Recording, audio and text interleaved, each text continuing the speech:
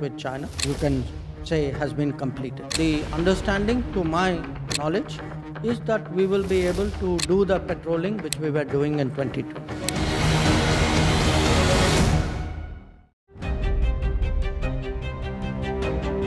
Hello and welcome to India Sense, where I speak with global opinion makers. The United States has made a strategic decision over the last 20 years to move closer to India. Our $7 trillion economy seems a perfectly conceivable number. If you want to be a national party, it's that you sort of accept the way the world is rather than want to endlessly hark back to how it was. Modi is promoting the digitization of the economy, which is accelerating growth in the country. New day, new show, a new experience. Start your day with the news, not views. We bring you stories that matter And impact your life. News that informs and keeps you ahead. From Maximum City, Mumbai, To the seat of power, Delhi. NDTV brings you the best breakfast show. Breakfast news on NDTV, 8 a.m. every day.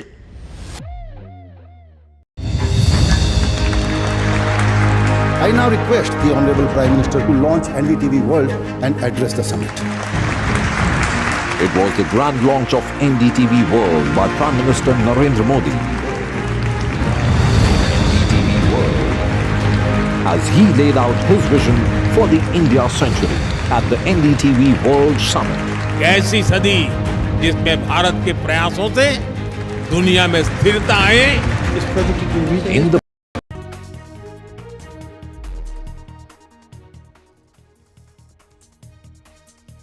Spain's Prime Minister Pedro Sanchez and Prime Minister Modi will hold bilateral talks and inaugurate the final assembly plant of the C-295 medium-lift tactical transport aircraft for the Indian Air Force. This after they have just wrapped up a roadshow. Terrorist fire in Aknoor, Jammu. Terrorist fire at an army vehicle in Jammu's Aknoor. Maharashtra Chief Minister and Shiv Sena faction leader Eknath Shinde is scheduled to file his nomination today. Meanwhile, Ajit Pawar of the Nationalist Congress Party is also likely to file his nomination for the Baramati Assembly seat. Zishan Siddiqui, Samajwadi Party's Abu Azmi and Amit Thackeray are also expected to file their respective nominations. And in the race for the post of Chief Minister of Maharashtra, the Maharashtra camp's problem of plenty has come to the fore. Mr. Fadnavis meanwhile tells NDTV that the Chief Minister face will be decided after polls. Delhi's air quality nosedives as calm local winds trap pollutants close to the surface and push the air quality index back into the very poor zone after just 2 days, with forecasters warning that the capital may witness severe levels of pollution on the 30th of October, a day before Diwali. And an art exhibition that celebrates M.F. Husain's legacy, a collection that depicts M.F. Husain's journey. It's a tribute to the foremost modernist of India. A special report lined up for you.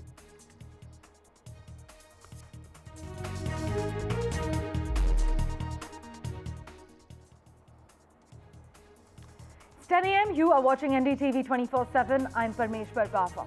Our big focus is the Prime Minister of Spain's visit to India. He's on a 3-day official touchdown. Prime Minister Modi and his Spanish counterpart, Pedro Sanchez, have just wrapped up a road show in Vadodara, Gujarat. They are now going to inaugurate the Tata Aircraft Complex in Gujarat's Vadodara for manufacturing the C-295 aircraft by Tata Advanced Systems. A total of 56 aircrafts are there under the C-295 program, of which 16 are being delivered directly by Airbus from Spain, and the remaining 40 aircraft are to be made in India. Tata Advanced Systems Limited is responsible for making these 40 aircrafts on home ground, and this facility will be the first private sector final assembly line for military aircraft in India. It will involve the full development of a complete ecosystem from the manufacture to assembly, test and qualification to delivery and maintenance of the complete life cycle of the aircraft. In fact, as my colleague Vasudha Venugopal has been reporting, the Prime Minister's office in an official statement has said that this will be the first private sector final assembly line for military aircraft in India. My colleague Vasudha is tracking the latest developments for us. She joins us over the phone line at the moment. Vasudha, the Spanish Prime Minister, as we've seen, Pedro Sanchez and Prime Minister Modi, they've just wrapped up a roadshow. Now they're going to jointly open the Tata Airbus aircraft plant for manufacturing these C-295 aircraft in Vadodara. Absolutely, Parmeshwar, and this is a significant milestone for India's defense manufacturing history, and also we have been pushing Make in India, and this is also India's first private military transport aircraft production plant, something that India will come up, which also means, in simple words, we will be modernizing our aircraft, and we are also in some ways improving our evacuation efforts, and we will also have best aircraft to ensure that we reach out faster to people in disaster areas, specifically when it comes to floods or any other natural disasters.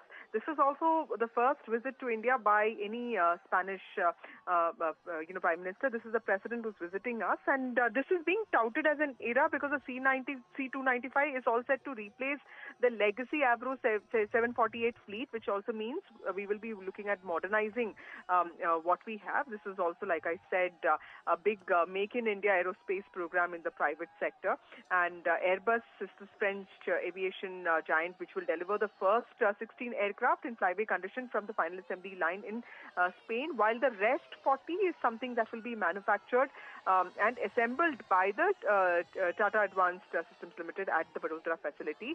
And this is important because we will also be showcasing that we are capable of not just assembly, but also this is an entire ecosystem from assembly to delivery, including all the process of manufacturing will be finished at this complex, which is why this will be, of course, a huge milestone. What I understand is the Prime Minister will also be proceeding to Amreli. Amreli is in Saurashtra. Saurashtra is a part of Gujarat that has always been water deprived, and the Prime Minister has been making efforts to ensure that these challenges are adequately addressed. So he will be inaugurating a lot of water welfare projects. He'll be inaugurating highway projects, and also this is his first visit to Gujarat after the Haryana win. So there was a Shobha Yatra that's for him. It's also the Diwali week, so he's being welcomed with a lot of fervor. And Vadodara is also his erstwhile constituency, somewhere that he fought in 2014, won by a huge margin. So very emotionally, special, day for the Prime Minister as well. As always, Vasudha, thanks so much for joining us with the latest over the phone line. As my colleague Vasudha Venugopal is reporting, the first Make in India project in aerospace in the private sector involves the full development of a complete industrial ecosystem. This is from manufacture to assembly, test and qualification, to delivery and maintenance of the complete life cycle of the aircraft. In fact, at present, the only final assembly line for the C-295 aircraft is located in Spain and Seville, and it also produces the Airbus A400 aircraft. This is the first time Airbus will have a full production system in another country.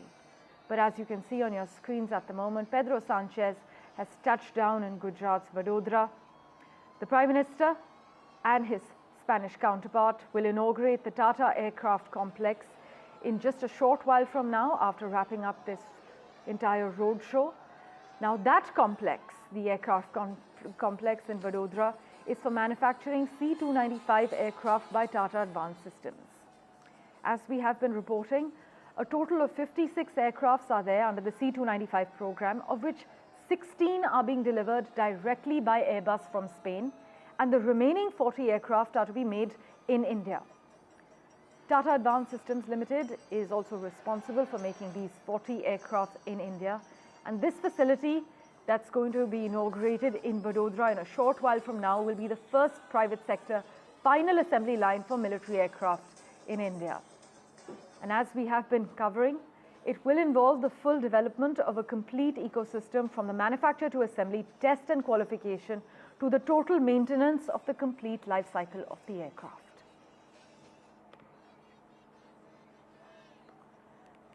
My colleague Himanshu Shekhar is also joining us over the phone line at the moment. He's been tracking Mr. Pedro Sanchez and the Prime Minister's Vadodara touchdown very closely.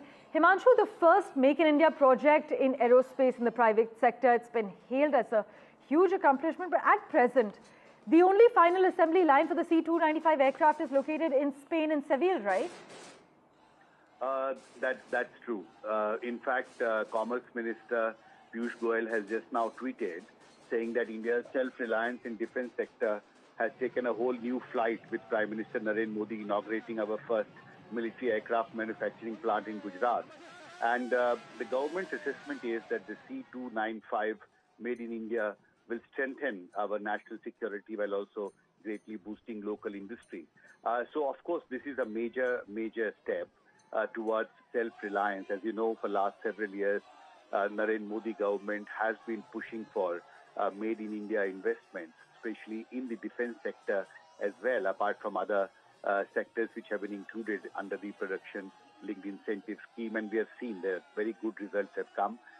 So a similar kind of an exercise now has been initiated. And this, of course, is a very landmark event that we are now witnessing. And we know that the Spanish Prime Minister is here.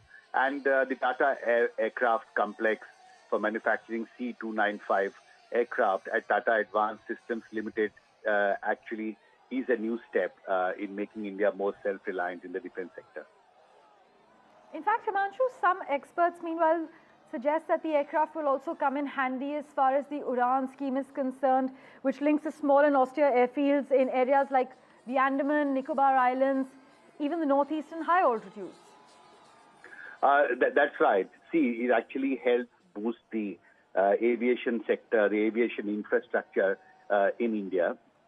And as you know, that Prime Minister Narendra Modi, even when he was Chief Minister of Gujarat, he took very keen interest in developing the aviation infrastructure in Gujarat. And when he became Prime Minister in 2014, we do know that he has been repeatedly pushing for more investments in the infrastructure sector, especially in the aviation sector. And we have seen large number of new airports coming up in different parts of India, even in backward regions, and even in big mega cities. We have seen a greater modernization of the airport infrastructure to actually cater to the needs, the growing needs of the emerging middle class in India. And we also know that among the top priorities that government has finalized as to make India a developed country, tourism is one very critical area. And because to boost tourism infrastructure in India, there is a thinking that if we create more airport infrastructure, even in those areas which are largely important from the tourism point of view, it would be very important to build up new airports and also modernize the existing airports to actually cater to the growing need and demands of the tourism sector. So I think this is a mega step, a very important step that has been initiated, and officials have told us a total of 56 aircrafts are there under the C-295 program, of which 16 are being delivered directly by Airbus from Spain, and remaining 40 are to be made in India. So a new beginning has been made, and Tata Advanced Systems Limited is responsible for making these 40 aircrafts in India. So clearly a landmark day in the aviation history of India. Right. So Himanshu, as per the official agreement with Airbus, IAF will now acquire 56 C-295 to replace the Avro fleet. But under this pact, take us through the key takeaways. Airbus is actually going to deliver the first 16 aircraft in flyaway condition from its final assembly line in Spain, right? That's right. The Prime Minister's office has issued a release, an official note which says that a total of 56 aircrafts are there under the C-295 program, and of which 16 are being delivered directly by Airbus from Spain, and the remaining 40 are to be made in India. And in fact, the release also says that the Tata Advanced Systems Limited will be responsible for making these 40 aircraft in India. And this facility will be the first private sector final assembly line for military aircraft in India. And it will also involve the full development of a complete ecosystem from the manufacture to assembly, test and qualification to delivery and maintenance of the complete life cycle of the aircraft. So clearly, as you know, in October 2022, Prime Minister had laid the foundation stone for the Vadodara final assembly line. So this has been area which has been underworked for last few years, and we finally see this major agreement now being finalized. As always, Himanshu, thank you so much for joining us with the latest updates and contextualizing the information for us. Also joining us live at the moment, my colleague Aishwarya Jain. Aishwarya, you've heard Vasudha and Himanshu join us with the latest updates. This plant now in Vadodara that's going to be inaugurated in just a few moments from now, it's similar to the Airbus facility in Spain and is equipped to produce up to 12 aircraft annually. This is what we've been able to establish with the information that our colleagues have shared. But launching this facility will also make India the 12th country with the capacity to manufacture such aircraft, right? Well, certainly a giant leap for India and Indian aerospace sector as well. Prime Minister laid the foundation stone for Vadodara final assembly line and soon after that the work had begun. It's a brainchild of Prime Minister Narendra Modi with the defense sector and the aerospace sector in the country as well. And what information, as we have been told, that apart from the Tata's leading defense public sector units such as the Bharat Electronics Limited and Bharat Dynamics Limited, as well as the private micro, small and the medium enterprises will also contribute to this program, which will of course enhance a lot of job opportunities as well. And that's where the Made in India program establishes. On the other side, the Tata Systems Advance Limited also is responsible, as Manchu also mentioned, for making at least 40 aircrafts in India, which will be complete homogeneous, completely made in India facility. And this will be the first of its kind, a private sector final assembly line, which Prime Minister, of course, laid foundation stone back in October 2022. And finally, it's come down to the wire for military aircraft in India, and it will also involve, the full development of the complete ecosystem from the manufacture to assembly test and to also qualification to delivery and maintenance of the complete lifestyle of the aircraft. But we have live visuals coming in at the moment from the facility. I sincerely apologize, Aishwarya. Just a moment, hold on with us with that update as we tell our viewers, show them the live visuals that are coming in from the facility in Vadodara at the moment. You can see in these visuals the Prime Minister along with Mr. Pedro Sanchez. They have indeed inaugurated this facility, as you can see. Aishwarya Jain is tracking the latest developments as far as all the developments in Vadodara are concerned. We can see Rajnath Singh is in attendance there along with the Gujarat CM, who have joined Prime Minister Modi and his Spanish counterpart. But as Aishwarya is reporting, the Tata Advanced Systems Limited is the first private sector final assembly line for military aircraft in India and will manufacture and assemble medium lift tactical C-295 transport aircraft for the Indian Air Force. Go on, Aishwarya, carry on. Well, as far as the Gujarat visit is concerned, along with the Spanish Prime Minister, it's going to be a big one with a roadshow in Vadodara as well, with Prime Minister and Prime Minister Narendra Modi and Spanish Prime Minister holding hands in hands with the other dignitaries who have arrived from Spain as well. And it's a big day for the country. Certainly after the joint inauguration of Tata Aircraft Complex for manufacturing C-29 aircrafts at Tata Advanced System, the Prime Minister's release clearly had stated that there are many more programs that are lined up today in Gujarat as well. He will be in Vadodara, and later he would be also in Amreli, where Prime Minister will be inaugurating Bharat Mata Sarovar in Judala, Amreli. This project was developed through a collaboration between the Government of India and Government of Gujarat, a public-private partnership. But in these visuals that we can see currently on our screens, Prime Minister Narendra Modi, Spanish Prime Minister, Defense Minister Rajnath Singh, Gujarat Chief Minister, along with other dignitaries inaugurating the Tata Advanced Systems Limited campus, and also the first private sector as far as the inaugurating of Tata Aircraft Complex for manufacturing C-29 aircraft. That's a big leap for India as far as the aerospace is concerned. What we have been told as far as the official release from the Prime Minister's office, as far as the itinerary of Prime Minister and Spanish Prime Minister is concerned, what will happen next is about 11 a.m. We have been told that he will be visiting the Lakshmi Vilas Palace in Vadodara. From Vadodara, Prime Minister will travel to Amreli, where at around 2:45 p.m. today, he will be inaugurating Bharat Mata Sarovar. As I mentioned, at around 3 p.m. he will be later inaugurating and laying foundation stone for various development projects worth over rupees 4,800 crores in Lati in Amreli as well. But we are talking about these visuals as well, a total of 56 aircraft, as Devanshu also mentioned, and that's what the information that is shipping in will be under the C-295 program, of which 16 are being delivered directly by the Airbus from Spain, and remaining 40 are will be completely made in India.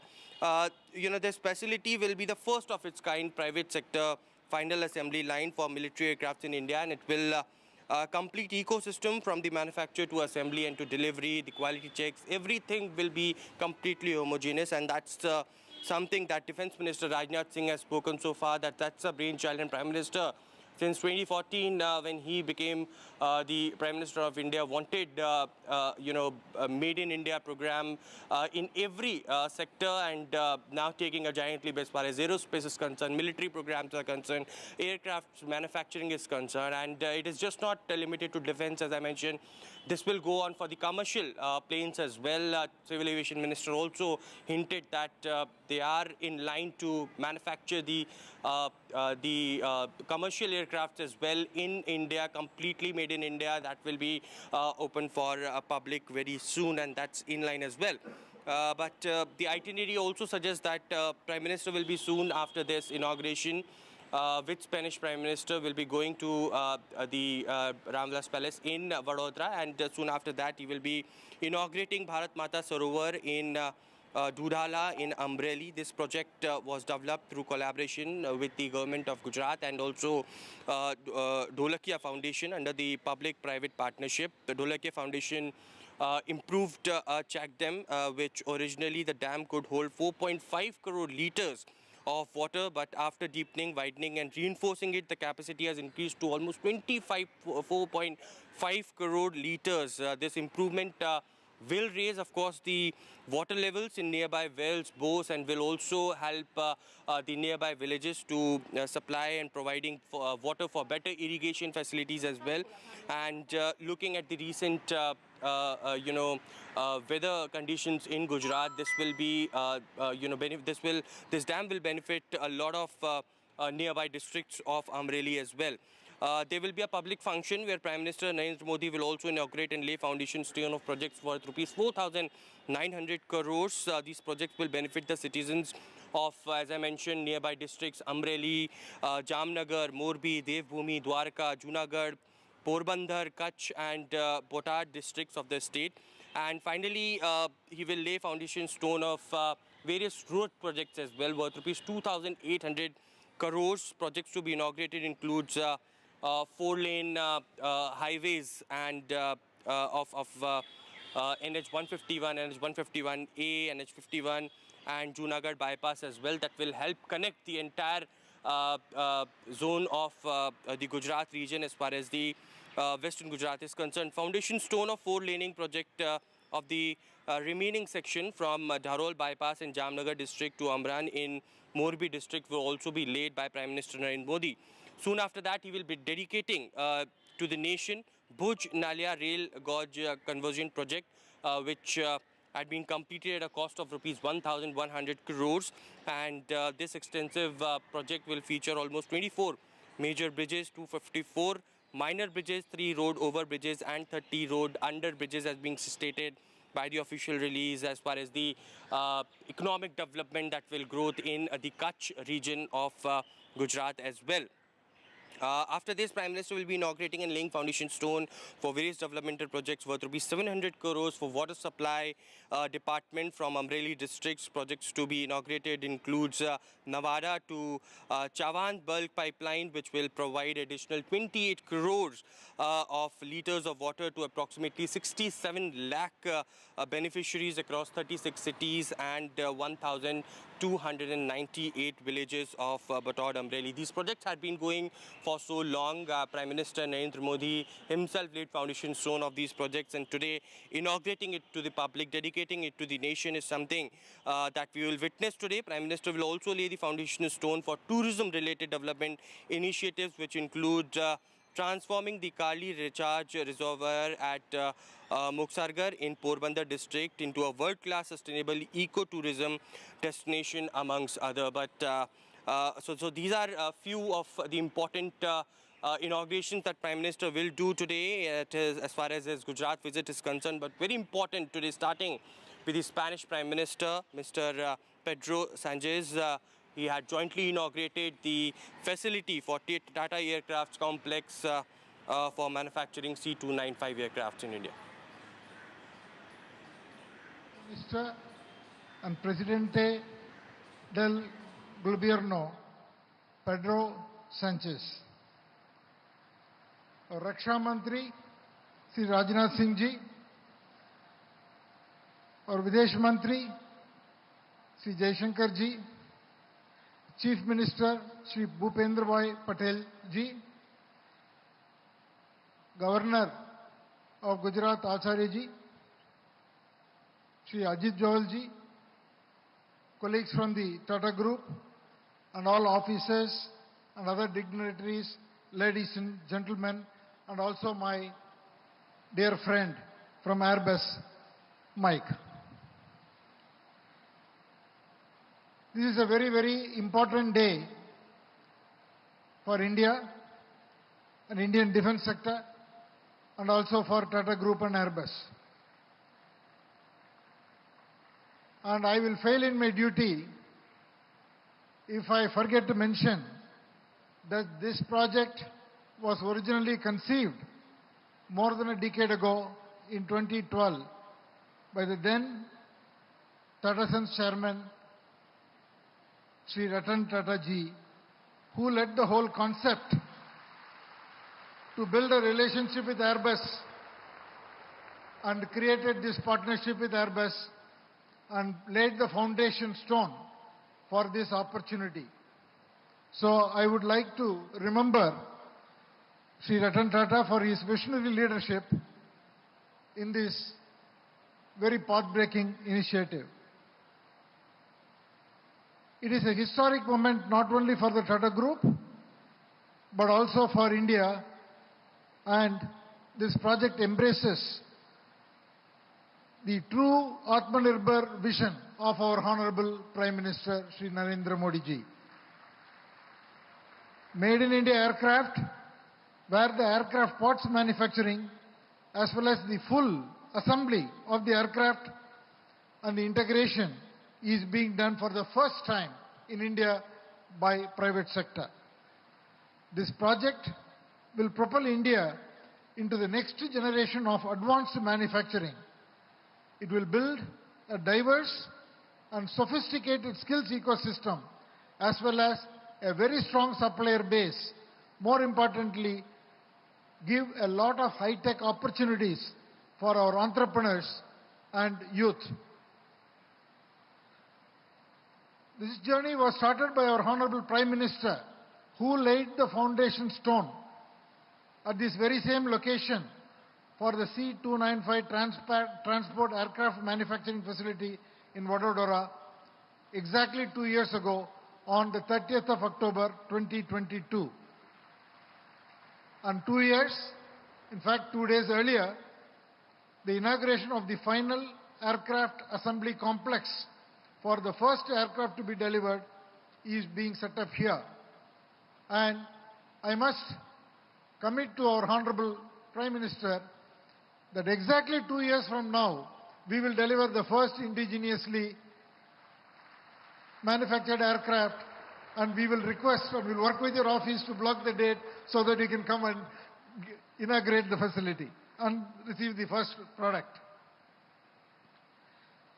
We are very proud of our team in Tata Advanced Systems, and they have a fantastic collaboration with Airbus Defence and Space in Spain, and this will become a benchmark of a collaboration in the defense sector between any two nations. I want to thank the Honorable Prime Minister of Spain for your government support for this project. This project already is building capability. The first 200 engineers from Tata Group are already in Spain going through the training that are required. And we have worked with 40 SME companies, and we will be adding more companies to build the entire localization that is required for the product. And I was mentioning to the Honorable Raksha Mantri that except the engine, everything else will be produced. With the support of the Honorable Prime Minister, we will also bring that in the future.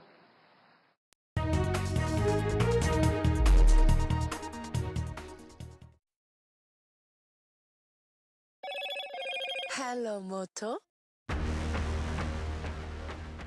Motorola Edge 50 Pro, world's first AI-powered pro-grade camera.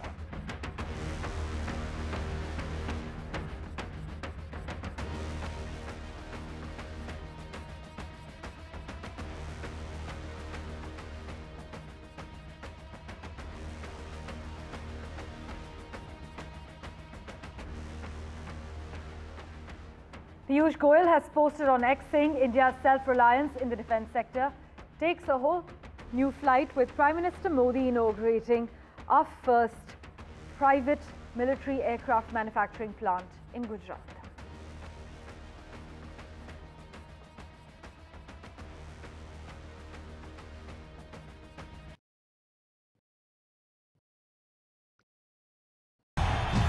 तालियों के साथ हम स्वागत करेंगे आदरणीय मोदी जी का। छत्रपति शिवाजी महाराज की।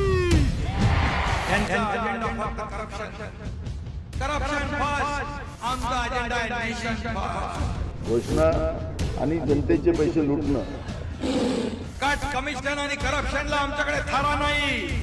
त्यांचा परिवारवाद आमचा महाराष्ट्रवाद. महाराष्ट्रामध्ये 1,75,000 जागा रिक्त आहेत. पण का भरत नाही? राज्याची जनतेच्या घमाच्या पैशाची तिजोरी लुटण्यासाठी हे सरकार आहे. पूर्वीच्या सरकारच्या काळामध्ये निधी देताना त्यांना असं वाटायचं की त्यांच्याच खिशातले पैसे चालले. शेतकऱ्यांना मोफत वीज देण्याचं काम आपल्या सरकारने सुरू केलं.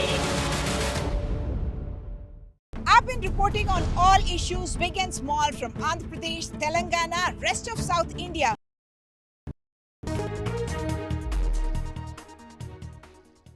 Collaboration. This partnership between Airbus and Tata will contribute to the progress of the Indian aerospace industry and will open new doors for the arrival of other European companies. This project brings together the best of two worlds. Tata is probably the best exponent of Indian industrial strength. Its products and services are present in virtually every country on the planet. Tata is a giant among giants. As for Airbus, it embodies the very essence of a united Europe, committed to technological innovation and the creation of jobs and prosperity. And for my country, for Spain, being an integral part of the Airbus consortium means defending the values it represents. Values on which the very idea of Europe is based: cooperation, modernity, and progress. After years of presence in India, where it has grown and boosted civil aviation, Airbus opens a new chapter partnering with India's defense and space industry. This project strengthens our industrial ties while underlying our country's deep commitment as a reliable and strategic partner. And it shows as well the capabilities of the Spanish defense industry, with its world-class expertise and its well-earned international reputation. Spain, like India, is promoting an ambitious roadmap to modernize its productive fabric with decarbonization and digitalization as drivers. The automotive, aerospace, and renewable energy sectors are leading a genuinely strategic transformation that my country approaches with confidence and optimism. The fruits of that commitment are already visible. Last week, the IMF raised its growth forecast for the Spanish economy to 2.9%. This figure is the highest among developed economies and almost 4 times the average growth forecast for the Eurozone. So if Indian companies want to grow, believe me, they can trust Spain. In 2026, the first C-295 manufactured in India will produce by this plant in Vadodara.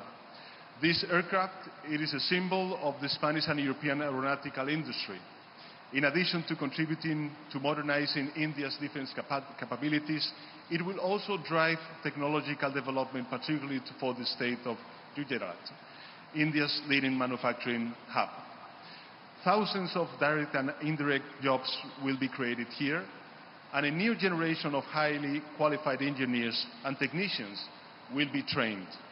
Many of them are currently studying at university, and they will find in this center a first-class professional horizon when they finish their training. Spain will also fulfill its commitment to technology transfer. This is essential for the creation of an authentic industrial ecosystem in this sector, from the manufacture of the aircraft to its delivery, from the production of parts and their assembly to the performance of all the test and aircraft maintenance tasks throughout its life cycle. Projects of this magnitude have an additional value. There is spillover effects for micro, small and medium-sized companies. In short, the possibility of creating an entire business ecosystem linked to this advanced final assembly line. I know very well what something like this represents. I come from a country where 99% of companies are micro, small and medium enterprises. They play a very valuable role in promoting social and territorial cohesion. This plant perfectly summarizes the excellent state of bilateral relations between Spain and India. This relationship has grown over the last few years. Today we're taking another step forward, a strategic step focused on a key industrial and technological field. The presence of Spanish companies in India and Indian companies in Spain is growing. This growing presence is based on three pillars: a long-term vision, the search for reliable partners, and the commitment to develop industries at the local level to create jobs and wealth across all the territory. I believe that foreign direct investment must be productive and transformative. It must be more than just opening up new markets. It is a commitment to the future of the receiving country, generating local added value and contributing to the extraordinary future that awaits a country like India. Dear Prime Minister, dear friends, more than 7,000 kilometers separate Madrid, the capital of Spain, from New Delhi. But we have long known that this distance can be bridged with will and with talent. In the late 1960s, the talented Paco de Lucia and the great Indian musician Ravi Shankar brought our two countries closer through music. Together, they managed to fuse flamenco and Indian classical music, the Spanish guitar with the spirituality of the sitar. Perhaps they did not know it then, but they were building a bridge between cultures that would open the way to the future, a future that has the face of projects like this. This plant will be a symbol of industrial excellence, an engine of growth, and a testament to the close and growing friendship between Spain and India. Once again, thank you very much, Prime Minister, for your leadership, and to Airbus and Tata and all those who have made this project possible. I wish you every success. Thank you very much.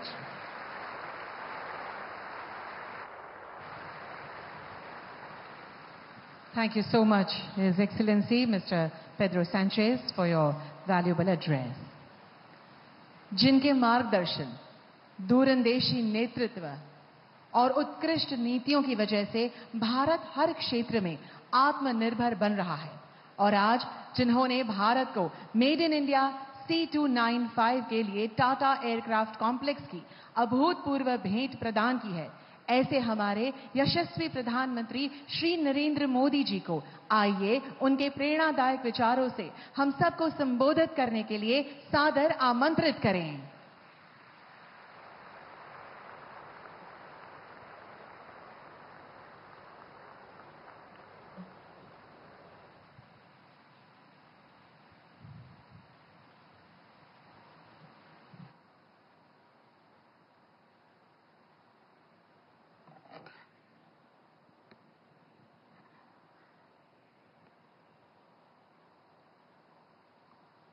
Excellency Pedro साचेज, Gujarat के governor Acharya Devvrat जी, भारत के रक्षा मंत्री श्रीमान राजनाथ सिंह जी, विदेश मंत्री श्रीमान S Jaishankar जी, यहां के लोकप्रिय मुख्यमंत्री श्रीमान भूपेंद्र भाई पटेल, स्पेन और राज्य सरकार के मंत्रीगण, एयरबस और टाटा टीम के सभी साथी, देवी और सज्जनों, नमस्कार। बुएनोस दियास।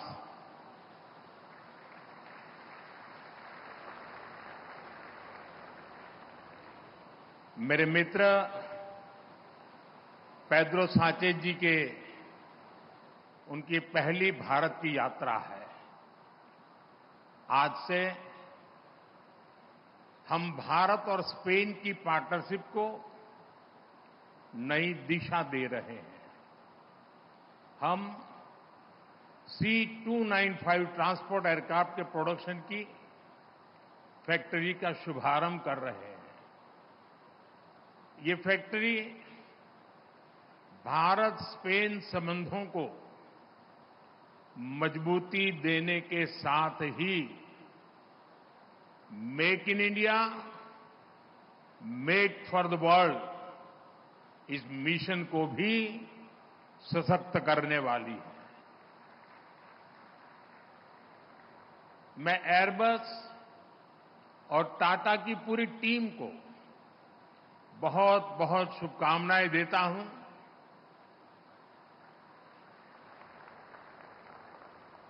कुछ समय पहले ही हमने देश के महान सपूत रतन टाटा जी को खोया है। रतन टाटा जी आज अगर हमारे बीच होते तो शायद सर्वाधिक खुशी उनको मिलती, लेकिन उनकी आत्मा जहां भी होगी वो आज प्रसन्नता का अनुभव करते होंगे। साथियों, C-295 एयरक्राफ्ट की फैक्ट्री नए भारत के नए वर्क कल्चर की उसको भी रिफ्लेक्ट करती है। आज किसी भी योजना के आइडिया से लेकर एजुकेशन तक भारत किस स्पीड से काम कर रहा है ये यहां दिखाई देता है। 2 साल पहले अक्टूबर में ही महीने में इस फैक्ट्री का निर्माण शुरू हुआ। आज अक्टूबर महीने में ही ये फैक्ट्री अब एयरक्राफ्ट के प्रोडक्शन के लिए तैयार है। मेरा हमेशा से ये फोकस रहा है कि प्लानिंग और एग्जीक्यूशन में अनावश्यक देरी न हो। जब मैं गुजरात का सीएम था तब यहीं वडोदरा में ही बॉम्बार्डियर ट्रेन कोच बनाने के लिए फैक्ट्री लगाने का फैसला हुआ था। इस फैक्ट्री को भी रिकॉर्ड समय के भीतर ही प्रोडक्शन के लिए तैयार किया गया था। आज इस फैक्ट्री में बने मेट्रो कोच हम दूसरे देशों को भी एक्सपोर्ट कर रहे हैं। मुझे पूरा विश्वास है कि भविष्य में इस एयरक्राफ्ट फैक्ट्री में बने विमान दूसरे देशों को भी एक्सपोर्ट किए जाएंगे। फ्रेंड्स, प्रसिद्ध स्पेनिश कवि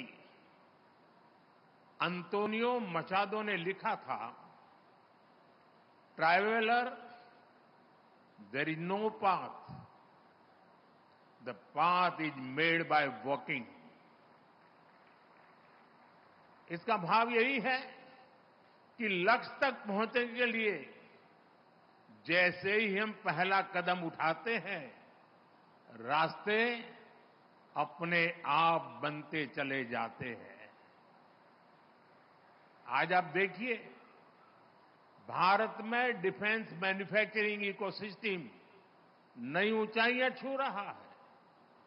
10 साल पहले अगर हमने ठोस कदम नहीं उठाए होते तो आज इस मंजिल पर पहुंचना असंभव ही था। तब तो कोई ये कल्पना भी नहीं कर पाता था कि भारत में इतने बड़े पैमाने पर डिफेंस मैन्युफैक्चरिंग हो सकती है। उस समय की प्रायोरिटी और पहचान दोनों इंपोर्ट की ही थी, लेकिन हमने नए रास्ते पर चलना तय किया, अपने लिए नए लक्ष्य तय किए और आज इसका नतीजा हम सबकी आंखों के सामने है। साथियों, किसी भी पॉसिबिलिटी को प्रॉस्पेरिटी में बदलने के लिए राइट प्लान और राइट पार्टनरशिप जरूरी है। भारत का डिफेंस सेक्टर का कायाकल्प राइट प्लान और राइट पार्टनरशिप का उदाहरण है। बीते दशक में देश ने ऐसे अनेक फैसले लिए जिससे भारत में एक वाइब्रेंट डिफेंस इंडस्ट्री का विकास हुआ। हमने डिफेंस मैन्युफैक्चरिंग में प्राइवेट सेक्टर की भागीदारी को विस्तार दिया, पब्लिक सेक्टर को एफिशिएंट बनाया, ऑर्डिनेंस फैक्ट्रीज को 7 बड़ी कंपनियों में बदला, डीआरडीओ और एचएएल को सशक्त किया, यूपी और तमिलनाडु में 2 बड़े डिफेंस कॉरिडोर बनाए। ऐसे अनेक निर्णयों ने डिफेंस सेक्टर को नई ऊर्जा से भर दिया। आईडेक्स यानी इनोवेशन फॉर डिफेंस एक्सेलेंस जैसी स्कीमों ने स्टार्टअप्स को गति दी। बीते 5-6 सालों में ही भारत में करीब 1000 नए डिफेंस स्टार्टअप बने हैं। बीते 10 वर्षों में भारत का डिफेंस एक्सपोर्ट 30 गुना बढ़ा है। आज हम दुनिया के 100 से अधिक देशों को डिफेंस इक्विपमेंट एक्सपोर्ट कर रहे हैं। साथियों, आज हम भारत में स्किल्स और जॉब क्रिएशन पर बहुत अधिक फोकस कर रहे हैं। एयरबस और टाटा की इस फैक्ट्री से भी भारत में हजारों रोजगार का निर्माण होगा। इस प्रोजेक्ट के कारण एयरक्राफ्ट के 18,000 पार्ट्स की इंडिजीनियस मैन्युफैक्चरिंग होने जा रही है। देश के किसी हिस्से से एक पार्ट मैन्युफैक्चर होगा तो देश के किसी दूसरे हिस्से में दूसरा पार्ट मैन्युफैक्चर होगा। और ये पार्ट बनाएगा कौन? हमारे माइक्रो और स्मॉल इंडस्ट्रीज ये काम करने वाले हैं।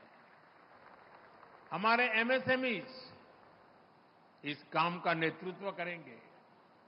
हम आज भी दुनिया की बड़ी एयरक्राफ्ट कंपनियों के लिए पार्ट्स के बड़े सप्लायर में से एक है। इस नई एयरक्राफ्ट फैक्ट्री से भारत में नई स्किल्स को, नए उद्योगों को बहुत बल मिलेगा। साथियों, आज के इस कार्यक्रम को मैं ट्रांसपोर्ट एयरक्राफ्ट की मैन्युफैक्चरिंग से आगे बढ़कर के देख रहा हूं। आप सभी ने पिछले एक दशक में भारत के एविएशन सेक्टर की अनप्रेसिडेंटेड ग्रोथ और ट्रांसफॉर्मेशन को देखा है। हम देश के सैकड़ों छोटे शहरों तक एयर कनेक्टिविटी पहुंचा रहे हैं। हम पहले से ही भारत को एविएशन और एमआरओ डोमेन का हब बनाने के लिए काम कर रहे हैं। ये इकोसिस्टम भविष्य में made in India civil aircraft का रास्ता भी बनाएगा। आप जानते हैं कि अलग अलग भारतीय एयरलाइंस ने 1200 नए एयरक्राफ्ट खरीदने का ऑर्डर किया है दुनिया को। अब शायद दुनिया की कंपनी किसी और देश का ऑर्डर ही नहीं ले पाएगी। यानी भविष्य में भारत और दुनिया की जरूरतों को पूरा करने के लिए सिविल एयरक्राफ्ट की डिजाइन से लेकर मैन्युफैक्चरिंग तक इस फैक्ट्री की बड़ी भूमिका होने वाली है। साथियों, भारत के इन प्रयासों में वडोदरा शहर एक कैटलिस्ट की तरह काम करेगा। ये शहर पहले से ही एमएसएमईज का स्ट्रांग सेंटर है। यहां हमारी गतिशक्ति यूनिवर्सिटी भी है। ये यूनिवर्सिटी हमारे अलग अलग सेक्टर के लिए प्रोफेशनल्स तैयार कर रही है। वडोदरा में pharma sector, engineering and heavy machinery, chemicals and pharmaceuticals, power and energy equipment, ऐसे अनेक सेक्टर से जुड़ी अनेकों कंपनियां वडोदरा में है। अब ये पूरा क्षेत्र भारत में एविएशन मैन्युफैक्चरिंग का भी बड़ा हब बनने जा रहा है। और इसके लिए मैं आज गुजरात सरकार को, यहां के मुख्यमंत्री श्रीमान भूपेंद्र भाई को और उनकी पूरी टीम को उनकी आधुनिक औद्योगिक नीतियों के लिए, निर्णयों के लिए बहुत बहुत बधाई देता हूं, उनकी सराहना करता हूं। साथियों, वडोदरा में एक और खास बात है।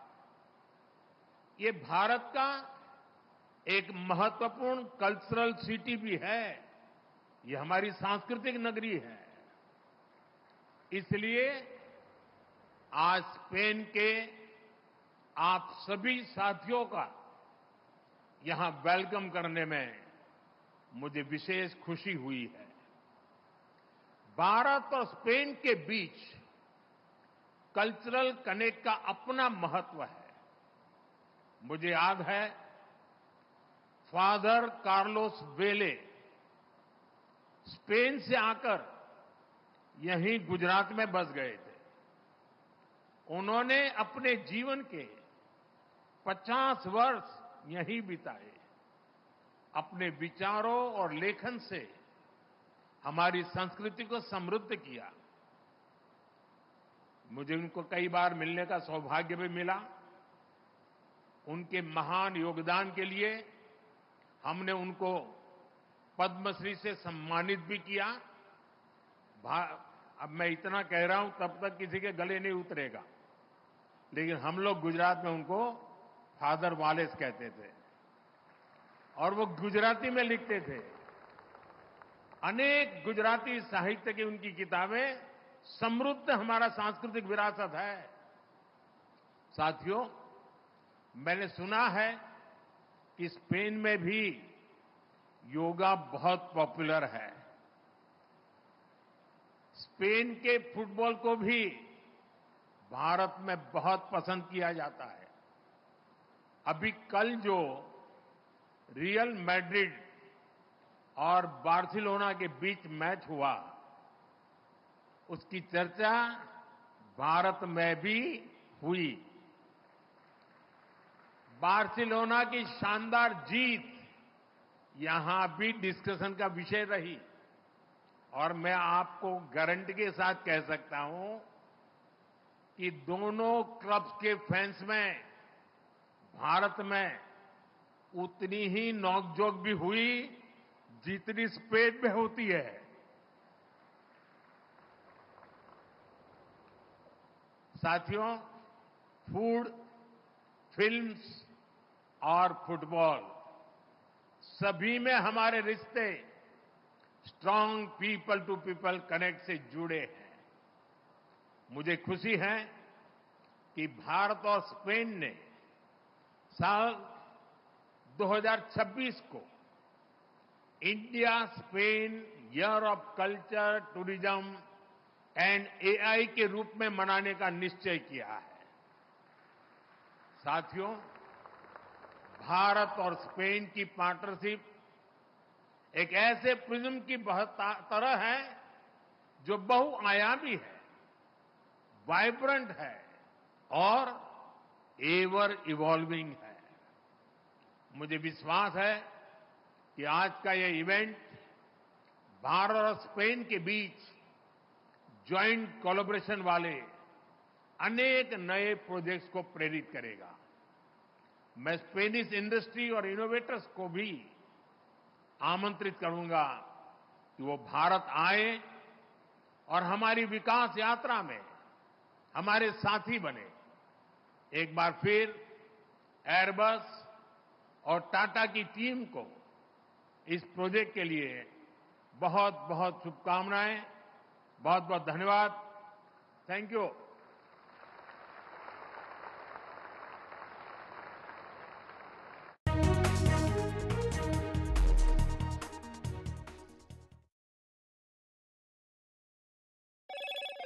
Hello, Moto. Motorola Edge 50 Pro, world's first AI-powered pro-grade camera.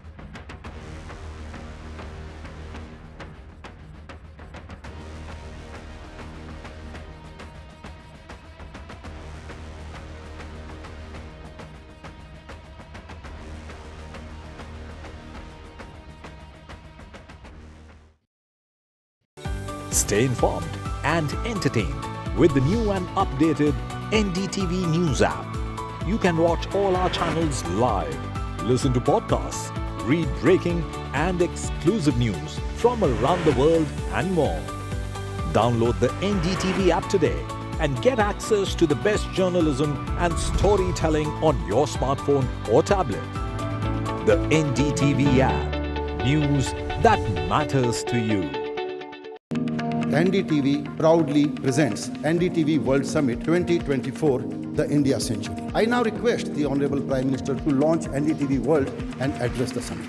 Prime Minister Narendra Modi's inaugural session at the NDTV Summit outlined his vision for the India Century, driven by aspirational India. हमारा प्रयास होगा भारत की century सिर्फ भारत की नहीं बल्कि पूरी मानवता की जीत की सेंचुरी बने। The summit brought together prominent global leaders, highlighting India's pivotal role on the world stage. Not just Indians trusting India's leadership, but the global South especially trusting India's leadership. Permanent seat on the UN Security Council is something that should be India's right. Canada is concerned, I think there are some very specific issues. I think a lot of people know that. AI is going to be one of the most important, drivers. It's a very exciting time for India, Indian cinema as well at a global level. NDTV World Summit was more than just a conversation. It was a confluence of ideas poised to shape our global future.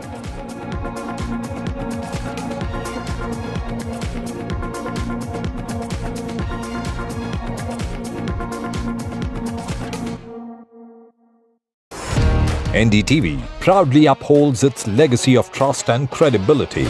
According to the prestigious Reuters Institute's Digital News Report 2024, NDTV is the top-most news platform in the country. Number 1 in both online and offline reach in India. Beating all its competition, NDTV stands for trust. The Festival of Joy has arrived and the property market is back on track. From Delhi NCR to Mumbai, Lucknow to Chennai, there are countless options for new homes. Are you ready? NDTV Real Estate Conclave, 28th October, only on NDTV.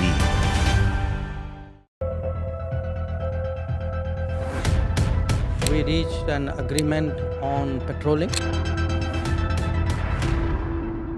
We have gone back to where the situation was in 2020, and we can say with that the disengagement process with China, you can say, has been completed. The understanding, to my knowledge, is that we will be able to do the patrolling which we were doing in 2020.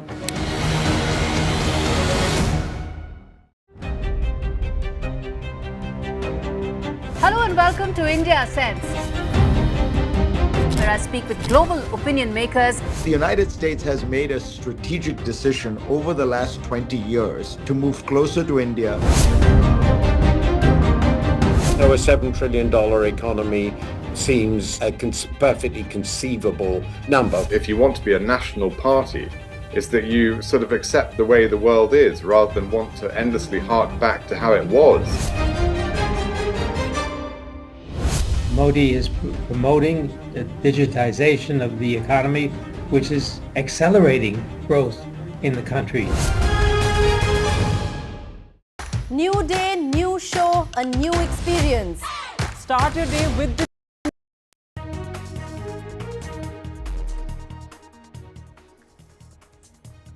Gujarat's grand welcome for Spanish President Modi and Sanchez joint roadshow in Vadodara. India gets its first private military aircraft plant. Terrorists attack army vehicles in Jammu and Kashmir's Aknoor.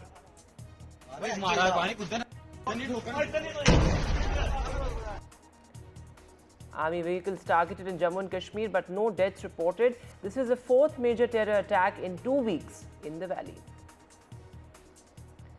The Tamil Nadu political thriller actor Vijay versus the DMK. The DMK hits back after Vijay's selfish family party jibe. A Stalin minister says actor Vijay is BJP's C team. Maha nomination day in the run-up to the poll battle. Maha heavyweights filed their election papers. Chief Minister Eknath Shinde and Deputy Chief Minister Ajit Pawar filed their nomination papers. Pre-Diwali air turns deadly in the national capital. Delhi air turns hazardous 2 days before Diwali. Toxic smog, meanwhile, covers the Mumbai skies.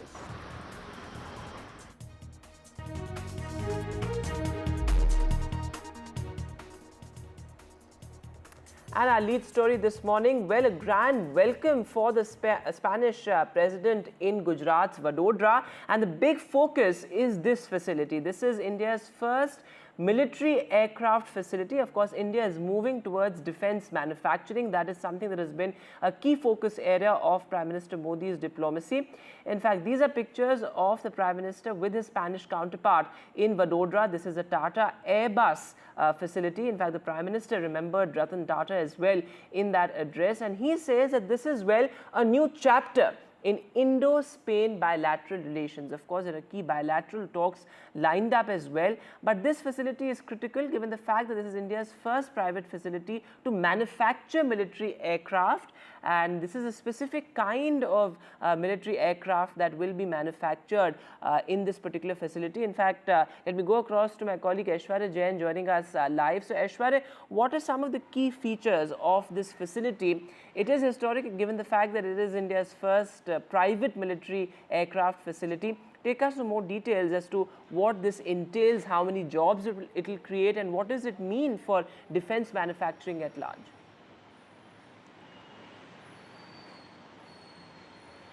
Well, remember in October 2022, it was Prime Minister Narendra Modi, if our producers can just check the echo as well. As I was mentioning, it was Prime Minister Narendra Modi who laid foundation stone at Vadodara's first line in October 2022, and it was at that point of time when Prime Minister's brainchild that India should have its own manufacturing unit as far as the aerospace is concerned, the defense sector as well. And it was today when India took a giant leap as far as the manufacturing of the Indian aircraft for defense sector and inaugurating the Tata's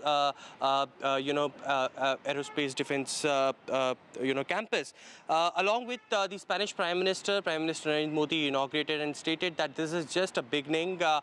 We shall move forward to export these aircraft, who will be completely indigenous, completely made in India under that program. And initially we have been told that the manufacturing of C-295 aircraft at Tata Advanced Systems campus, a total of 56 aircrafts are there under the C-295 aircraft, and there would be at least 16 which are being delivered directly by the Airbus from Spain, and remaining 40 are made in India, and that will be very soon. Apart from it, the Tata Advanced Systems Limited have the responsibility of making these 40 aircraft in India, and this is the facility which is the first of its kind, private sector final assembly line, which is in Vadodara. Soon after this, we will also see Prime Minister Narendra Modi along with his Spanish counterpart to hold a mega roadshow, and soon after that, he will be visiting the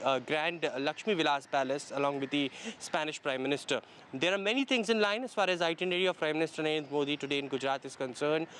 He will be going to Amreli, will be inaugurating various projects dedicating to the nation related to the water irrigation, the dams project, national highways, and also the projects related to the tourism sector amounting to more than 7,000 crore rupees. But this facility is very important. It's first of its kind, made in India aircraft facility to manufacture. 40 aircraft will be manufactured in India, 16 will be delivered from Airbus in Spain. And as Prime Minister remembered Ratan Tata as well, he said that if Ratan Tata would have been alive, he would be very proud of this movement. And it is the Tata facility which will manufacture the completely made in India aerospace plants in India, and the further growth will see the exports of these planes which will be completely made in India as well. Absolutely. So a big push as far as India's defense manufacturing bid is concerned, particularly in the private sector aerospace space. That is something that the Prime Minister has emphasized time and again. Aishwarya, thanks very much for joining us for the latest there. As Aishwarya is reporting multiple things on the itinerary. But as far as this particular Tata Airbus facility is concerned, remember, it's crucial in more ways than one. Of course, it's India's first private military aircraft facility, and at the same time, in the first venture, 16 Airbus aircraft in flyaway condition will be delivered to India. So that's how fast-paced defense manufacturing we are looking at. Before I bring in my guest for some perspective, let's quickly listen in to what Prime Minister Modi and his Spanish counterpart had to say. आज से हम भारत और Spain की partnership को नई दिशा दे रहे हैं। हम C-295 ट्रांसपोर्ट एयरक्राफ्ट के प्रोडक्शन की फैक्ट्री का शुभारंभ कर रहे हैं। ये फैक्ट्री भारत स्पेन संबंधों को मजबूती देने के साथ ही make in India, make for the world इस मिशन को भी सशक्त करने वाली है। और टाटा की पूरी टीम को बहुत बहुत शुभकामनाएं देता हूं। Today we are not only officially inaugurating a cutting-edge industrial facility, today we're also witnessing how an extraordinary project between two emblematic companies becomes a reality. Prime Minister Modi, this is also the triumph of your vision to turn India into an industrial powerhouse and a magnet for investment and business-to-business collaboration. This partnership between Airbus and Tata will contribute to the progress of the Indian aerospace industry and will open new doors for the arrival of other European companies. All right, so these are pictures from the aircraft facility. In fact, this is a Tata Airbus joint venture, and this is a clear example of public-private partnership, something that the Prime Minister has emphasized a great deal, particularly in defence manufacturing. Let me bring in Group Captain Shripad Tokekar, who's now joining us live. Thanks very much, Captain Shripad, for being with us. Defence manufacturing, well, India has gone leaps and bounds in terms of defence manufacturing. Earlier, of course, our focus was primarily on export and imports, but in his third term, the Prime Minister has emphasized that we now need to shift the focus from just export and imports to defence manufacturing. How important is this, given the fact that this is India's first private military aircraft venture, and how important is public-private partnership when it comes to defence manufacturing? Thank you. The question of having defense manufacturing on private sector in India is of utmost importance, because it gives us a lot of leverage when you consider the geopolitical position of India in the world map. We have major manufacturers in Europe and America, and the major consumers all across Middle East, Central Asia, Southeast Asia. India is at such a pivotal position that all industries want a foothold in this area to provide service to the Southeast Asia and further eastwards towards maybe Japan and Australia. So we are at such a position that a plant coming up, a manufacturing final assembly line, MRO plant coming up in India gives us and the whole aircraft manufacturing industry, both in India and abroad, a big fillip. Sure. In India, this is the first venture where we have private partnership in aircraft manufacturing, which hitherto was limited only to the government companies. The private partnership in this gives some tangible advantages, few of which I can mention as it avoids all our engineers and software developers and other people who were involved in the aircraft manufacturing industry and till now going abroad and working. They get to stay in India. Sure. We have a firm industry base which promotes our own aircraft manufacturing industry in the future, and it gives a lot of I should say mileage to our MSMEs, like the Prime Minister I think that's an important said. point you're making, Captain Shripad, given the fact that there has to be significant amount of innovation and defense manufacturing also in terms of defense research. I think that's what the tangible advantages of such a partnership is. How important is that in terms of pushing the envelope in defense manufacturing? Because we need innovation, we need more research, which is why, collaborations like this are very important. We have seen India collaborate with countries like France in the past a great deal. Of course, India-US defense partnership is much talked about. But collaborating with defense powers across the world for innovation, how important is that? See, I don't think we lack in innovation. India has been an innovative nation, and for the past, I would say about 6-7 decades, we have been innovating newer and newer things, most of which were not probably even imagined or I should say thought of in other countries. So there's no dearth of innovation. The only thing is our innovation were being used and utilized by others so far. We used to innovate for lack of proper, I should say, progress on the innovation. We had to, our people had to perforce go out and work. Now with this final assembly line and the defense production coming to India, all our innovations would find the end in India or the end point in India. So it gives us a major, I should say, advantage on the world aircraft manufacturing map, both for the defense and for the civil. We have the Airbus setting up its MRO for the final assembly line and MRO for the C-295 in Vadodara. And soon after this, I expect that other industries, aircraft manufacturers would also consider India as a major place to set up their MRO and overall facilities. So that will give our aircraft manufacturing industry a big advantage on the world aircraft manufacturing industry map. I think that's an important point you're making, because we have seen the kind of investment that India has been able to draw in the defense sector, particularly in the past 3 to 4 years, I would say. But you know, producing this aircraft in India, what does that mean in terms of our defense capabilities? As you said at the very outset, that this would perhaps give a fillip to our defense capabilities, but producing those 40 aircraft in India, what does that mean? Also in the larger context of Make in India in the defense sector. Okay, producing these 40 aircraft after the initial 16 in India, yes, firstly would showcase our manufacturing prowess and ability to the entire world. So this would gave a significant edge to the Indian aircraft manufacturing industry in terms of attracting more, I should say, world people who are interested in or in purchasing. They would consider India as a major aircraft manufacturer. So that is one.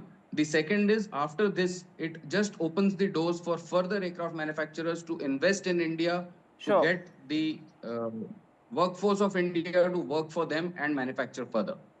All right. It adds to our aircraft manufacturing industry, that is the indigenous ones also. Yes, and also showcasing our defense capabilities. I think that's extremely important as well, and there's no dearth of innovation. As you said, Group Captain Shripat Tokekar, thanks very much for joining us with the latest there with that perspective. Given the fact that this is a major boost to India's private sector defense capabilities, I think that's something that's an extremely important collaboration on so many levels between two countries and also between the government and the private sector. But moving now to the other big headline from Jammu and Kashmir. Well, a major terror attack being reported in Jammu's Akhnur. Remember, this is the 4th major terror attack in Jammu and Kashmir in the past 2 weeks. Now, what happened in this particular case was terrorists reportedly opened fire at several army vehicles in Akhnur. No casualties, no deaths have been reported, fortunately, but the army has said that the entire area has now been cordoned off. It seems to have been a fierce encounter, a fierce gun battle that lasted for almost several minutes perhaps. No casualties, as I said, and no damage reported as well as per the army. Now remember, if I have to talk about this particular area, militancy has certainly shifted from the valley to the Jammu region. All these areas in the Jammu region have been muted, rather muted when it comes to militancy, but there has been a paradigm shift, perhaps as many would call it, in terms of militancy shifting from the valley to the Jammu region. In the past 2 weeks, we have seen major terror attacks, starting with what happened in Ganderbal, where of course 6 people had died, and those included migrants as well. So innocent civilians losing their lives to militancy as well. And after Ganderbal, we of course saw a labourer from Uttar Pradesh being shot dead. And after that, there was another terror encounter along the line of control. So these terror encounters certainly pose a big challenge to the new government. Remember, the government is just taking shape in Jammu and Kashmir, and militancy has resurfaced yet again. And something that we were talking about at NDTV several days ago was about how Pakistan's terror module is back on action on the ground just days after Jaishankar's crucial SCO visit. But let me go across to our senior colleague Nazir Masoodi, joining us from Srinagar. Nazir sir, this is the 4th major terror attack, I believe, in Jammu and Kashmir in the past 2 weeks. No casualties, fortunately, reported in this particular incident, but militancy certainly is far from over and a big challenge to the government, which is just taking shape. Well, this clearly shows that militancy has changed its complexion and the way and the behavior across the line of control. When they send these militants for operating in the mountainous areas, so it's kind of a mountain warfare or the jungle warfare, where we see most of these incidents are happening in the mountains, in the jungle areas. And this morning there was an attack on army convoy, and also an ambulance of the army was also hit in that. According to army, there was a swift retaliation by the troops, and an encounter has started. 2 to 3 militants are believed to have been, cornered. We could hear the loud explosions when we see the visuals from that area. Loud explosions are heard. Looks like rocket launchers have been fired at the target sites where these militants could be hiding. So this is a jungle area and not far away from the line of control. According to army sources, this could be a fresh infiltrated group who may have infiltrated just few days back, and today the morning they carried out the attack. But according to army, there has been no injuries, reports of any injuries in this attack. But after the quick retaliation, an encounter is underway, and 2 to 3 militants are believed to be cornered. They are believed to be holed up in this area. So the operation, anti-militancy operation, is underway. There were some reports of 1 militant may have been killed, but there's no confirmation about that from the army or police so far. So this attack has come just days after the attack in Gulmarg, in which 2 soldiers and 2 army porters were killed. Before that, we know there was an attack on tunnel workers in Gagangir, in Sonamarg area. Both areas are mountain areas, jungle areas, which clearly shows whether it is the north of Pir Panjal or the south of Pir Panjal. Militants are operating in the mountains and the forests, and that poses a major challenge for the security. Also, this is something that you've been reporting as well, that militancy has, of course, been changing its complexion, perhaps changing its design. But these are areas which have been muted when it comes to militancy. And also one thing that seems to be clear is that these are terror designs from across the border. Yeah, exactly. You know, behavior of your adversary that needs to be monitored. For example, earlier you took the militancy, which was the urban type of warfare, where you had local militants, they would carry out some grenade attack or firing on the security force random, but they were not trained enough. So they were being cornered and killed quickly by the security forces. But when it comes sending those highly trained, motivated who are trained in jungle warfare or the mountain warfare, and they are equipped with sophisticated weapons, it becomes a challenge. As we saw, it started like 3 years back, since October 2021. The first attack started from the Rajouri Poonch, then it spread to almost 8 districts across Jammu region, then Poonch, Rajouri, Udhampur, Riyasi, Doda, Kishtwar, Ramban, and then Kutwa as well. We have seen the series of attacks, particularly since June this year. And there was a major attack on the Yatri bus also, Mata Vaishno Devi Yatri, on the 9th of June, the same day when Prime Minister Narendra Modi was taking oath. Then there were a series of attacks on the army. But after we saw the elected government took oath, days after that we saw these attacks. Even as elected government in Jammu, which doesn't have control over the security and law and order, it comes under the review of the Lieutenant Governor and the central government. But nevertheless, these are the efforts to stabilize the situation in Jammu and Kashmir, and clearly the mountain warfare, jungle warfare is the fresh challenge for the security agencies, as we see one encounter is underway in the Akhtur sector of Jammu this morning. Nazisa, thanks very much for joining us for the latest there. As you're reporting, militancy changing its complexion, but it remains a big challenge for the government, which is just finding its feet in Jammu and Kashmir, and back-to-back terror encounters in the valley.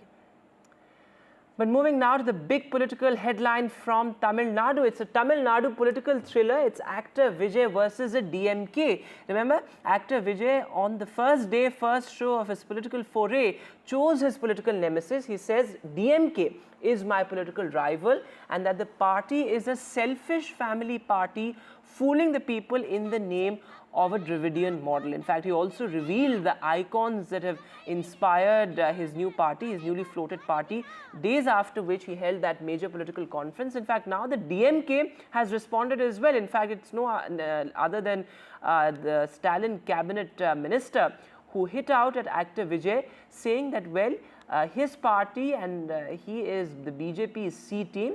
In fact, he also said that his policies are a photocopy of the Stalin model. Let's take a look at what actor Vijay had to say and also the DMK's response.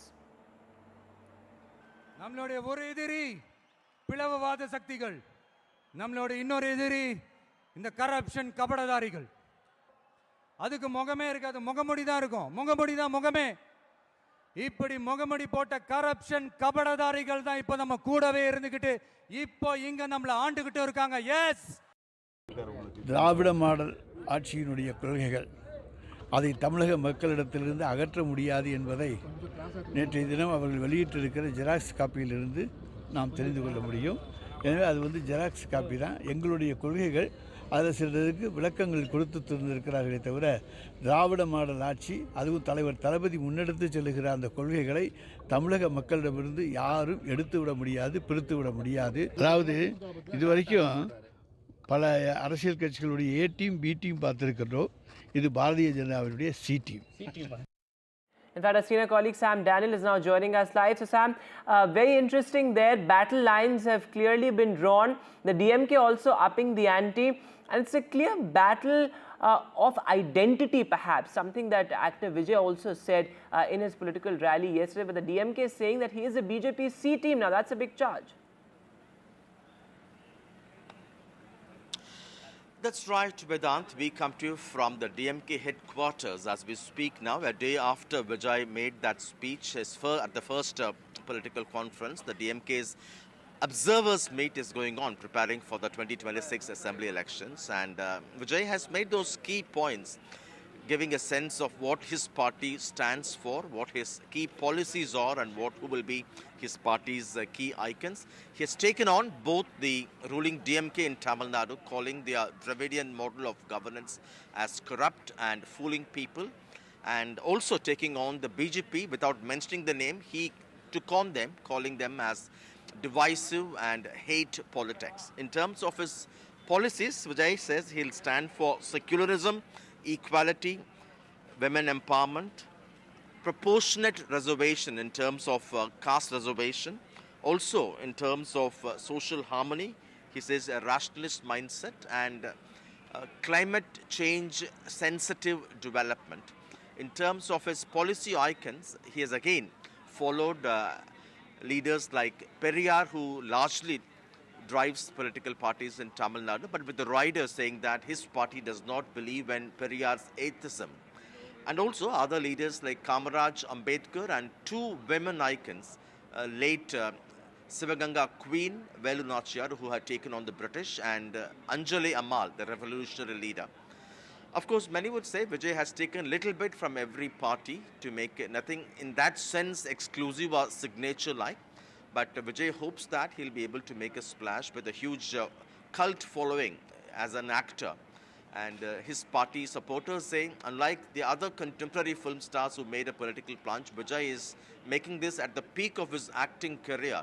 And that, although many recent actors have not been so successful to be able to become chief ministers like MGR or Jayalalitha, they hope Vijay will really make a splash. But the DMK has taken on him, saying that his speech and the other aspects of his party, what it stands for, is nothing but a photocopy of the Dravidian model governance, and they feel it establishes the fact in their view that the Dravidian model governance or what it offers cannot be taken away, and Vijay has just copied that with an additional explanation.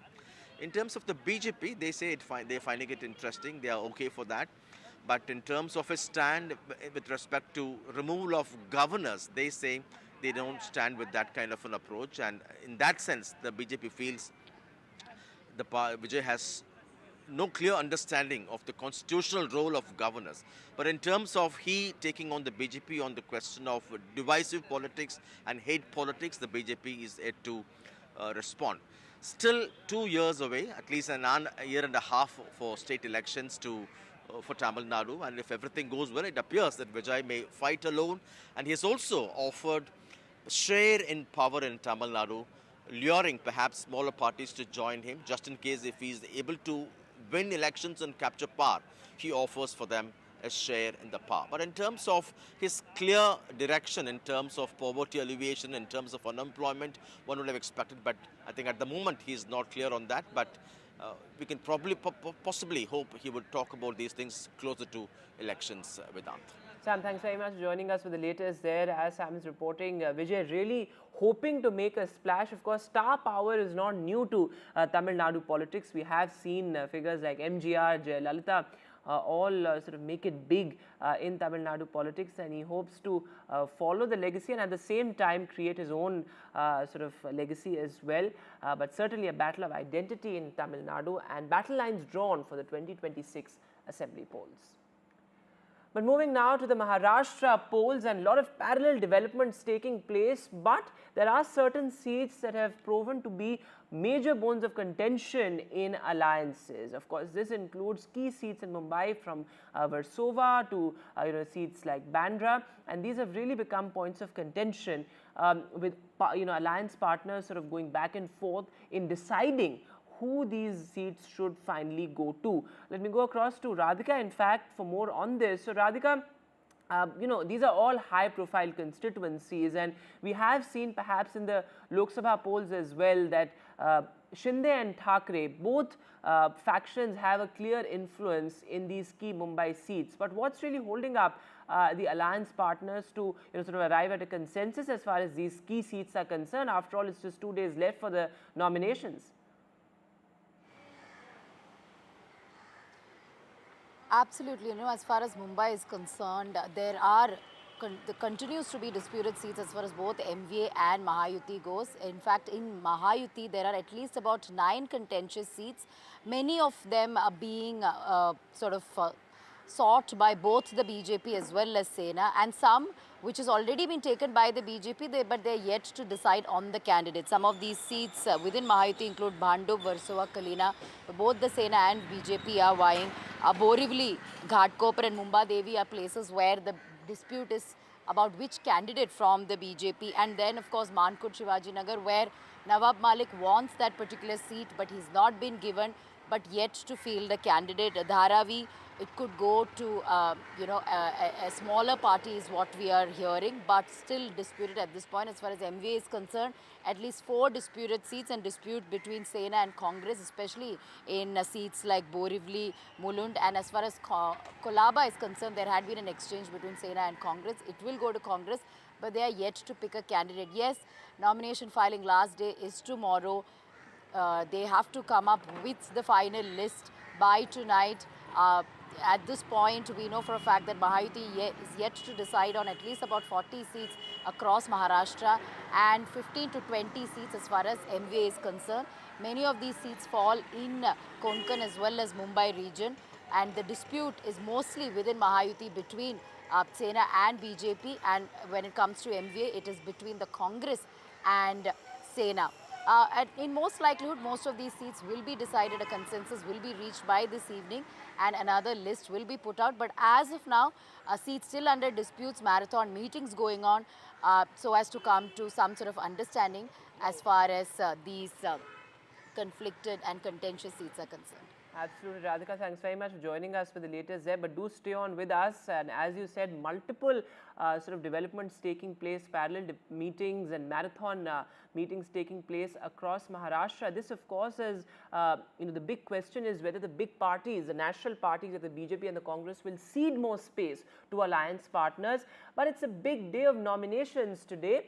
All top leaders filing their nomination papers, including, of course, Chief Minister Eknath Shinde, the man who's leading the Mahayuti alliance, the accidental Chief Minister, as many would call him, after the 2022 coup. But he certainly emerged as perhaps one of the most popular leaders of the Mahayuti. Also, the Deputy Chief Minister of Maharashtra, Ajit Pawar, the sort of constant turncoat of the state. He's filing his nominations as well from Baramati, which has been a Pawar stronghold. Multiple other leaders like Sanjay Shirsat, also Zishan Siddiqui, who underwent a major tragedy. He's also filing his nomination papers. He, of course, joined Ajit Pawar's NCP as expected. Radhika continues to be with us, but before that, let's quickly listen in to what Ajit Pawar, in fact, had to say. Baramati कर बहुत अच्छे वोटों से मुझे जिताएंगे ऐसा मुझे भरोसा है। मैंने सुप्रिया के खिलाफ मेरे पत्नी को खड़ा किया, वो मेरी भूल थी। ये भूल वापिस इन्होंने नहीं करनी चाहिए थी, लेकिन की है। आखिर वोटर उसके बारे में डिसीजन लेंगे। Well, Radhika, we spoke about Eknath Shinde earlier, but for Ajit Pawar as well, it's a very interesting battle for him. He clearly failed to make a mark in the Lok Sabha polls. In fact, he said that he made a big mistake by sort of turning against his own family. For him as well, Baramati is going to be extremely crucial this time. Absolutely. Baramati is very, very crucial as far as Ajit Pawar is concerned, considering the defeat he suffered during Lok Sabha elections, and Baramati is Pawar bastion, and it is going to be a Pawar versus Pawar battle once again, as we've been reporting. Earlier, of course, it was Sunetra Pawar versus Supriya Sule during Lok Sabha elections, but Sunetra suffered a defeat. It was a huge setback as far as Ajit Pawar is concerned, and once again, now it is going to be Ajit Pawar versus his nephew Yugendra Pawar. So Pawar versus Pawar fight, and it is a prestige battle, no doubt, for Ajit Pawar. He was sidelined post Lok Sabha defeat. He suffered a lot of pressure, from his cadre and workers. There was a time when he did speak how he regretted his decision of putting up his family member against Supriya Sule, and he also, to an extent, also said that he may not be contesting assembly elections this time, and it may be his son who will take up the mantle. So multiple reactions and emotional appeals made by Ajit Pawar post that defeat, post that Lok Sabha defeat. So certainly this is a very, very important prestige battle for Pawar. He will be taking on his nephew. He's won from Baramati multiple times. He's been MLA from there, wields a lot of influence there, and his nephew, for him, it is a political debut of sorts. So certainly going to be a very interesting contest as far as Ajit Pawar is concerned. He is filing his nomination today, and besides that, of course, Eknath Shinde, Chief Minister, who is certainly come across as the big man as far as the entire Mahayuti's equation is concerned. His rebellion is something that we had extensively reported on, and how his rebellion led to government collapse and government reformation as far as Mahayuti is concerned. And he is, of course, contesting from his bastion, which is in the Thane region, and a show of strength of sorts as far as Mahayuti is concerned, be it Ajit Pawar or Eknath Shinde. And besides that, other bigwigs who will be filing their nomination, including Zishan Siddiqui, Amit Thackeray, who's the son of Raj Thackeray, again making a political debut, Vijay Vadodara also, who is the Congress leader. He will also be filing his nomination papers today, and tomorrow is when Milind Deora, who will be contesting against Aditya Thackeray in Worli constituency, will be filing his papers. All right, Radhika, thanks very much for joining us with the latest there. Nomination filing is always a show of strength, as we have seen, and of course Milind Deora all set to file his nomination papers tomorrow. Worli is going to be an extremely keenly watched constituency as far as Mumbai is concerned. But one gamble that both the alliances are hoping would pay off is that, well, they've decided to enter the poll fray without a chief minister face, whether the Mahayuti or the Mahavikas Aghadi. Both have held the chief minister face card close to their chests. In fact, Devendra Fadnavis was at the NDTV Marathi conclave, and he said that the chief minister will be decided only after the elections. Take a look. कहते हैं ना कि king maker कौन होगा, तो उसमें एक famous dialogue लोग अमित शाह के नाम पर कर देते हैं, और वो ये है कि जहां जीतते हैं वहां हम सरकार बनाते हैं, जहां नहीं जीतते वहां पक्का बनाते हैं। तो इसकी चाबी बीजेपी के हाथ में होगी, पवार साहब के हाथ में होगी, या किसी और के हाथ में होगी? जीत की चाबी जनता के हाथ में है। जनता जीत की चाबी महायुति को सौंपने वाली है, इसलिए जीत की चाबी जनता के आशीर्वाद से एकनाथ शिंदे जी, भारतीय जनता पार्टी और अजित दादा पवार के हाथ में होगी। हमारा मुख्यमंत्री, हम तीन प्रमुख पार्टियां हैं। हमारे एकनाथ शिंदे जी उनकी पार्टी के अध्यक्ष हैं, हमारे अजित पवार जी उनकी पार्टी के अध्यक्ष हैं, इसलिए ये दो अध्यक्ष और हमारी पार्टी का पार्लियामेंट्री बोर्ड ये बैठकर तय करेंगे कि मुख्यमंत्री कौन होगा। लेकिन हम लोगों को इसलिए चिंता नहीं है कि एक मुख्यमंत्री हमारे है, हमारे को लीड कर रहे हैं, हमारी गवर्नमेंट को लीड कर रहे हैं। मुख्यमंत्री एकनाथ शिंदे, इनकी लीडरशिप की गवर्नमेंट, इनकम्बेंट गवर्नमेंट ये मैदान में उतरी हुई है, इसलिए हमारे सामने असमंजस नहीं है। सवाल तो ये महाविकास आघाड़ी को पूछना चाहिए कि भाई ये तो बता दो, हिंट तो दे दो, किसको मुख्यमंत्री बनाओगे। ऐसे मुख्यमंत्री का नाम तय किए बिना एक दूसरे के कपड़े फाड़ रहे हैं। अगर मुख्यमंत्री का नाम पता चल गया तो पता नहीं क्या करेंगे, इसलिए सवाल उनके लिए, हमारे लिए नहीं है। Well, senior NCP leader Chhagan Bhujbal has rubbished all reports of rumblings within the Mahayuti. Remember, he also talks about the caste arithmetic, given the fact that many political pundits have pointed out that there could be a non-Maratha consolidation in favor of the BJP and the Marathas may turn against the Mahayuti. Let's take a look at what Chhagan Bhujbal had to say. एक मुद्दा जो मुझे लगता है जो लोकसभा के चुनाव में भी लागू हो रहा था और विधानसभा में भी, वो है जातिवाद का मुद्दा। इस बार भी लोग इन चुनावों को देख रहे हैं कि ये ओबीसी वर्सेस मराठा है। बिल्कुल ये नहीं होगा, क्योंकि ये एक दो जो है डिस्ट्रिक्ट में चलेगा। बाकी मुझे बताओ विदर्भ में क्या चलेगा? क्या विदर्भ में बहुत सारे तो कुंद भी है ही है, कहाँ चले? और देखिए जो रिजर्व सीट है वो छोड़ दो, ठीक है, वहाँ तो दूसरा कोई बात नहीं। फिर कितने ओबीसी लोगों को टिकट दी जाते हैं? 5%, 10%। बाकी पार्टी ये हो वो हो, मराठा उम्मीदवार ही है तो किसके साथ लड़ेंगे? सभी तो मराठा है, लड़े तो किसके साथ लड़ेंगे? तो ये बिल्कुल चलने वाला नहीं है, ये ठीक है। और इलेक्शन के बाद तो से बंद हो जाएगा सब। आपके भतीजे समीर भुजबल की राजनीति हमेशा आपके पदचिन्हों पर चलती रही है, आप जहां गए वो आपके साथ में आए, लेकिन इस बार उन्होंने अलग रास्ता अख्तियार कर लिया है, क्या कहेंगे? वहाँ का जो है ना प्रॉब्लम अलग है। वहाँ पूरे महाराष्ट्र में जो है ज़्यादा से ज़्यादा दहशत उस कॉन्स्टिट्यूएंसी में कोई बोलना नहीं है। अगर रेशन कार्ड तो फिर उनके वो बोलेंगे तो देना, नहीं तो नहीं देना है। छोटी छोटी बातें मैं बोल नहीं सकता इतना कि लोग बोलने से भी डरते हैं, मगर वो सारा डर जो है समीर भुजबल खड़े होने से जो है वो सारा डर कम हो रहा है। Meanwhile, what's happening in the Mahavikas Aghadi? Well, remember, all regional parties, including Uddhav Sena, had made that point that, well, Congress cannot have a big brother attitude in the alliance anymore, particularly after the Haryana poll drubbing. And Nana Patole, the Maharashtra Congress chief, says all is well within the MVA. Take a look. क्या आप acknowledge करते हैं कि seat sharing के दौरान काफ़ी वाद विवाद हुआ, खींचतान हुई और खास करके शिवसेना की उद्धव वाला साहब ठाकरे पार्टी के जो संजय राउत हैं उनके साथ में आपकी तनातनी हुई?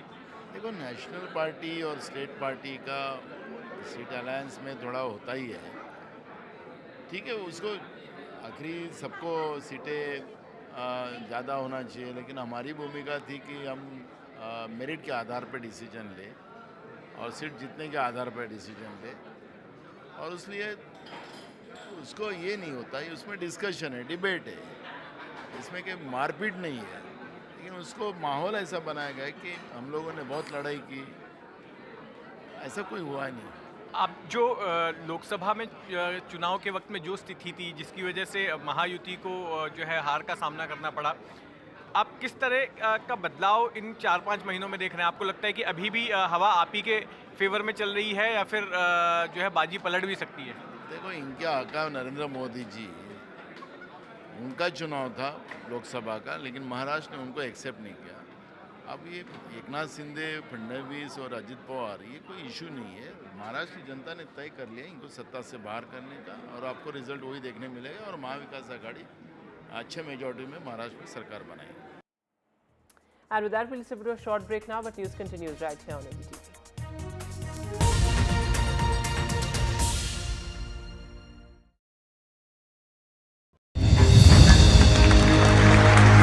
I now request the Honorable Prime Minister to launch NDTV World and address the summit.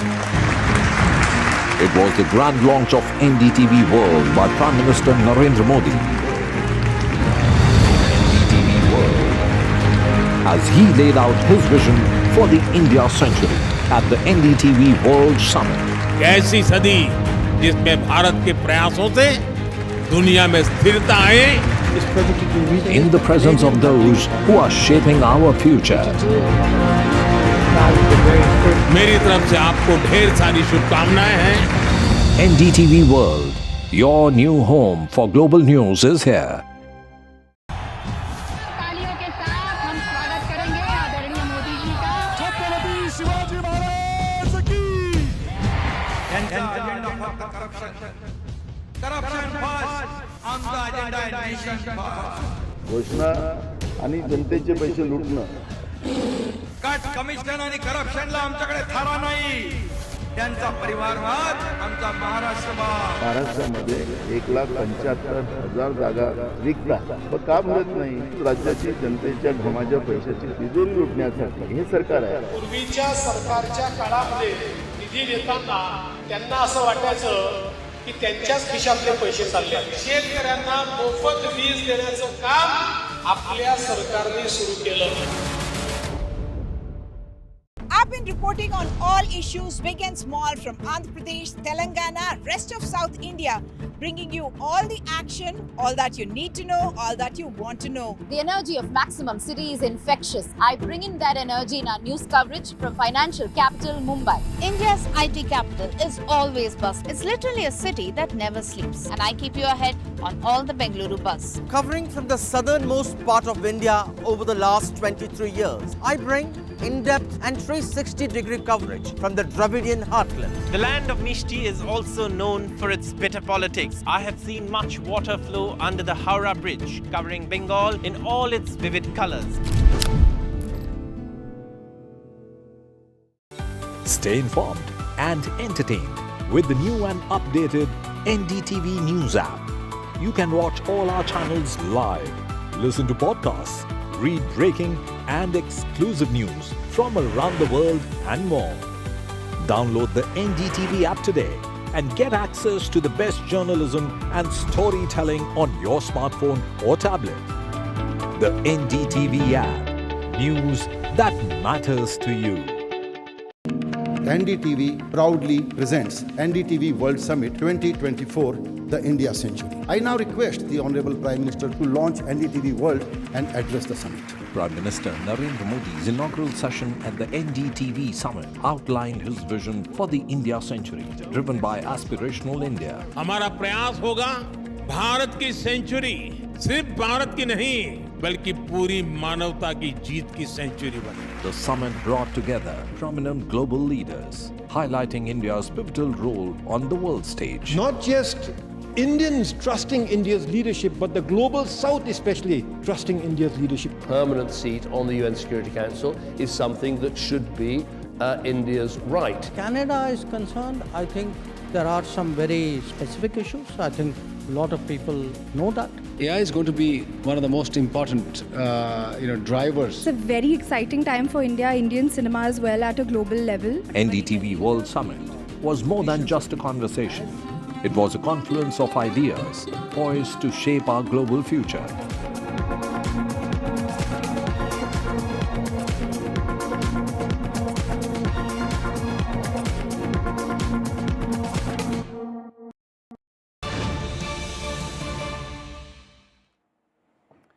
All right, breaking news coming in. Well, the Enforcement Directorate, tightening the news as far as the MUDA case is concerned. Fresh ED searches have been reported in Bengaluru and Mysore. And remember, this is in connection with the alleged land allotment scam.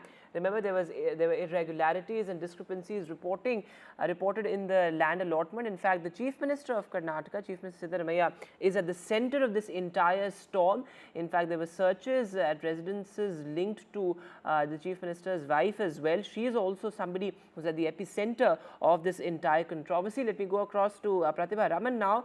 So, Pratibha, fresh ED searches, any more details on where these ED raids are being conducted at the moment? Any connection with the Chief Minister or his wife? What we're told is that the ED commenced its raids at around 7 a.m. today, both in Bengaluru as well as Mysuru, and the residences of officials in connection with the MUDA. Those are the residents that have been targeted by the ED so far that we hear. And these officials, some of them who have held previous positions in the MUDA, are also being also under the radar as far as the ED raids are concerned. relevant documents with respect to the kind of allotments that were given to the landowners, the kind of layouts that were done. These are the documents that are being perused by the ED officials there, and this will definitely go a long way into the investigation, because we're talking of the money laundering involved with the MUDA scam that is being investigated by the ED. And remember, it is the same complainants, Nehamai Krishna, who dragged Mr. Siddaramaiah to court. He is the same complainant as far as the Lokayukta's investigation as well as the ED investigation. While the Lokayukta has been investigating directly into the MUDA scam, the ED has been looking at the financial transactions and the money laundering that is pertinent to the MUDA scam here. And yes, the ED had initially even paid a visit to the MUDA office and later had conducted searches with respect to the MUDA officials. And today again we have the ED raiding several of those officials who were both previously involved and currently involved as far as both Mysuru and Bengaluru is concerned. Back to you. Pratima, thanks very much for joining us with the latest there. This has, of course, become a huge political flashpoint in Karnataka as well, with the BJP upping the ante, the BJP demanding Chief Minister Siddaramaiah's resignation. Though he has sort of stood his ground, he said that he will not resign. In fact, his party men have also said that there is no question of the Chief Minister stepping down. But moving now to news from Andhra Pradesh, where IT Minister Nara Lokesh is in the US and he's on a mission to attract foreign investments to the state. On his second day on the US soil, Lokesh met several potential suitors for investments in Andhra Pradesh. In fact, he said that there are ample opportunities in investment as far as manufacturing, renewable energy, bioenergy, aqua and petrochemical sectors are concerned. He is currently touring the US to participate in the IT Serve Alliance Synergy Conference to be held in Las Vegas on October the 29th. He met some industrialists in San Francisco as well. He also visited the Tesla headquarters and met the Tesla CFO in Austin. The minister said that Anantapur in Andhra will be a strategic location for Tesla to set up their EV manufacturing and battery production units. It's certainly a very important visit there, given the fact that Andhra Pradesh is really turning into an investment hub. My colleague Uma Sudhir has more on this. IT and Electronics Minister as well as HRD Minister for Andhra Pradesh, Mr. Nara Lokesh, is on a week-long visit to the United States, where he is in fact hard-selling Andhra Pradesh as an investment destination, saying that it is one of the most favorable destinations for parking your investment, and that's what he's telling the people in US. He is pointing to the example of a Kia to say that there is speed of doing business which we are promoting, as well as decentralized development that we are talking about. He has pointed out that in fact already 25%, 1 in every 4 cell phones in India is being manufactured in Andhra Pradesh, and 50% of the air conditioners in fact are manufactured in Andhra Pradesh, and that the government is looking to increase this kind of a decentralized development that we are talking about. And yes, establishment of data centers would be something that would be a priority there. He has also spoken about creating 20 lakh jobs for the people of Andhra Pradesh, and he pointed out that Chief Minister Chandrababu Naidu had in fact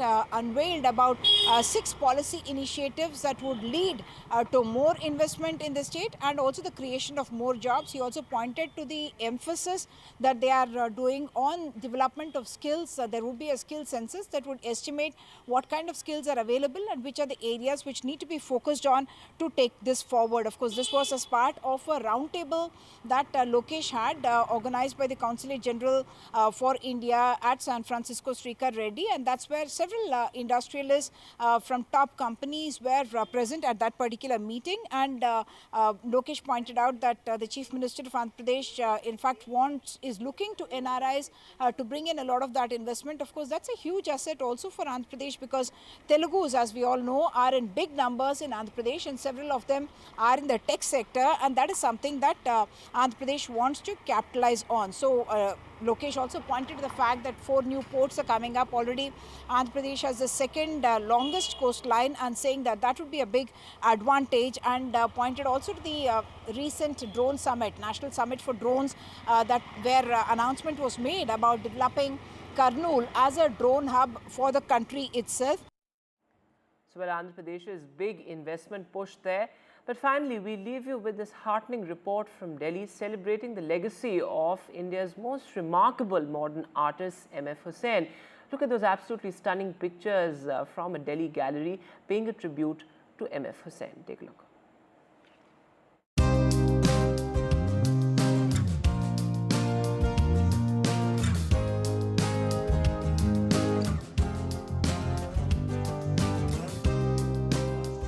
Right now, we're at the DAG Art Gallery, where the paintings and exhibitions of the famous modernist of India, MF Husain's paintings, have been put up for the display of people.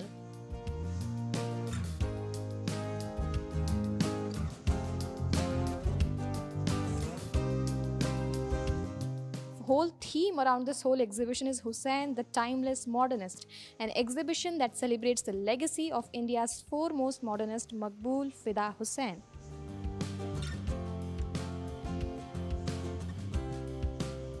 MF Husain is also known as the Picasso of India. Spanning almost 6 decades of his practice across the key themes that dominated his work, Husain, the Timeless Modernist, features a collection that translates every phase of Husain's artistic journey from the 1950s to the 2000s and reflects on his everlasting impact on the world of art. So now it brings together 116 works, including depictions of women as mythological, historical, and everyday beings. It also shows Husain's fascination with horses, drawings, and paintings that explore the idea of nationhoods and portraits. This collection has been long in the making at DAG, and we've been working on this exhibition for a long time, essentially to showcase the diversity of the practice of this iconic artist. And if you've seen on both the floors, we have sectioned the thematic into 6 portions, which actually takes you through the journey of the artist's practice over 6 decades.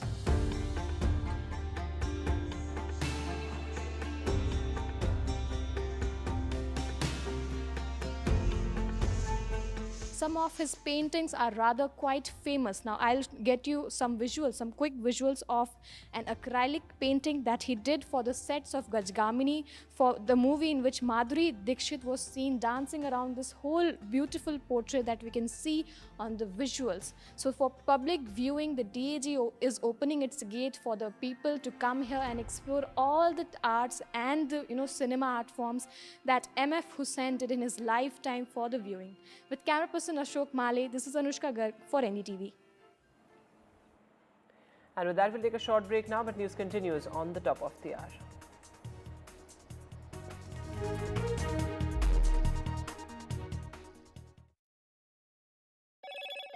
Hello, Moto.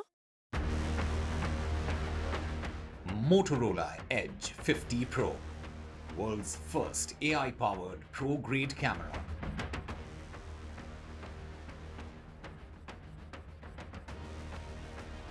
A Maha nomination day in the run-up to the poll battle. Top leaders of the state filed their nomination papers.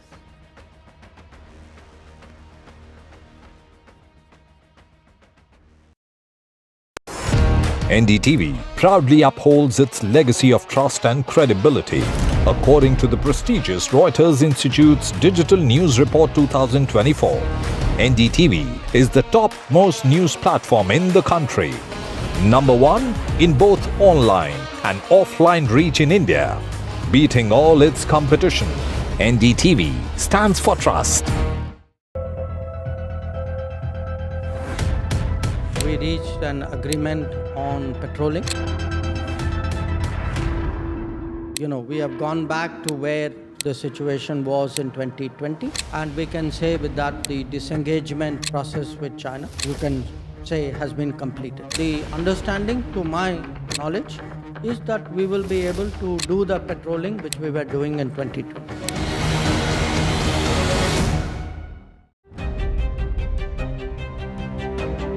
Hello and welcome to India Sense, where I speak with global opinion makers. The United States has made a strategic decision over the last 20 years to move closer to India. Our $7 trillion economy seems a perfectly conceivable number. If you want to be a national party, it's that you sort of accept the way the world is rather than want to endlessly hark back to how it was. Modi is promoting the digitization of the economy which is accelerating growth in the country. New day, new show, a new experience. Start your day with the news, not views. We bring you stories that matter and impact your life. News that informs and keeps you ahead.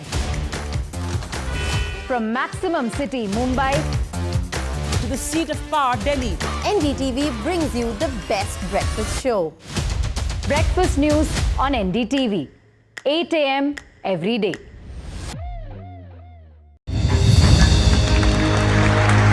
I now request the Honorable Prime Minister to launch NDTV World and address the summit. It was the grand launch of NDTV World by Prime Minister Narendra Modi.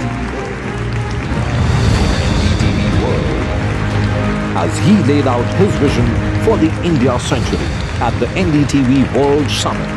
ऐसी सदी जिसमें भारत के प्रयासों से दुनिया में स्थिरता आए, in the presence of those who are shaping our future. मेरी तरफ से आपको ढेर सारी शुभकामनाएं हैं। NDTV World, your new home for global news is here. तालियों के साथ हम स्वागत करेंगे आदरणीय मोदी जी का। छत्रपति शिवाजी महाराज की।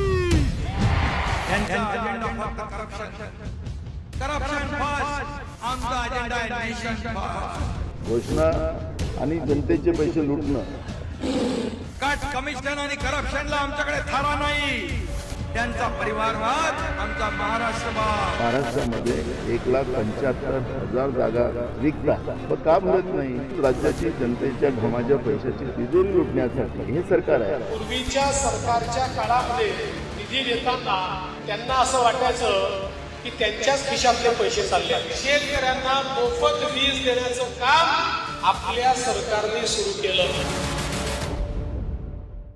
I've been reporting on all issues big and small from Andhra Pradesh, Telangana, rest of South India, bringing you all the action, all that you need to know, all that you want to know. The energy of Maximum City is infectious. I bring in that energy in our news coverage from financial capital Mumbai. India's IT capital is always buzz. It's literally a city that never sleeps. And I keep you ahead on all the Bengaluru buzz. Covering from the southernmost.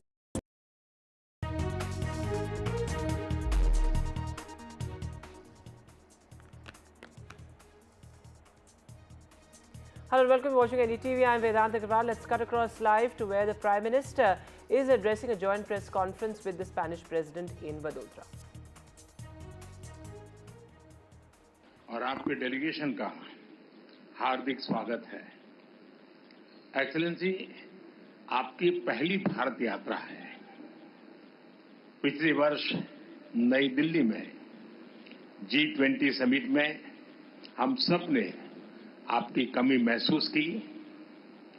मुझे बहुत खुशी है कि भारत में दीपावली के त्योहार के समय मुझे आपका स्वागत करने का अवसर मिल रहा है और मैं उस वडोदरा में आपका स्वागत कर रहा हूं जिसने मुझे पहली बार मेंबर ऑफ पार्लियामेंट बनाया था और बाद में मैं प्रधानमंत्री बना, तो मेरी ये कॉन्स्टिट्यूंसी रही प्रारंभ में। ये और भी विशेष है कि आप मेरे होम स्टेट गुजरात आए हैं। सिर्फ इसलिए नहीं कि ये मेरा होम स्टेट है, बल्कि इसलिए कि गुजरात त्योहार और उत्सव की धरती माना जाता है। दीपावली प्रकाश, उत्साह, उल्लास, ऊर्जा और नए प्रारंभ का प्रतीक है। उसी प्रकार आपकी इस यात्रा से हमारे संबंधों में एक नई ऊर्जा और उत्साह का संचार हुआ है।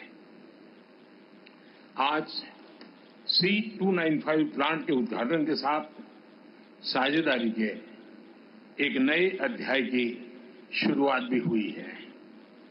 एक्सेलेंसी, हमारी साझेदारी सदियों पुरानी है।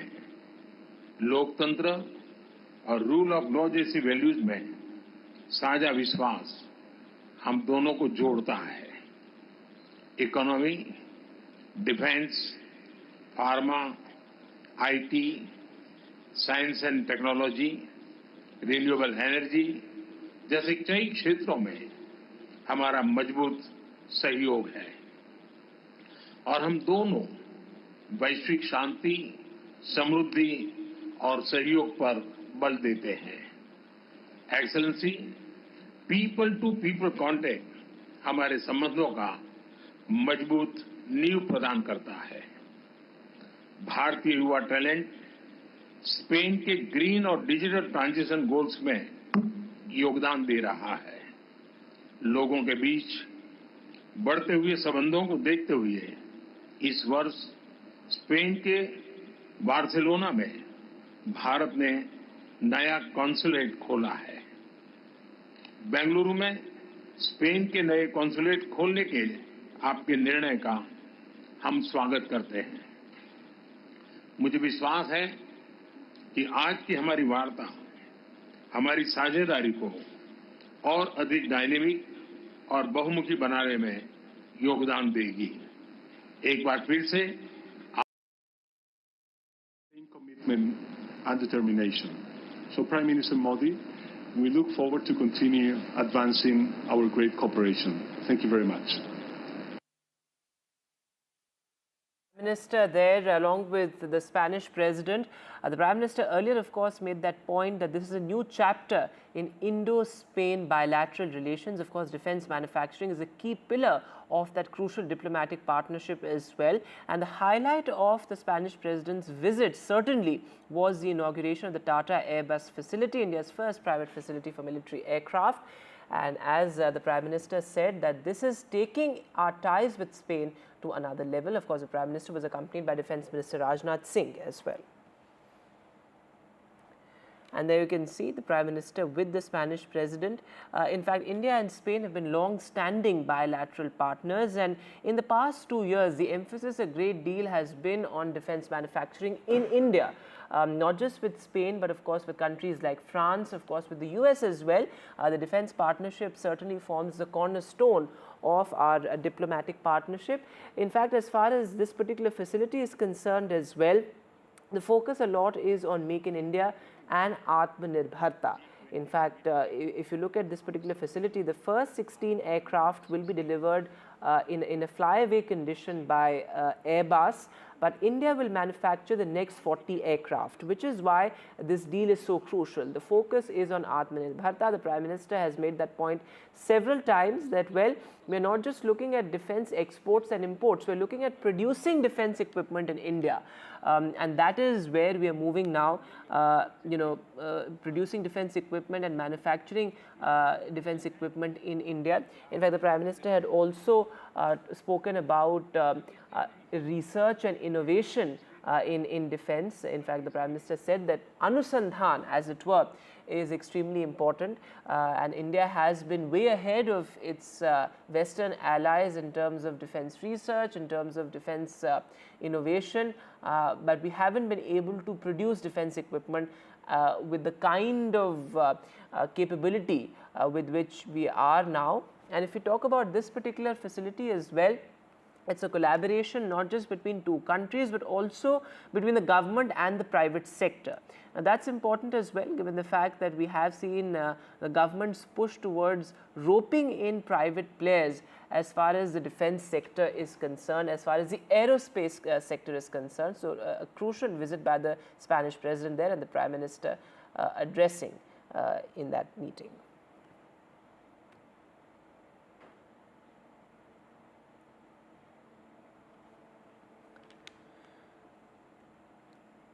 In fact, let's cut across live now to our special NDTV Real Estate Conclave, where we are fostering conversations on real estate, property and much more.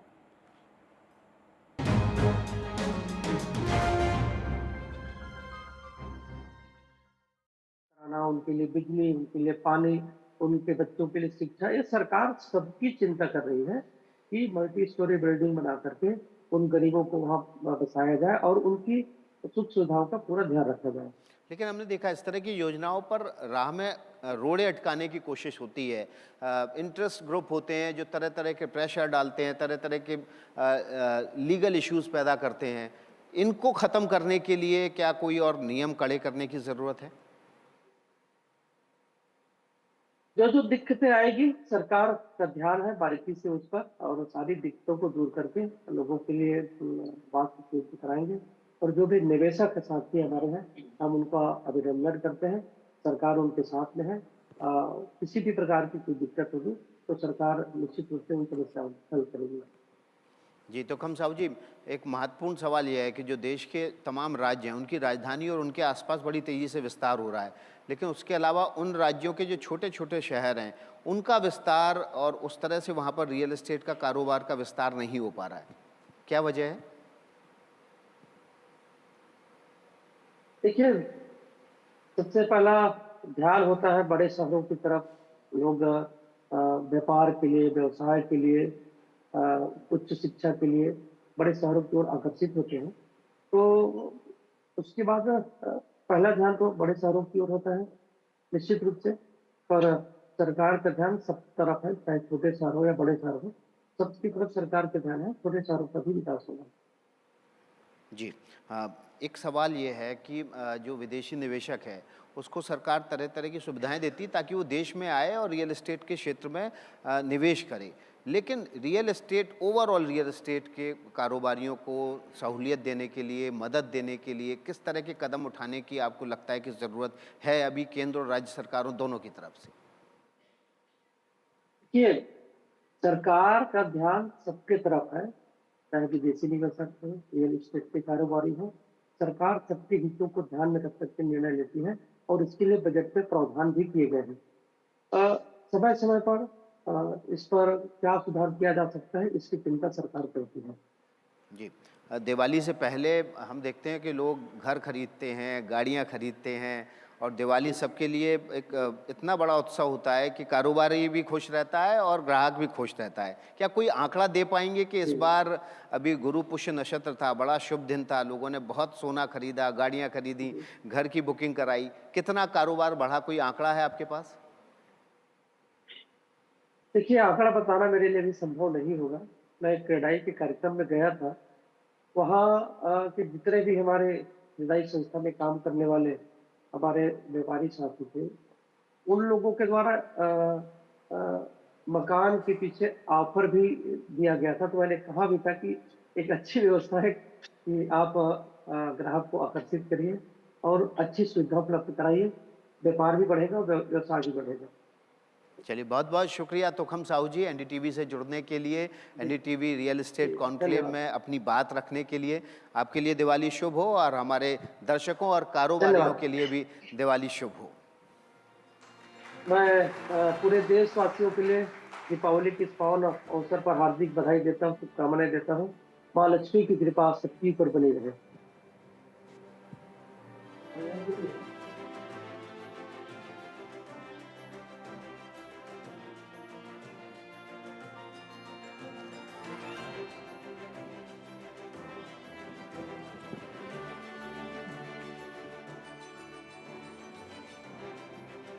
Thank you, Honourable Minister, and thank you, Vikas, for that fascinating conversation.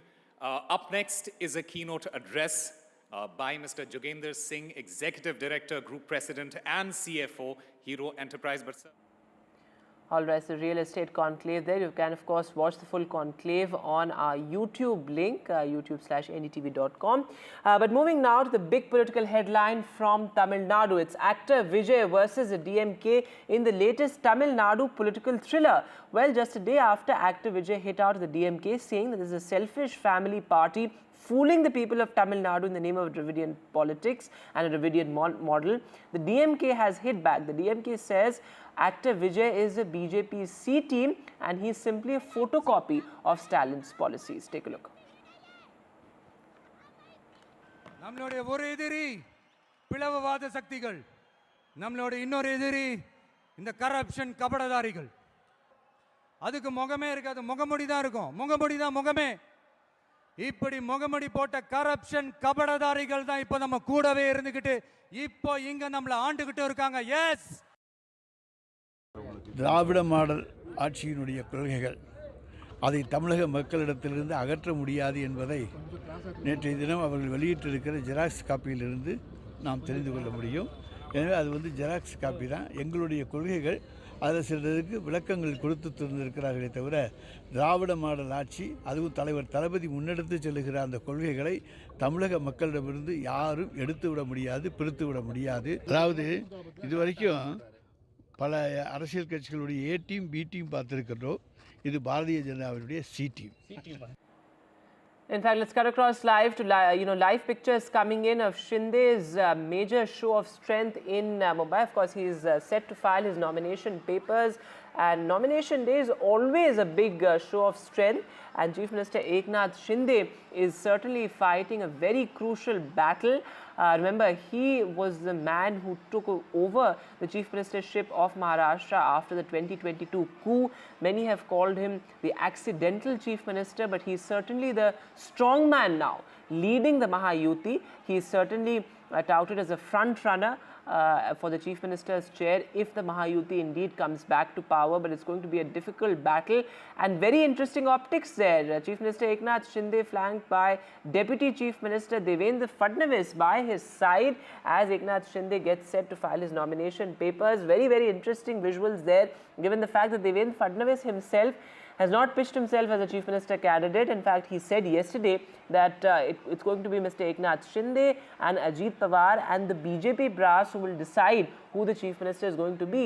For Devendra Fadnavis as well, this is a survival battle, given the fact that he took responsibility of the Lok Sabha drubbing that the BJP faced in Maharashtra.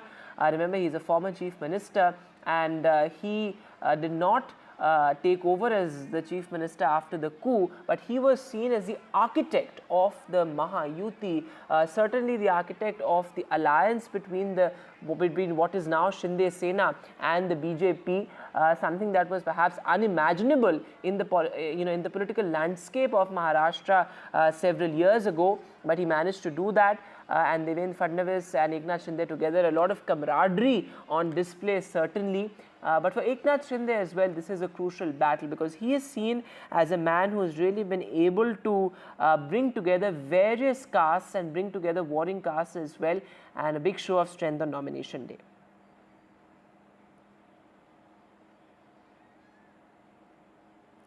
All right, so we'll try and connect with our reporter Sujata, who will be joining us from that political rally there. But Eknath Shinde his nomination is going to be extremely important, given the fact that the Shinde Sena has certainly managed to perform well in the Lok Sabha polls as well. Even though the BJP and the Mahayuti in general faced a poll drubbing, Shinde Sena managed to perform well, particularly in Mumbai, which is certainly emerging as a Shinde Sena stronghold.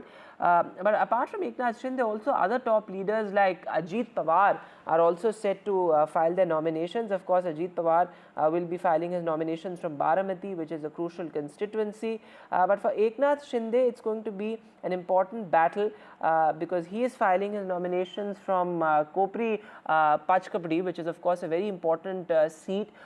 It has traditionally been a stronghold of the Sena, which is now split. But let's try and go live to our colleague Sujata, joining us from Thane. In fact, so Sujata, this is a crucial constituency and Eknath Shinde's big show of strength there. Go ahead.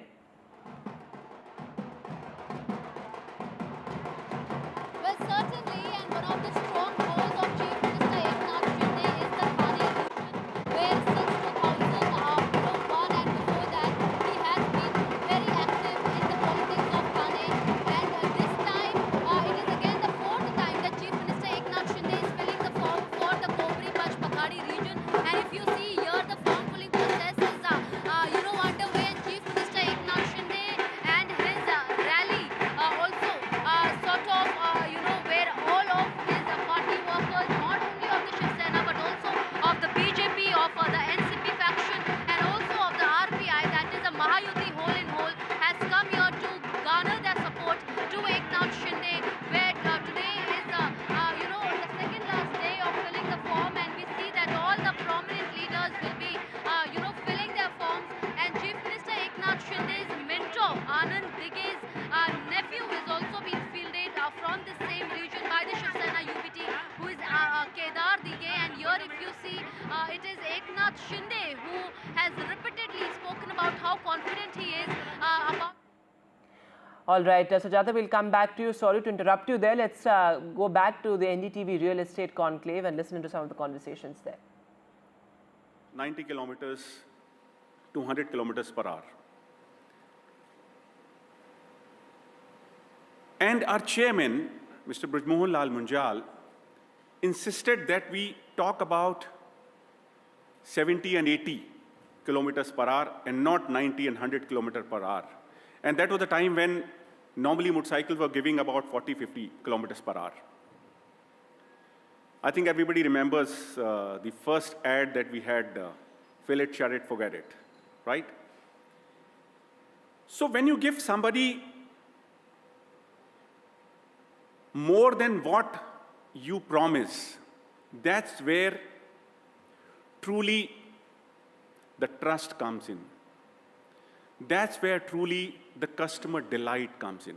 And that is exactly what Hero has been here for this, with this promise. The book states a few very, very important values for Hero.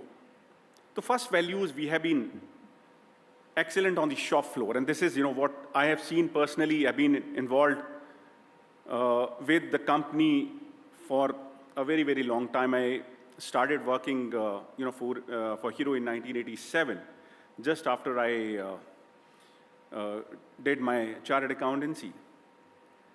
And for 5 years as an external consultant, and then I joined Hero Cycle, and I've seen. And after that, I have also seen, I set up Bharat Benz, factory as the first employee of that company. And I could really relate, and I could see the kind of values, that come in place. So one of the values, as I said, is excellence on the shop floor, and which translates into the real estate business also. When we talk about excellence on the shop floor, here we talk about the excellent quality, excellent material, and that knack of giving a little more than what you promise. Second thing, what is very important for us has been relationship. And relationship is truly the cornerstone of the Hero Group. Hero Enterprise prides itself on, sometimes we say EQ is more important than IQ, right? Many times, when there is a change management issues that come in, whenever you come up with a new project, a new process, a new, anything new. And there are a whole lot of problems that come along with it. And when people come to me and say, what do we need to do? He said, there are only 3 solutions to that. People, people, people. You just take care of people, and they will take care of whatever problem that come on the way for you. So this has been the cornerstone for the Hero Group. And that translates into all our projects. When we go for real estate, we have always said there are 4 cornerstones of our 4 pillars. We talk about community first. We make homes for people to live in, to live their dreams. A house is built by, girders and beams. A home is built by aspirations and dreams. So that is what really we need to do, and we are trying to do that. Second thing is creativity. Our brush with creativity, arts and culture, especially Mr. Sunil Munjal, who runs a few not-for-profit entities which deal with arts and culture. It's called Serendipity Arts Foundation, and a new enterprise that is coming up is The Bridge, which is a physical cultural space that is being built currently in Vasant Kunj. Creativity becomes the second cornerstone of our value. The third one is fitness. We want to give spaces where physical fitness, mental fitness is given priority. Everybody should talk about physical fitness and mental fitness, and these two things are, the most ignored things in our society today, with the kind of stresses that we are living in. Absolutely important that all of us give a lot of importance to both of these, physical fitness as well as mental fitness. And fourth and very important thing is sustainability. Sustainability has been the Indian ethos from time immemorial. We have said, Pavan Guru Pani Pita Mata Dhart Mahat. Or we say, Mata Bhumihi Putro Aham Prithivya. So we are talking about people, profit, and planet in the same spirit, in the same breath. We talk about taking care of air, water, earth at the same time. And this has to be part of our DNA. It has to be a part of everybody's DNA. And real estate especially, it's very important that we all embrace it with a complete right spirit. And that is where we would create a planet, create a place that is not only livable today, but we would be transferring this to our future generations also. We will be transferring this planet to our future generations, as well. While we talk about this, the other aspect that we have to really think about is the impact of technology that is coming up on our lives. We talk about artificial intelligence, Gen AI, etc. These have gone beyond being buzzwords. And it is very important that how do we bring these into our daily lives? Mark Anderson made a very famous statement when he said, software is eating the world. And today, I think the same thing can be said, products are eating the world.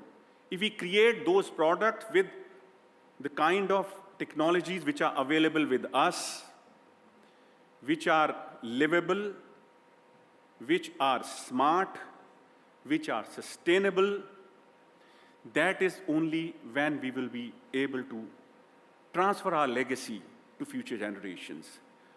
So friends, the real estate, today is absolutely on the cusp of leapfrogging, from where we are, especially when we talk about doubling our contribution in the GDP of the country.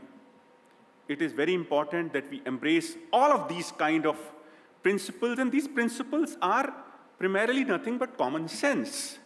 These principles are time immemorial. So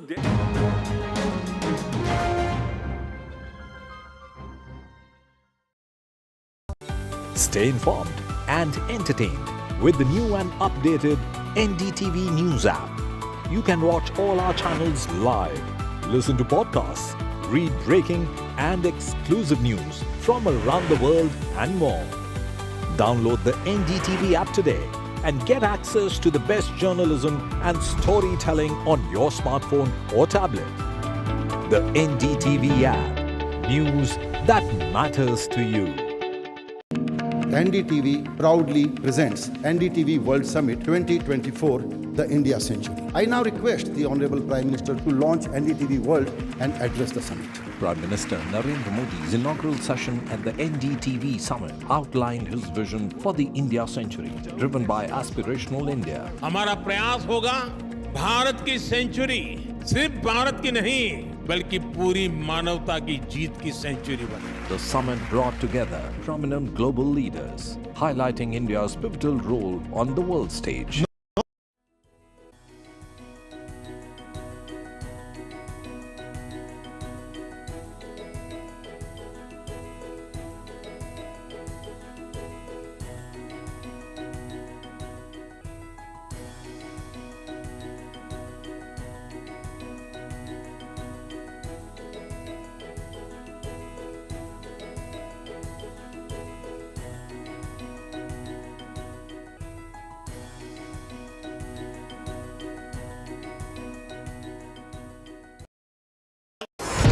NDTV proudly upholds its legacy of trust and credibility.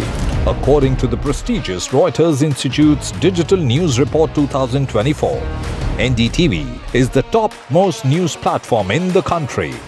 Number 1 in both online and offline reach in India. Beating all its competition, NDTV stands for trust. We reached an agreement on patrolling. We have gone back to where the situation was in 2020, and we can say with that the disengagement process with China, you can say, has been completed. The understanding, to my knowledge, is that we will be able to do the patrolling which we were doing in 2020.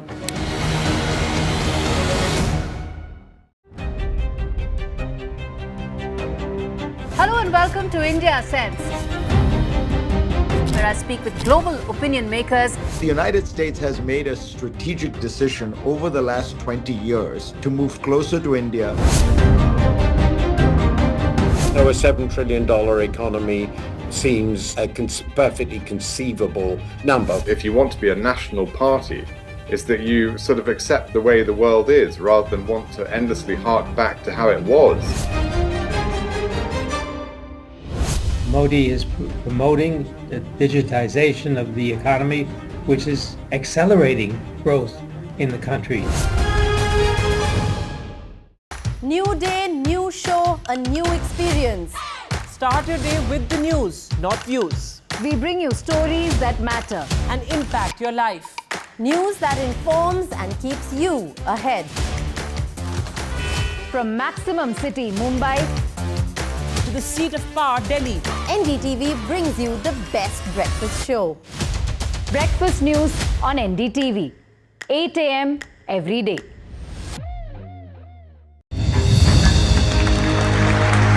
I now request the Honorable Prime Minister to launch NDTV World and address the summit. It was the grand launch of NDTV World by Prime Minister Narendra Modi.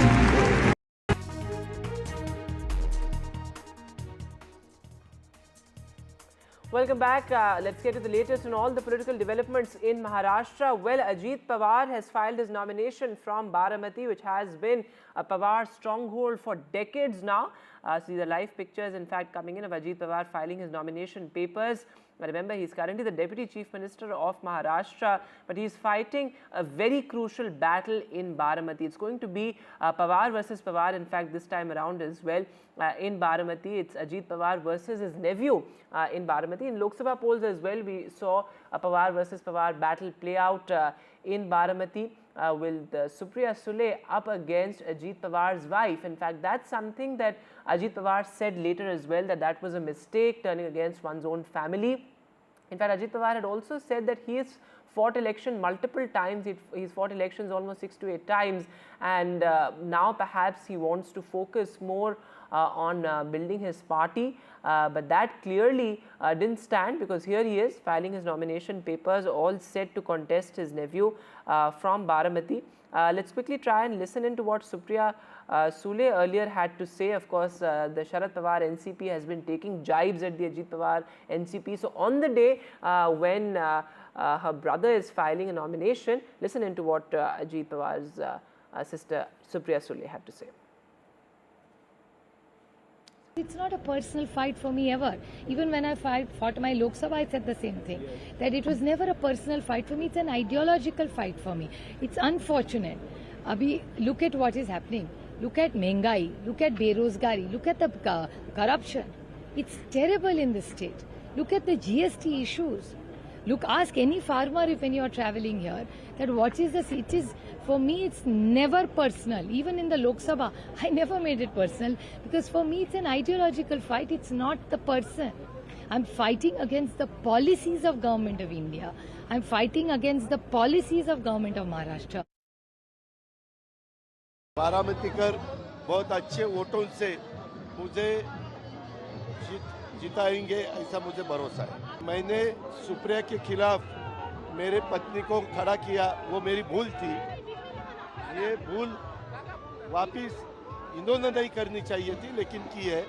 आखिर voter उसके बारे में decision लेंगे। So it's a day of big nominations, certainly in Maharashtra. Well, what you see on the left-hand side of your screen is Eknath Shinde holding that massive road show, as he's also all set to file his nomination papers, and he's flanked by the other Deputy Chief Minister of Maharashtra, Devendra Fadnavis, and Ajit Pawar here filing his nomination papers from Baramati. Let me go across to my colleague Anuj Rayate joining us live. So, Anuj, for Ajit Pawar, it's a very crucial battle. He had, of course, said a couple of weeks back that, he's fought the elections multiple times and that, he perhaps wants to now focus on building his party. But here he is filing nomination papers, perhaps for the 7th or 8th time, I would believe. And Baramati is going to witness another Pawar versus Pawar battle. Second time in 1 year. Well, yes. If you look at the political happenings here in Maharashtra for the past 5 to 6 months or even for a year, the trajectory has been the most interesting for Ajit Pawar. Well, when I say interesting, I don't necessarily mean it in a positive way. He of course, he became the Deputy Chief Minister in the state of Maharashtra in the Mahayuti government as well. But the last Lok Sabha elections did not go very well for him. He tried to put all his power, all his strength behind his wife, Sunitra Pawar, when she was fighting it out against Supriya Sule for the prestigious seat of Baramati, but then lost out, although he got a lot of vote for his wife, but then eventually she lost out. Now where we are at the moment, this is the first time that the Pawar versus Pawar battle is going to take place in a state assembly election. And it will be interesting to see because it is the second generation uncle versus nephew rivalry. Now when you look at Baramati's state assembly constituency, ever since 1991, the constituency has trusted Ajit Pawar pretty much blindly. And of course, Ajit Pawar has cited a lot of development work that he has conducted in that particular constituency for the last 30 years. And this is the time when he'll probably have to prove his worth, because it is not the NCP Sharad Pawar brand which is siding with him anymore. It is not the Pawar brand either which is totally siding with him anymore, but it is just Ajit Pawar whose goodwill will be tested at this particular point of time. We're seeing that the entire machinery of the entire political machinery of Sharad Pawar faction of NCP is behind Yugendra. Yugendra is Ajit Pawar's elder brother's son, and they are completely backing him to win. We saw the amount of response that he got for his rally when they started by visiting the traditional temples that there in the village. But at the same time, Ajit Pawar is not willing to hold it back. He had made it very clear in the beginning that it was a mistake to make his wife fight against his sister. And what he believes has happened right now is the opposite of which is done by Mahavikas Aghadi or by Sharad Pawar in specific. So the result of this particular battle is going to determine the political future of a lot of leaders, but especially Ajit Pawar, one of the foremost and veteran leaders here in Maharashtra's politics. And more importantly so, because in 2019, Baramati's, the biggest vote difference in the entire state was from Baramati. He got the maximum number of votes in the 2019 state assembly election. Sure. So he will be probably the toughest fight that Yugendra Pawar will ever fight, and that being his first fight makes it even more interesting. Absolutely, but in the 2024 Lok Sabha polls, perhaps more recent comparison, we did see how Ajit Pawar almost face a kind of a drubbing in Maharashtra, and the debate about who is really the real NCP was more or less settled, as many political pundits would point out. But Anuj, Eknath Shinde is also filing his nomination papers today, and he is fighting another crucial battle. Many termed him the accidental chief minister after the 2022 coup, but here he is, the strong man leading the Mahayuti, leading the NDA in Maharashtra, and for him as well, it's a very, very crucial battle and very interesting optics, in fact, with Eknath Shinde being flanked by the other Deputy Chief Minister of Maharashtra, Devendra Fadnavis. Very interesting optics indeed, because the rise and the evolution of Eknath Shinde has been tremendous ever since he became the Chief Minister of the state, to many people's surprise, in 2022. And ever since then, he's not just made sure that he leaves his mark as the Chief Minister, but also as a people's leader. You very rightly said that the comparison should be drawn on a more recent basis by looking at what happened in the Lok Sabha election, and that should also be applied to Shiv Sena, because when we look at Shiv Sena's performance as far as Eknath Shinde is concerned in the recently held 2024 Lok Sabha election, as far as the strike rate is concerned, it was better for Eknath Shinde as compared to Uddhav Thackeray. That puts him in a very interesting position when it comes to putting his take on which is the real Shiv Sena, regardless of the brand which comes with a surname or not. But what is interesting here is that Eknath Shinde started his campaign by visiting Anand Dighe's ashram, whom he considers his political guru. But at the same time, his opponent is Anand Dighe's nephew himself. Kedar Dighe will be fighting it out against Eknath Shinde. Shinde. So, the goodwill of Anand Shinde that Eknath Shinde has been trying to capitalize on right since day one after the split from the Shiv Sena. He tried to, validate that split by giving ideological reason. So one icon that he used all this while was Anand Dige. But now UBT faction of Shiv Sena have played a very important card by putting Anand Dige's nephew himself fight against the incumbent chief minister of the state, Eknath Shinde. So the battle is very well poised, and it will be interesting to see how strong the brand Dige is, or is the brand Eknath Shinde already become stronger than Anand Dige's? And Anuj, is also interesting that both the alliances are hoping that this gamble of going into the election without a chief minister face would pay off. Whether it's a Mahayuti or the Mahavikas Aghadi, neither of the alliances has revealed, the chief minister face, though of course all of them have claimed that they have stakes. The regional satraps particularly saying that, well, they have stakes, and Uddhav Thackeray, for example, and his faction has said that Uddhav Thackeray should return as the chief minister. Eknath Shinde, well, Devendra Fadnavis has pitched for him multiple times over, but no clarity on who is the chief minister face for either of the alliances.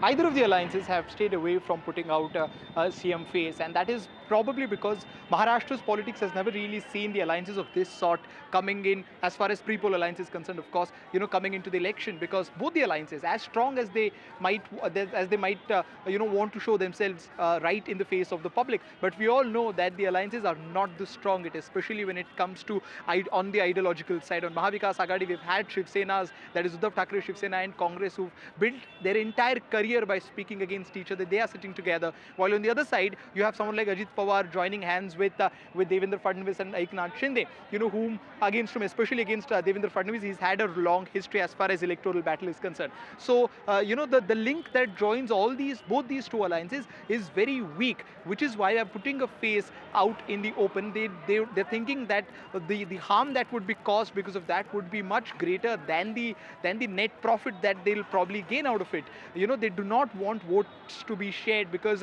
it's not clearly an ideological battle. We are seeing that there are centrist and quote-unquote progressive parties on both the ends, and there are Hindutva parties on both the ends. So it's clearly not an ideological battle, but it is a very political battle, and both the alliances are trying to play it out very smartly by not putting any one face out in the open, as that would really lead to a lot of rumblings within the alliances. And we are seeing that before the 29th, that is tomorrow, which is the last day to file the nomination, all the rivalries that are coming out in the open are less between the MVA and Mahayuti, but more within the alliances themselves. So we are seeing that what would the situation would have been if, in case there was a CM face been put out there.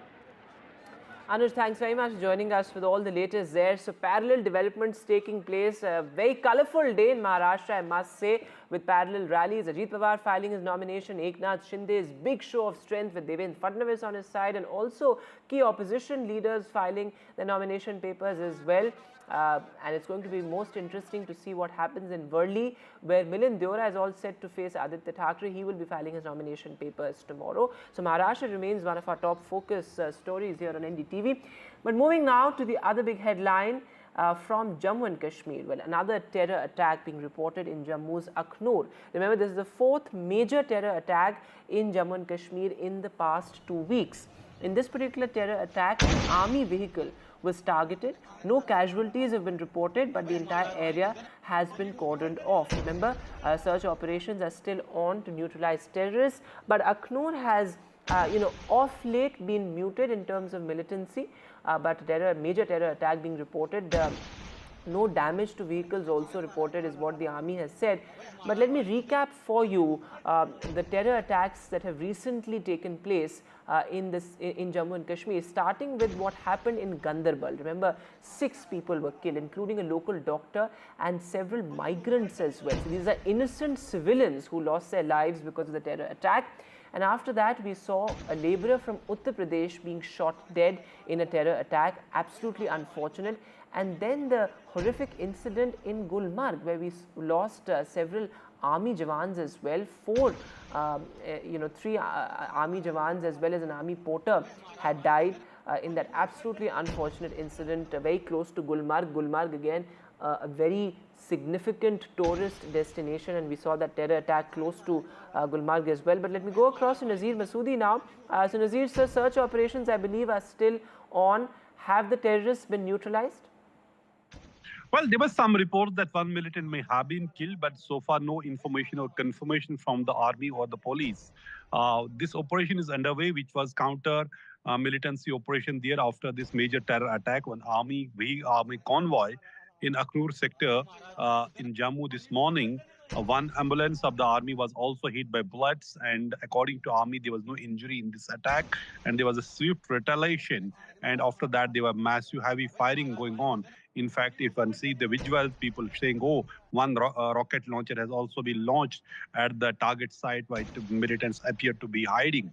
So this is clearly a jungle area, as we have been reporting that this is the complexion of militancy appear to have changed. Pakistan has been sending highly trained, motivated militants who are trained in jungle warfare or the mountain warfare. They are equipped with the sophisticated weapons. In fact, after the recent attack in Bottapatri near Gulmarg, what was also reported that the militants may have used rocket launcher when they attacked the army vehicle, in which 2 soldiers were killed and 2 army porters were also injured in that attack. So clearly it is a complex situation, and the army is dealing with the situation, and what this encounter is underway in Aknur sector of Jammu. Nazir, thanks very much for joining us for the latest there. And as you've been reporting, there were reports of some terrorists being gunned down, but those have not been confirmed yet. But pretty concerning given the fact that the new government is still taking shape, still finding its feet in Jammu and Kashmir, and a major terror challenge, and certainly terror design that is from across the border. That is something that we do know, even though militancy has changed its complexion, changed its design, but it still remains a huge challenge in the Union territory. Moving now to our special report. Well, Andhra Pradesh IT Minister Nara Lokesh is visiting the US and is on a mission to attract foreign investment to the state. On his second day in the US, Lokesh met several potential suitors for investment in Andhra Pradesh. He said that there are ample opportunities for investments in manufacturing, renewable energy, bioenergy, aqua and petrochemical sectors. He is currently touring the US to participate in the IT Serve Alliance Synergy Conference to be held in Las Vegas on October the 29th, that's tomorrow. He also met some industrialists in San Francisco.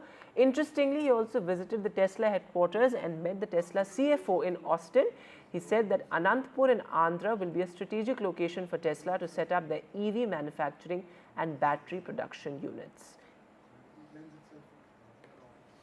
IT and Electronics Minister as well as HRD Minister for Andhra Pradesh, Mr. Nara Lokesh, is on a week-long visit to the United States, where he is in fact hard-selling Andhra Pradesh as an investment destination, saying that it is one of the most favorable destinations for parking your investment, and that's what he's telling the people in US. He is pointing to the example of a Kia to say that there is speed of doing business which we are promoting, as well as decentralized development that we are talking about. He has pointed out that in fact already 25%, 1 in every 4 cell phones in India is being manufactured in Andhra Pradesh, and 50% of the air conditioners in fact are manufactured in Andhra Pradesh, and that the government is looking to increase this kind of a decentralized development that we are talking about. And yes, establishment of data centers would be something that would be a priority there. He has also spoken about creating 20 lakh jobs for the people of Andhra Pradesh, and he pointed out that Chief Minister Chandrababu Naidu had in fact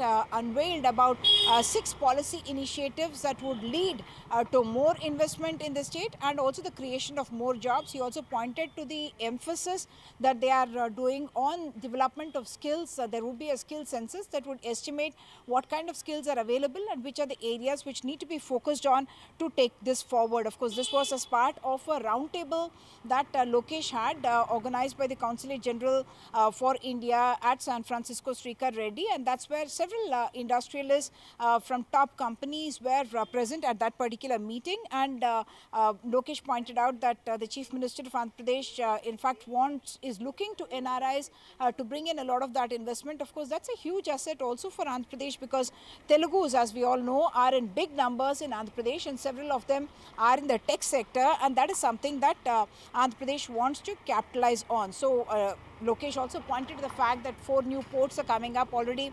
Andhra Pradesh has the second longest coastline, and saying that that would be a big advantage, and pointed also to the recent drone summit, National Summit for Drones, where announcement was made about developing Kurnool as a drone hub for the country itself. So, Andhra Pradesh's big push for investment. But moving now to news from Karnataka, the MUDA scam continues to spiral. This as the Enforcement Directorate is also tightening its noose. In the latest, several ED searches linked to the money laundering case in the MUDA model scam, in fact, were conducted at 7 to 8 locations, both in Mysuru as well as some parts of Bengaluru, some parts close to Bengaluru as well. Now remember, the Chief Minister and his wife are really at the center of this entire political storm. Let me go across to my colleague Pratibha Raman joining us on the phone line. So Pratibha, any more details on what exactly these locations are where the Enforcement Directorate raids are being conducted? Are they connected in any way to the Chief Minister and his wife? So what we hear so far is that the ED officials commenced the raids at 7 a.m. today, simultaneous raids in Mysore as well as Bangalore. And they have been exploring the residences of officials involved with MUDA, also former officials who have held positions at the MUDA. Their places are being explored so that the documents can be perused and examined by the ED officials. One, with respect to the kind of land allotments that were done. Two, with respect to the layouts that were also placed. And three, with respect to the compensation that was provided. All of this will fall in place because we are talking of the MUDA allegations that have hounded Mr. Siddaramaiah for quite some time now. And the ED has been exploring both the financial fraud as well as money laundering that could perhaps be connected with the MUDA allegations here. Because it is the same complainant, Nehemai Krishna, who has filed his complaint with respect to money laundering with the ED and the MUDA scam as such with the Lokayukta. Both the investigating agencies that have been exploring investigations into these scams, one with respect to the alleged irregularities in financial transactions involved with the MUDA, and the Lokayukta exploring the scam as such. Now, further details will be revealed once the raid is over. But remember, the ED had initially conducted the raid one at the MUDA office and later had also summoned some of the officers from the MUDA. And today we have these raids. This is definitely a progress in terms of the investigations that are being conducted by the ED. And this is definitely not good news for Chief Minister Siddaramaiah. All right, Pratibha, thanks very much for joining us with the latest there. As you're pointing out, certainly not good news for Chief Minister Siddaramaiah, who is in the dock in a very tight spot in this entire MUDA case. This is, of course, connected to the land allotment and the alleged irregularities. But moving now to our special report, well, a befitting tribute to the legacy of M.F. Husain, who really has been India's most extraordinary and remarkable modern artist. And look at those stunning pictures there at the Delhi Gallery in a tribute to India's foremost modernists.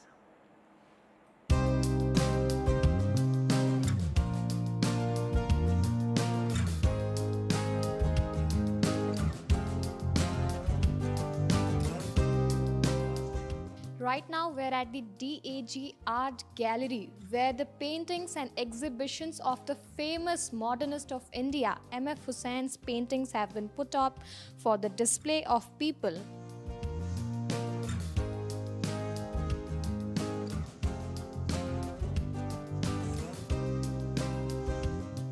Whole theme around this whole exhibition is Husain, the timeless modernist, an exhibition that celebrates the legacy of India's foremost modernist, Maqbool Fida Husain.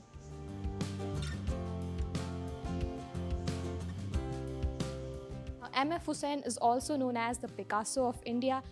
Spanning almost 6 decades of his practice across the key themes that dominated his work, Husain, the timeless modernist, features a collection that translates every phase of Husain's artistic journey from the 1950s to the 2000s and reflects on his everlasting impact on the world of art.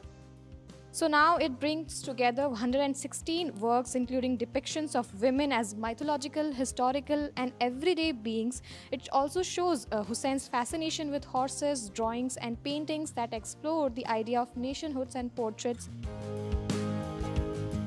This collection has been long in the making at DAG, and we've been working on this exhibition for a long time.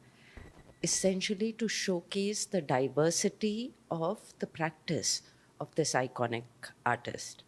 And if you've seen on both the floors, we have sectioned the thematic into 6 portions, which actually takes you through the journey of the artist's practice over 6 decades.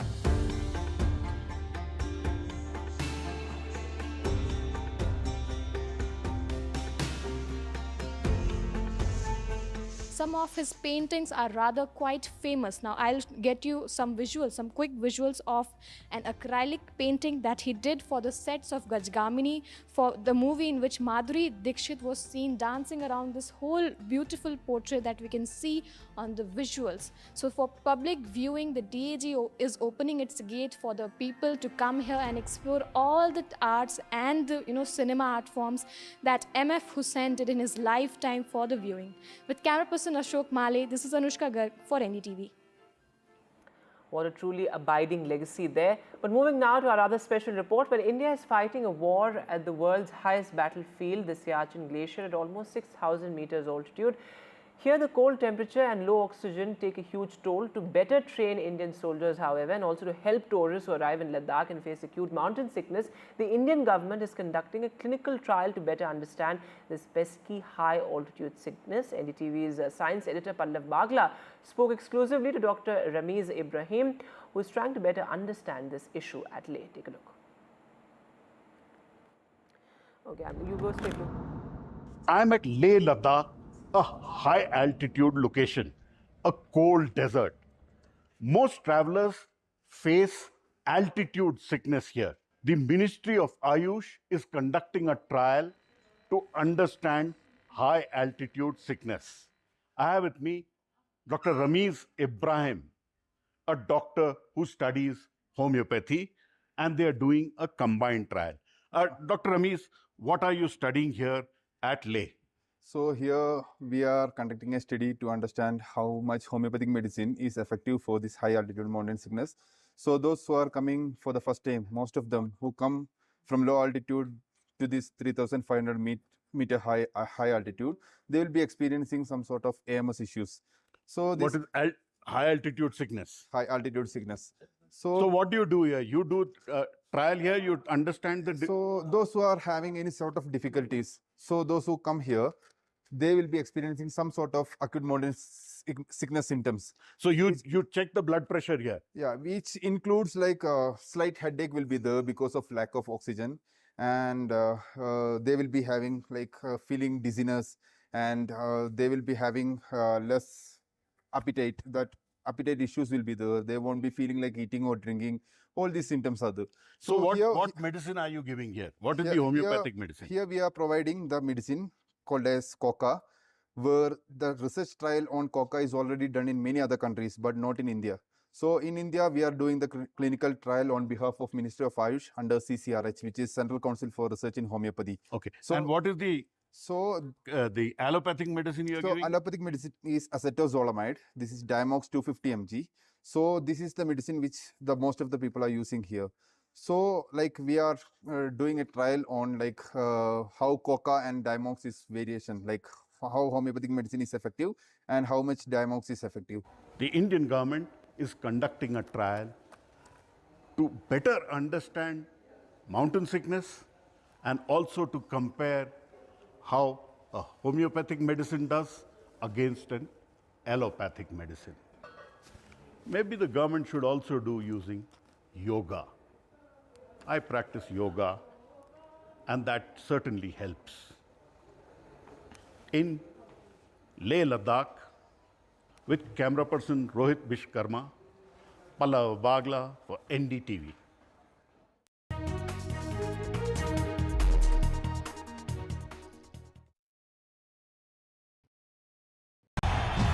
तालियों के साथ हम स्वागत करेंगे आदरणीय मोदी जी का। छत्रपति शिवाजी महाराज की।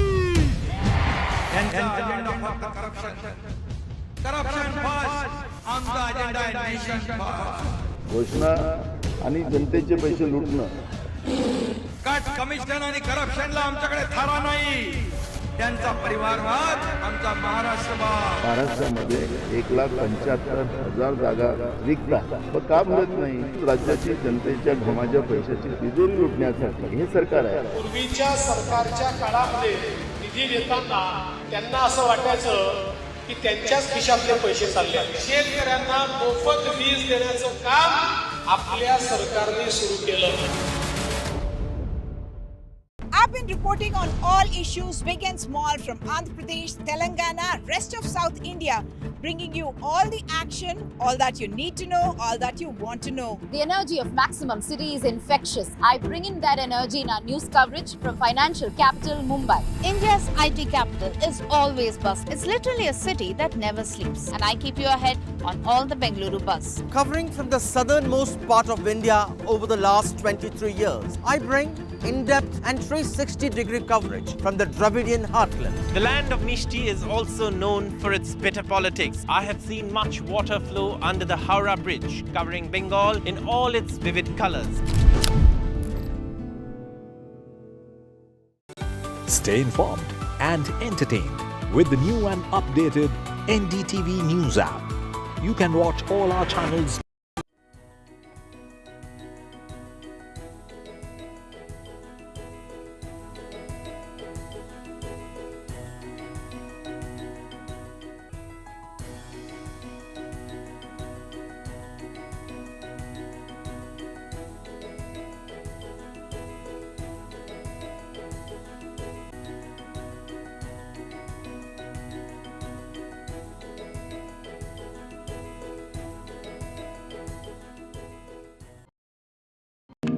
NDTV proudly presents NDTV World Summit 2024, the India Century. I now request the Honorable Prime Minister to launch NDTV World and address the summit. Prime Minister Narendra Modi's inaugural session at the NDTV Summit outlined his vision for the India Century, driven by aspirational India. हमारा प्रयास होगा भारत की century सिर्फ भारत की नहीं बल्कि पूरी मानवता की जीत की सेंचुरी बने. The summit brought together prominent global leaders, highlighting India's pivotal role on the world stage. Not just Indians trusting India's leadership, but the global South especially trusting India's leadership. Permanent seat on the UN Security Council is something that should be India's right. Canada is concerned, I think there are some very specific issues. I think a lot of people know that. AI is going to be one of the most important, drivers. It's a very exciting time for India, Indian cinema as well at a global level. NDTV World Summit was more than just a conversation. It was a confluence of ideas poised to shape our global future.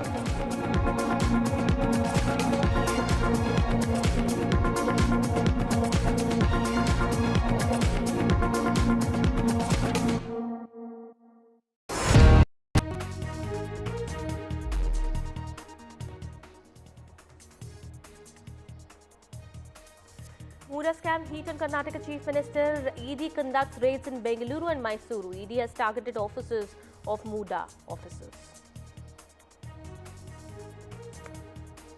Big day of nominations in Maharashtra. Some of the biggest names, including Maharashtra Chief Minister Eknath Shinde, Deputy Chief Minister Ajit Pawar, and next generation of Maharashtra leaders, are filing their nominations.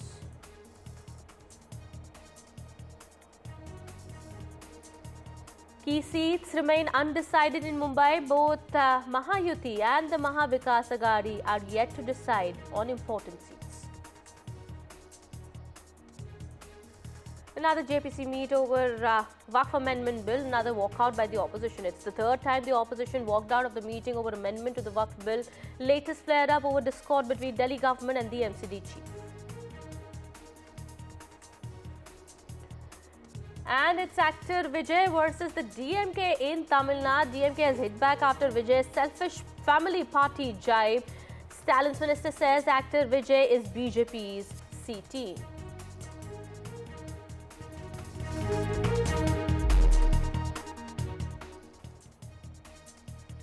Well, on and welcome. You're watching NDTV 24/7. My name is Kitty Behel. We are starting this edition with a top focus. As the heat over the MUDA controversy continues to mount on Karnataka Chief Minister, fresh ED searches have been conducted by what we are learning in Bengaluru and Mysuru by the officials of the ED. That's what we are learning at the moment. We'll try and get more details about this.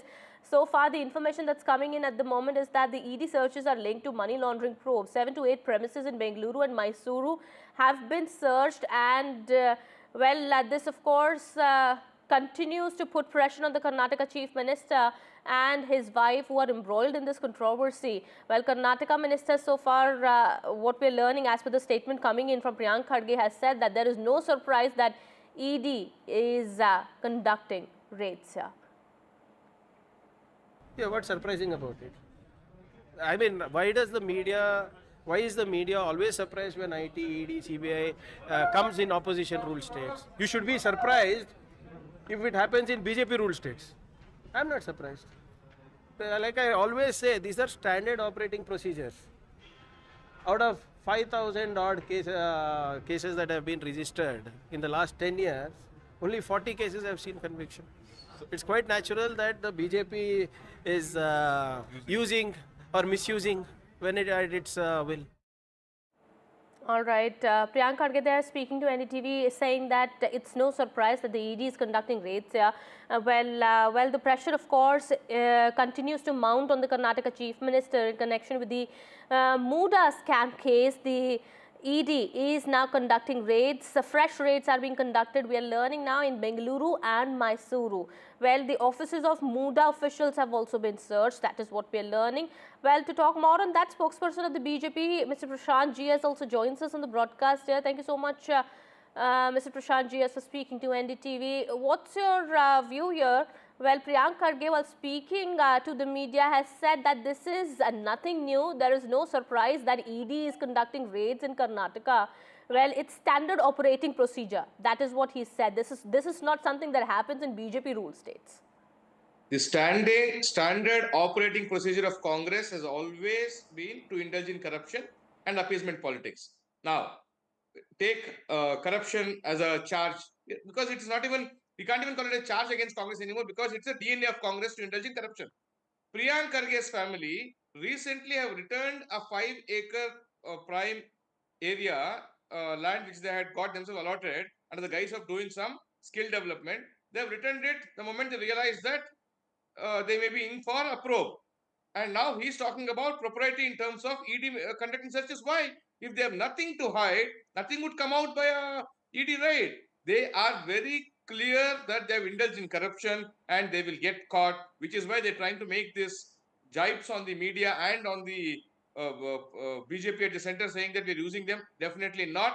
In fact, it was Supreme Court in 2013 when UPA was in power, which said that the CBI was a caged parrot, and now all the agencies, ED, CBI, income tax, are working independently, and the central government in no way influences them, because our Prime Minister has given them a free hand to ensure that there's a free and fair probe and investigation wherever. When he says that this really doesn't happen in BJP rule states, is there no merit in the charge that he's leveling? No, you really should not take Priyank Khadge's statement so seriously, because just because he makes a comment that somebody is not being searched in a BJP rule state, there have been numerous instances. In fact, during 2023, when one of the then BJP leaders was caught with cash, the party denied him a ticket immediately. The party did not even give him any support, and the party denied him and his son a ticket in the Karnataka Assembly elections. So therefore, at no point in time, BJP has supported anybody caught with illegal money, unless Congress, who takes pride in shielding corrupt politicians. Rahul Gandhi, Sonia Gandhi, DK Shivakumar, now Siddaramaiah. You take any top Congress leader and tell me whether they have any corruption charge against them or not. It is impossible to be in Congress without indulging in corruption. So therefore, they will make these statements, and law will take its own course. The truth will prevail. We have nothing to law will take its own course. All right, and the raids, what we are learning at the moment, are still continuing. I'll come back to you, Mr. Prashant. Let me go across to my colleague Pratibha also here. Pratibha, what more details are coming out about the raids now? All right, I'm being told that Pratibha will be joining us back on the broadcast in just a bit. Meanwhile, that's the latest we are picking at the moment. Fresh ED searches are being conducted in Bengaluru and Mysuru. As per information coming in, 7 to 8 premises in Bengaluru and Mysuru are being searched by the ED officials. Well, the ED has filed a money laundering case against Chief Minister Siddaramaiah. However, his party so far has maintained that he won't step down from his position. DK Shivkumar also on a number of instances has given statements saying that what all is being done is being carried out on the directions of the BJP, and ED has been acting on the behalf of the BJP. That's the charge by the Congress party, and so there is no need for Siddaramaiah to step down from his post. However, the BJP is adamant, asking for the Chief Minister's resignation over the matter. Well, my colleague Pratibha joining us on the broadcast here. Pratibha, what more details coming out about the raids that are being conducted? The ED officials commenced their raids at around 7 a.m. today, and remember earlier the ED had already headed to the MUDA office and conducted investigations there, had also summoned different officers from the MUDA to appear before the investigating officers, and now we have simultaneous raids happening at both Bengaluru as well as Mysuru, where they are exploring the residences of officials who were in connection with MUDA, the ex-officers as well as current officers, and the documents are being examined right now in connection with the money laundering case that was registered along with MUDA at the ED. And it is Snehamai Krishna, who is the complainant, who dragged Siddaramaiah to court, who's both complained at the Lokaayuktha office as well as the ED. The Lokaayuktha has been conducting its investigation with respect to the MUDA scam, and we have the ED officers who are exploring the money laundering involved with the MUDA officials. And this is a 5,000 crore rupees scam, something that has been mentioned by the BJP. And this is definitely not good news for Chief Minister Siddaramaiah with the raids that are being conducted day by day. Okay. All right. Thank you so much, Pratibha, for getting us all those details there. We'll keep an eye on the developments on this big story that we're tracking and get you more. Well, we have more news coming in. This is from Karnataka itself. We're learning Karnataka Minister Priyank Kharge has made a big statement on the caste census in the state, saying that the power to conduct caste census is with centre. He has also said that the socio-economic report will be discussed in the cabinet meet, and the discussion will take place after by-polls. However, he says that the centre possesses the power to conduct the caste census and it must do so. Listen into what he said, and also we have reaction coming in from HK Patil. I don't know why people keep talking about caste census. There is no caste census report. There is only a socio-economic survey report by the Backward Class Commission. And I'm not sure if it is going to be placed before the cabinet as an additional subject.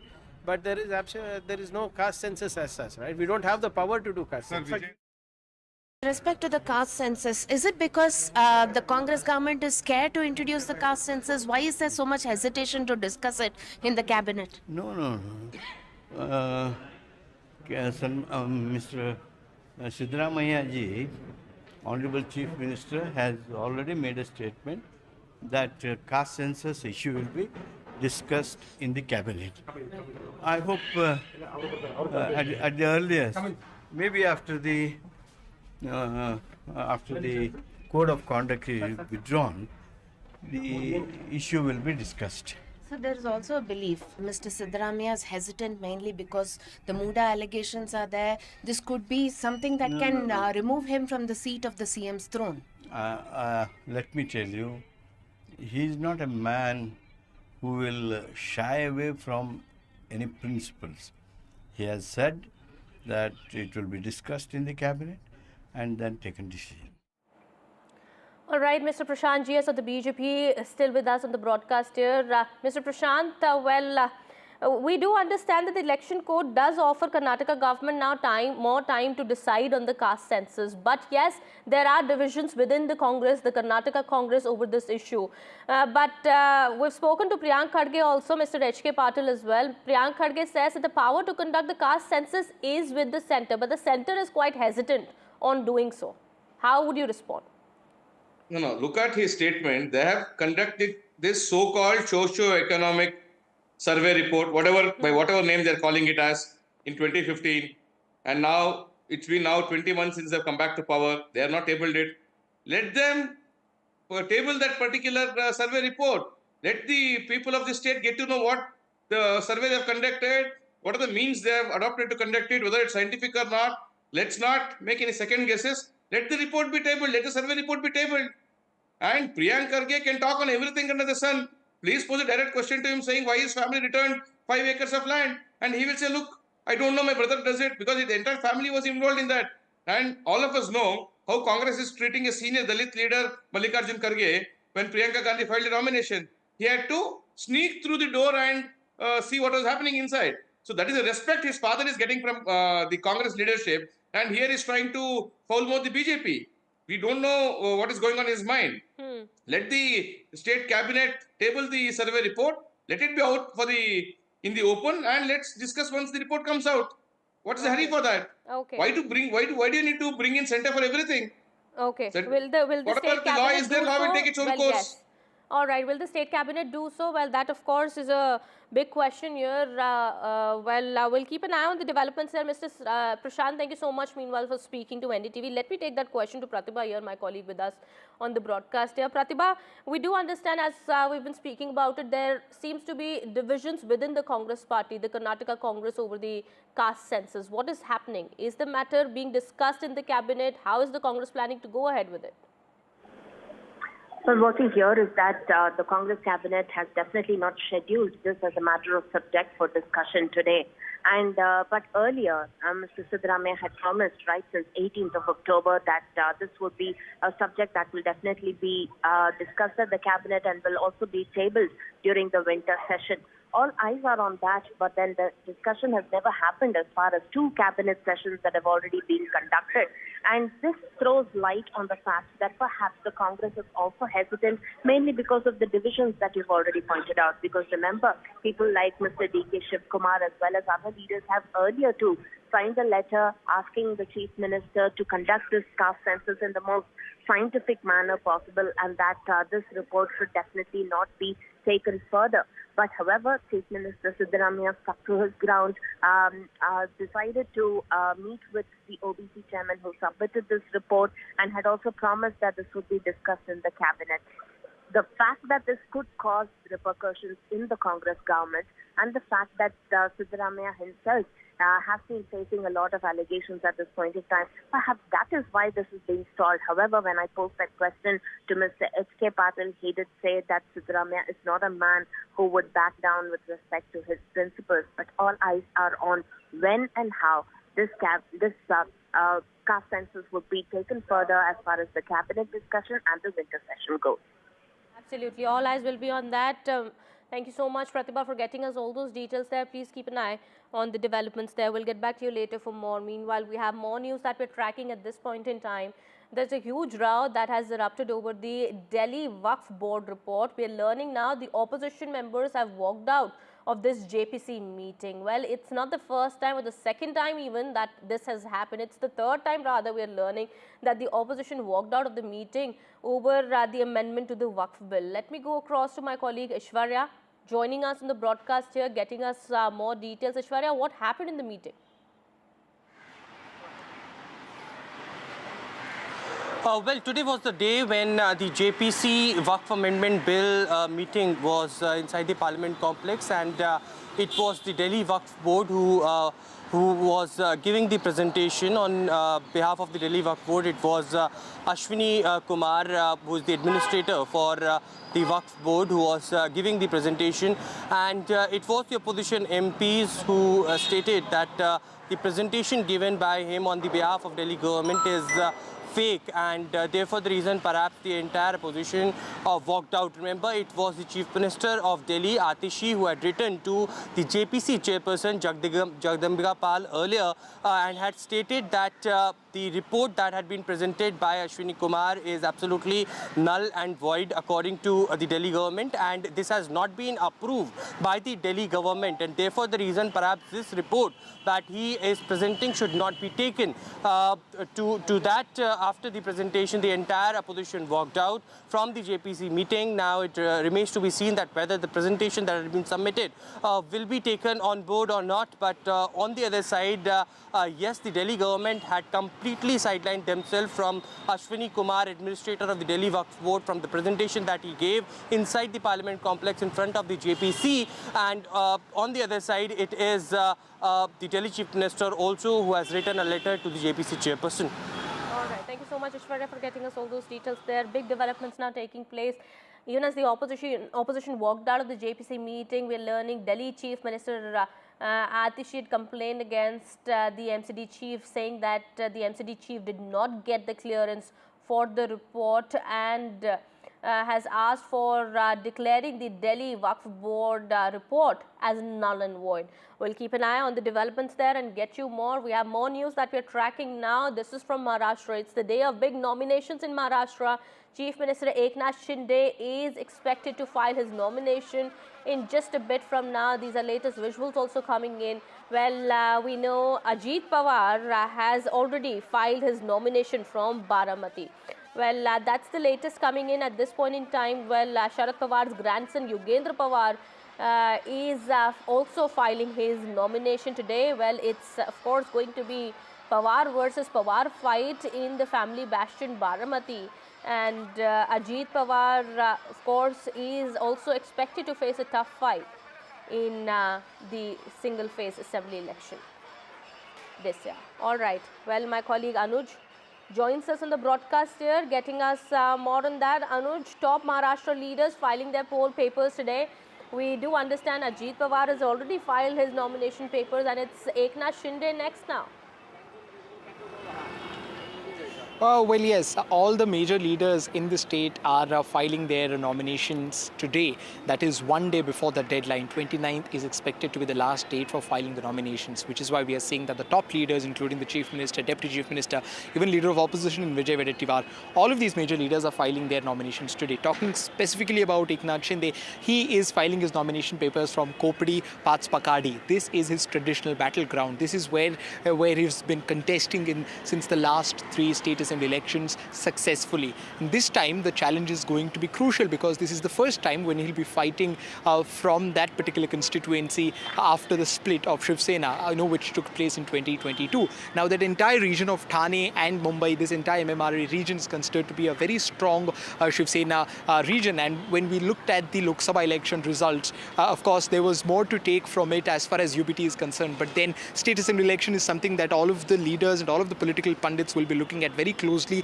because that will determine whose strength lies in which pockets of the state. And it will be interesting to see how much of Thane's and Kopadi Patspakadi's people stand behind Eknath Shinde even after the split. Of course, he's grown tremendously ever since the split happened and he became the chief minister, not just as a leader but also as a chief minister. But the challenge this time around is going to be very crucial, because the person whom he is fighting against is the nephew of Anand Dighe, whom he considers to be his political guru. So of course the entire electorate and the entire the number of people who will be going there to vote are all divided, and there is no ideological basis to it, but it is clearly political is what they are saying at the moment. But then the UBT faction of Shiv Sena has tried to play a very important card by making Kedar Dighe fight against Eknath Shinde, who has been trying to capitalize on the brand value of Anand Dighe ever since the split happened in 2022. And it's important for him to put forth a strong battle there as well. Talking about Ajit Pawar's nomination as well, that has been an important talking point ever since Ajit Pawar talked about how he regrets putting his wife Sunitra Pawar's name against. I'll just come back to you. We have reactions also coming in from Ajit Pawar as well as Supriya Sule. I'll just come back to you. The battle, of course, is going to be quite interesting in Baramati. It's going to be an all-out battle in the family stronghold of Baramati. Ajit Pawar is pitted against his nephew Yogendra Pawar. Listen into what Ajit Pawar had to say, and also Supriya Sule. बारामतीकर बहुत अच्छे वोटों से मुझे जिताएंगे ऐसा मुझे भरोसा है। मैंने सुप्रिया के खिलाफ मेरे पत्नी को खड़ा किया, वो मेरी भूल थी। ये भूल वापिस इन्होंने नहीं करनी चाहिए थी, लेकिन की है। आखिर वोटर उसके बारे में डिसीजन लेंगे। It's not a personal fight for me ever. Even when I fought my Lok Sabha, I said the same thing. That it was never a personal fight for me. It's an ideological fight for me. It's unfortunate. Abhi, look at what is happening. Look at Mengai. Look at Berozgari. Look at the corruption. It's terrible in this state. Look at the GST issues. Look, ask any farmer if when you are traveling here that what is the, it is, for me it's never personal. Even in the Lok Sabha, I never made it personal because for me it's an ideological fight. It's not the person. I'm fighting against the policies of Government of India. I'm fighting against the policies of Government of Maharashtra. Well, Ajit Pawar's wife Sunetra was defeated by Supriya Sule in the recently held Lok Sabha elections. And Ajit Pawar, while speaking to media, clearly saying that it was a mistake that he did, that he fielded Sunetra against Supriya Sule, but this time the mistakes are not going to be repeated. How does it look like, Anuj? You know, this big fight that we're looking at in Baramati between Uncle Ajit Pawar and his nephew. You know, ever since the Lok Sabha results, which were a massive upset for Ajit Pawar, you know, he's time and again highlighted the fact on how it was a mistake to make, you know, his family members fight against each other. Although he said that the decision was taken by the parliamentary board of the Mahayuti alliance or by the NCP party, it was very clear on what was the motivation behind getting such kind of fight out there in the electoral politics. But even after him saying this and giving a hint about how it should not be repeated in the state assembly election, it was done this time around by Mahavikas Aghadi or by Sharad Pawar faction of NCP, where Sharad Pawar took this rivalry to a second generation, right? So the uncle-nephew rivalry will now be between Ajit Pawar and his elder brother's son, Yugendra Pawar, being fought in Baramati, which is a traditional stronghold of NCP and especially of Ajit Pawar. And which is why this becomes so interesting, because Ajit Pawar for 30 years has tried to push his way through and has had the advantage of using different privileges, also of being a member of the Pawar family and have also been a deputy chief minister on successive occasions. But will the result of Lok Sabha as far as Baramati is concerned replicate itself when it comes to state assembly elections or not? That is the big question. In 2019, his was the seat which got the maximum number of votes in the entire state. Even the difference between number 1 and number 2 was huge and massive there. So he clearly will start as a favorite, but a huge political machinery there in the in the local politics of Baramati will be backing Yugendra Pawar as well to enter the political fray and in a way to take the baton ahead for the NCP party as a whole. And what they'll also be trying to do is to make sure that, because if this is the fight which Ajit Pawar does not manage to win, serious questions will be asked about his political credibility and prevalence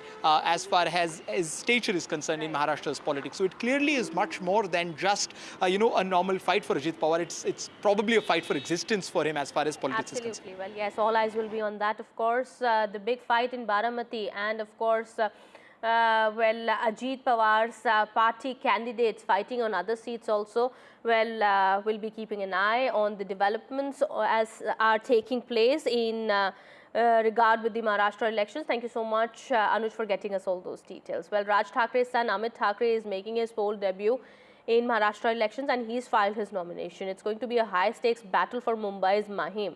MNS chief's son Amit Thakkre is going to be facing two Sena factions here. Well, we have my colleague Ronak getting us more on that.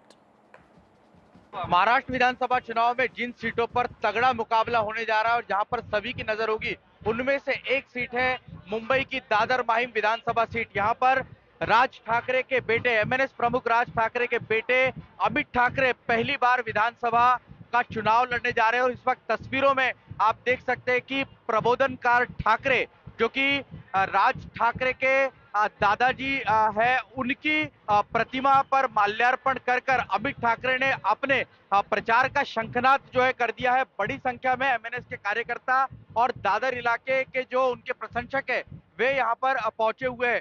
दरअसल अगर इस लड़ाई की बात की जाए तो ये ट्रायंगुलर फाइट रहने जा रही है। यहाँ से एकनाथ शिंदे की पार्टी ने सदा सरवणकर, जो मौजूदा विधायक है, लंबे समय से शिवसेना के वो विधायक रह चुके हैं, वे यहाँ से चुनाव लड़ने जा रहे हैं। इसके अलावा उद्धव ठाकरे की पार्टी ने महेश सावंत को यहां से मैदान में उतारा है। महेश सावंत के बारे में आपको बता दूं कि महेश सावंत शिवसेना ठाकरे गुट के विभाग प्रमुख है और जमीन पर वे काफी लंबे समय से पार्टी के संगठन को मजबूत करने के लिए काम करते रहे। लेकिन अगर अमित ठाकरे की बात की जाए तो एक अलग सा ग्लैमर, बहुत ही शांत स्वभाव के इस तरह के नेते हैं, संयमी उनका एक स्वभाव माना जाता है। पार्टी को मजबूत करने के लिए संगठन में उन्होंने लंबे समय से काम किया, लेकिन पहली बार जब उन्होंने कुछ दिनों पहले जब रिव्यू मीटिंग एमएनएस प्रमुख राज ठाकरे ले रहे थे, उस वक्त उन्होंने बैठक में ये इच्छा जाहिर की कि उन्हें चुनावी राजनीति का हिस्सा होना है और ये बात एमएनएस अध्यक्ष राज ठाकरे ने मानी और उन्हें दादर माहिम विधानसभा, जहां उनका घर है दादर इलाके में शिवतीर्थ, उसी विधानसभा क्षेत्र से अब वो चुनाव लड़ने जा रहे हैं। All right. Well, the last day of filing nominations is on Tuesday. That's tomorrow. But both alliances, that's the Maha Vikas Aghadi and the Mahayuti, are still undecided on multiple seats in Mumbai. Well, key seats continue to remain a key concern for both Maha Vikas Aghadi and Mahayuti, and they haven't yet finalized their candidates on these seats. Remember, the BJP also recently had announced a list of 22 candidates. That was on Saturday itself. But the suspense continues to remain over the names for 3 prominent seats in the city, including Borivali, Ghatkopar East and Versova. And most of the seats in Mumbai, we do understand there are a number of seats for both MVA and Mahayuti that haven't been finalized yet. My colleague Radhika gets us more on that. Absolutely. As far as Mumbai is concerned, there continues to be disputed seats as far as both MVA and Mahayuti goes. In fact, in Mahayuti, there are at least about 9 contentious seats, many of them are being sought by both the BJP as well as Sena, and some which has already been taken by the BJP, but they're yet to decide on the candidates. Some of these seats within Mahayuti include Bhandup, Versova, Kalina. Both the Sena and BJP are vying. Borivali, Ghatkopar and Mumba Devi are places where the dispute is about which candidate from the BJP. And then, of course, Mankut Shivaji Nagar, where Nawab Malik wants that particular seat, but he's not been given, but yet to field a candidate. Dharavi, it could go to, a smaller party is what we are hearing, but still disputed at this point. As far as MVA is concerned, at least 4 disputed seats and dispute between Sena and Congress, especially in seats like Borivali, Mulund. And as far as Kolaba is concerned, there had been an exchange between Sena and Congress. It will go to Congress, but they are yet to pick a candidate. Yes, nomination filing last day is tomorrow. They have to come up with the final list by tonight. At this point, we know for a fact that Mahayuti is yet to decide on at least about 40 seats across Maharashtra and 15 to 20 seats as far as MVA is concerned.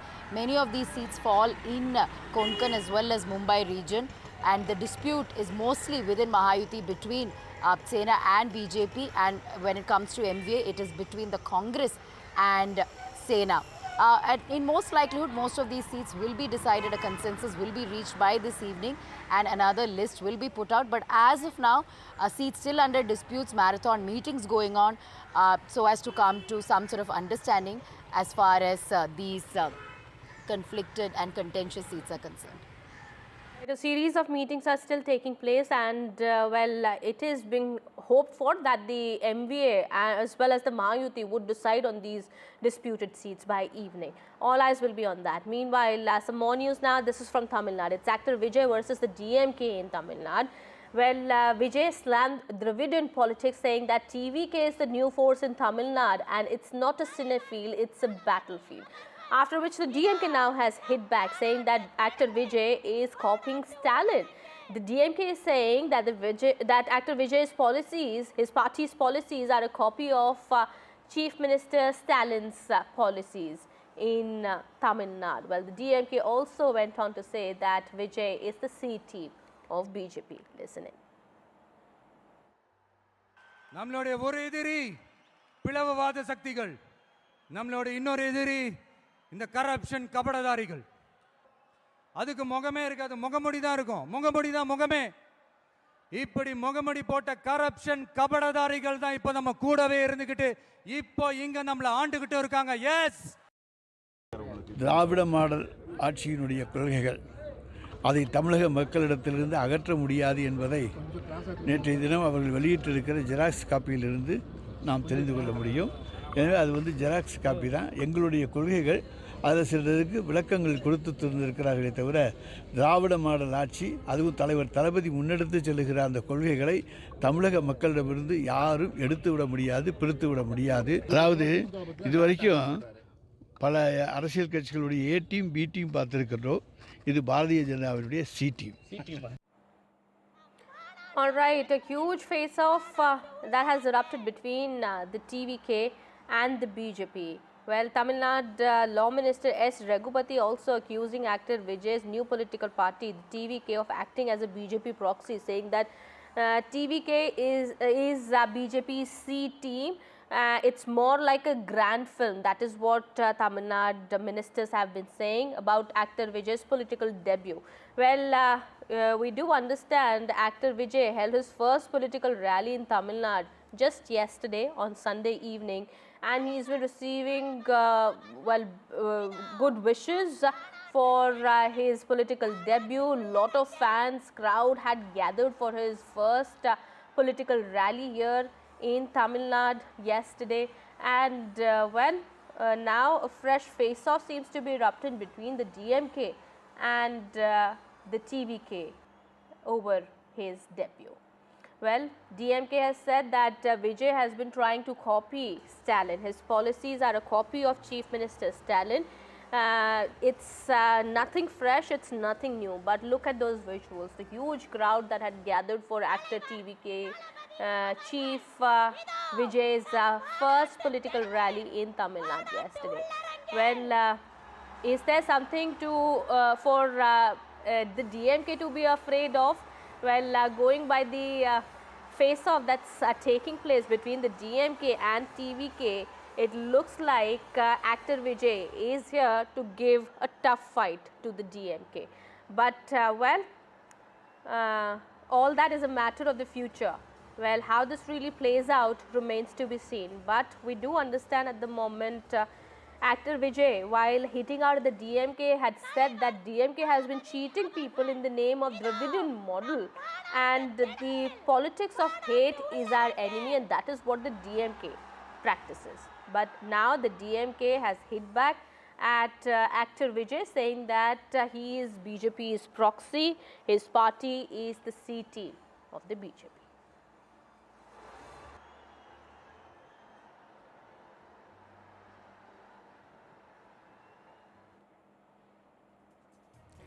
Well, with that, it's time for a short break here. More news and updates will continue on the other side. Stay tuned.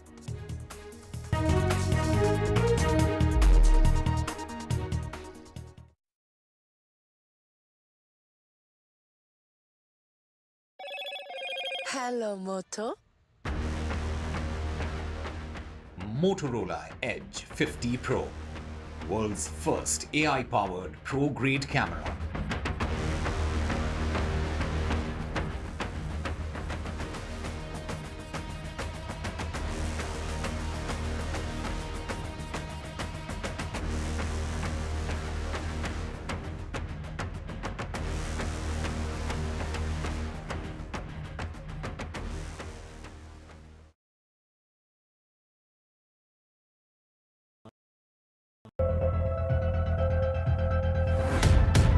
We reached an agreement on patrolling. We have gone back to where the situation was in 2020, and we can say with that the disengagement process with China, you can say, has been completed. The understanding, to my knowledge, is that we will be able to do the patrolling which we were doing in 2020.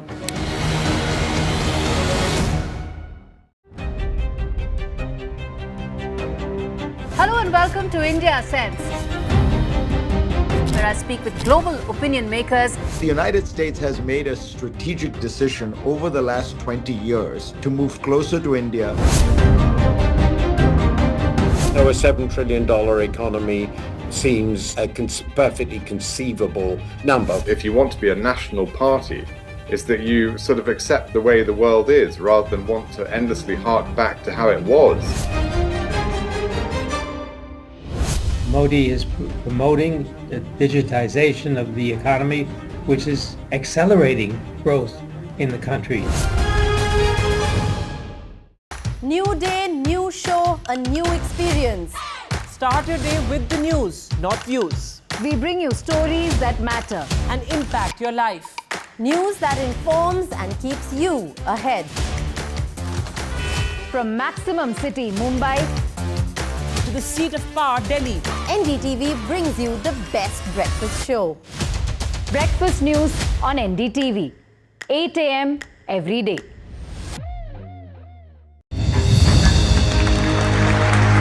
I now request the Honorable Prime Minister to launch NDTV World and address the summit. It was the grand launch of NDTV World by Prime Minister Narendra Modi. NDTV World, as he laid out his vision for the India century at the NDTV World Summit. कैसी सदी जिसमें भारत के प्रयासों से दुनिया में स्थिरता आए. In the presence of those who are shaping our future. मेरी तरफ से आपको ढेर सारी शुभकामनाएं हैं. NDTV World, your new home for global news is here. तालियों के साथ हम स्वागत करेंगे आदरणीय मोदी जी का. छत्रपति शिवाजी महाराज की.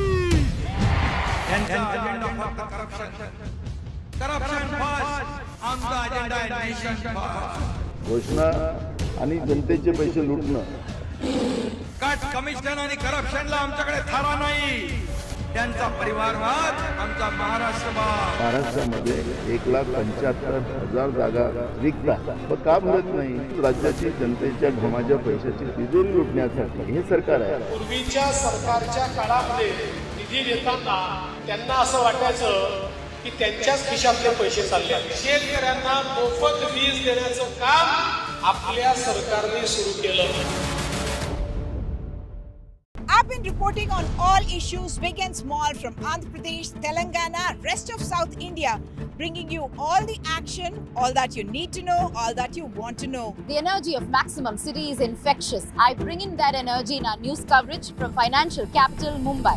India's IT capital is always buzz. It's literally a city that never sleeps. And I keep you ahead on all the Bengaluru buzz. Covering from the southernmost part of India over the last 23 years, I bring in-depth and 360-degree coverage from the Dravidian heartland. The land of Mishti is also known for its bitter politics. I have seen much water flow under the Howrah Bridge, covering Bengal in all its vivid colors.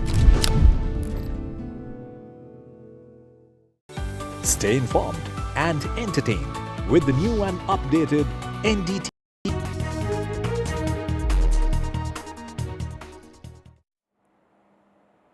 Welcome back after the break. Cyprus Special Operations Team raided a party on Saturday night at a farmhouse in Janvara, which is said to belong to Raj Pakla, who is a relative of former Minister and BRS President K.T. Ramarao. Now, 30 people were said to have been partying, and stocks of foreign liquor were also reportedly seized. The Mokila police have booked cases against 2 people. One of them is Vijay, accused of abusing banned drug, and second person is Raj Pakla for allowing his premises to be misused. Listen into what Bandi Sanjay had to say on this. ఈ పార్టీలో Twitter Tillu కుటుంబ సభ్యులున్నట్టుగా plus ఆయనకు దగ్గర సంబంధించిన వ్యక్తులు ఉన్నట్టుగా ముఖ్యంగా drugs supply చేసేటువంటి ప్రధాన వ్యక్తులు అందరూ ఉన్నట్టుగా ఇలా సమాచారం వచ్చింది. కాబట్టి ఈ విషయంలో వెంటనే సీరియస్ గా విచారణ జరపాలని చెప్పి భారతీయ జనతా పార్టీ డిమాండ్ చేస్తున్నది. ముందుగా టవర్ లొకేషన్స్ ఐడెంటిఫై చేయండి, దాన్ని గుర్తించండి. మొత్తం సీసీ ఫుటేజ్ మొత్తం బహిర్గతం చేయాలి. దాంతోపాటు ముఖ్యమైన వ్యక్తుల పాస్పోర్ట్లను వెంటనే సీజ్ చేయాలని చెప్పి మేము డిమాండ్ చేస్తున్నాం. All right, my colleague Uma Sudhir is joining us on the broadcast with Krishank Mane, BRS spokesperson. How does the BRS react to this, Uma?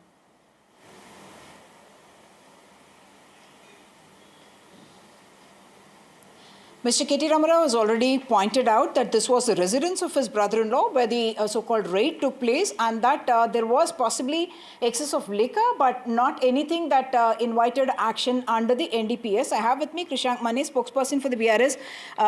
While the authorities, excise authorities, have also said that they have not found any drugs there. This is a political battle that's being fought out, and has this put Mr. KTR and the BRS on the back foot? Not on the back foot, but probably for a day we've been talking about this. I mean, Mr. KTR has been talking about the Musi issue, the demolitions. He's been raising about the police battalion protests. He's been talking about the Group 1 youth aspirants.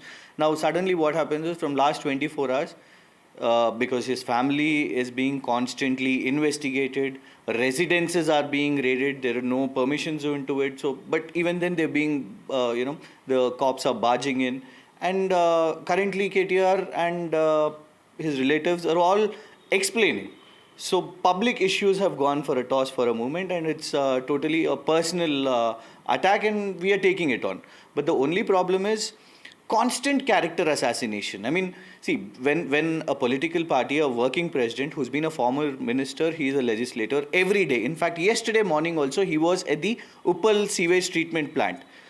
Just last week ago, we've seen how a Congress minister, Konda Sureka Garu, through vile and baseless allegations. Of course, she got a rap from the court, national media, state. Everyone did not like it. Even people involved in it, be it actress Samantha or Nagarjuna, they all called out. People have condemned it. But then, one more affected party in this was KTR himself. So he had to go to the court. The court stood by him. They asked to pull out the videos from internet. Congress should have learned out of it. And now again, this, a family function being called a rave party, and all guided from the Chief Minister's office. The videos which are coming out. That I don't think we have any proof for saying that it is guided from the Chief Minister's office. Yes, there was no drug that was found. But I must ask you this. Was Mr. KTR at all present, or his wife present at that in the premises? Because BJP leaders, whether it is Union Minister Mr. Bandi Sanjay or Mr. Raghunandan, BJP MP, they have all asked for CCTV footage from there to be now made public. Well, they were first to react. Bandi Sanjay Garu was first to react, though KTR has never reacted on their personal issues, be it Bandi Sanjay or Revant Reddy. But yes, they've reacted. They were the ones who called it a rave party, a family function which had mother-in-law of KTRG. Yes, mother-in-law of KTRG were there. KTR Garu and his wife were not present. But yes, keep the CCTV footage. Yesterday, KTR Garu also had said, in fact, a dozen of people have been, tests were conducted and they were negative. But even then, the Panchnama, the police Panchnama also does not mention about drug. But how could the MOS home call it a rave party? How could Chief Minister CPRO call it a rave party? So in the case of Sureka, Mr. KTR went to court. Is there any such action planned in this case as well? Definitely, not just KTR Garu. His brother-in-law Raj Prakala has already approached to the court. We have our constitutional rights. You call a family function a rave party. You seize the alcohol and you call them drugs. So you are trying to character assassinate. You want to take on KCR's family, and now because you do not have issues to target KTR, you're coming up with such nonsense. Definitely we'll go to the court. Okay, thank you so much. So while the police have in fact summoned Mr. Raj Pakala to the police station today, saying that he must bring in his identity proof as well as other documents to show what was happening in the residence and so on and so forth. While that is happening, the BRS certainly denying that there was any involvement of drugs at the particular event that was happening at the residence of the brother-in-law of Mr. K.T. Ramarao. Well, the BJP, of course, is calling for a thorough investigation on the Janwara farmhouse raid, but the BRS here clearly maintaining that it was not a rave party, it was rather a family function that was being held at the farmhouse, and the BJP is all speaking lies. Thank you so much, Uma, for getting us all those details there. We'll keep an eye on the developments there and get you more on this big story that we continue to track. Meanwhile, some more news. This is from Maharashtra.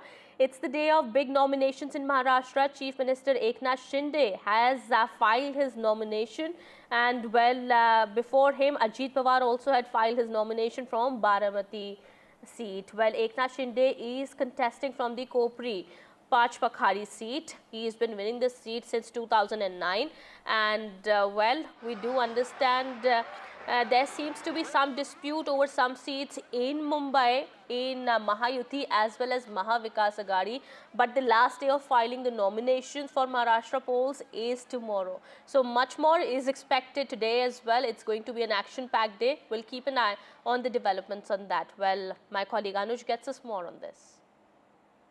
Well, yes, all the major leaders in the state are filing their nominations today. That is one day before the deadline. 29th is expected to be the last date for filing the nominations, which is why we are seeing that the top leaders, including the Chief Minister, Deputy Chief Minister, even Leader of Opposition in Vijay Vedettivar, all of these major leaders are filing their nominations today. Talking specifically about Eknath Shinde, he is filing his nomination papers from Kopadi, Patspakadi. This is his traditional battleground. This is where he's been contesting since the last three state assembly elections successfully. And this time the challenge is going to be crucial because this is the first time when he'll be fighting from that particular constituency after the split of Shiv Sena, which took place in 2022. Now that entire region of Thane and Mumbai, this entire MMRA region is considered to be a very strong Shiv Sena region, and when we looked at the Lok Sabha election results, of course there was more to take from it as far as UBT is concerned, but then state assembly election is something that all of the leaders and all of the political pundits will be looking at very closely, because that will determine whose strength lies in which pockets of the state. And it will be interesting to see how much of Thane's and Kopadi Patspakadi's people stand behind Eknath Shinde even after the split. Of course, he's grown tremendously ever since the split happened and he became the chief minister, not just as a leader but also as a chief minister. But the challenge this time around is going to be very crucial, because the person whom he is fighting against is the nephew of Anand Digi, whom he considers to be his political guru. So of course the entire electorate and the entire the number of people who will be going there to vote are all divided, and there is no ideological basis to it, but it is clearly political is what they are saying at the moment. But then the UBT faction of Shiv Sena has tried to play a very important card by making Kedar Dige fight against Eknath Shinde, who has been trying to capitalize on the brand value of Anand Dige ever since the split happened in 2022, and it's important for him to put forth a strong battle there as well.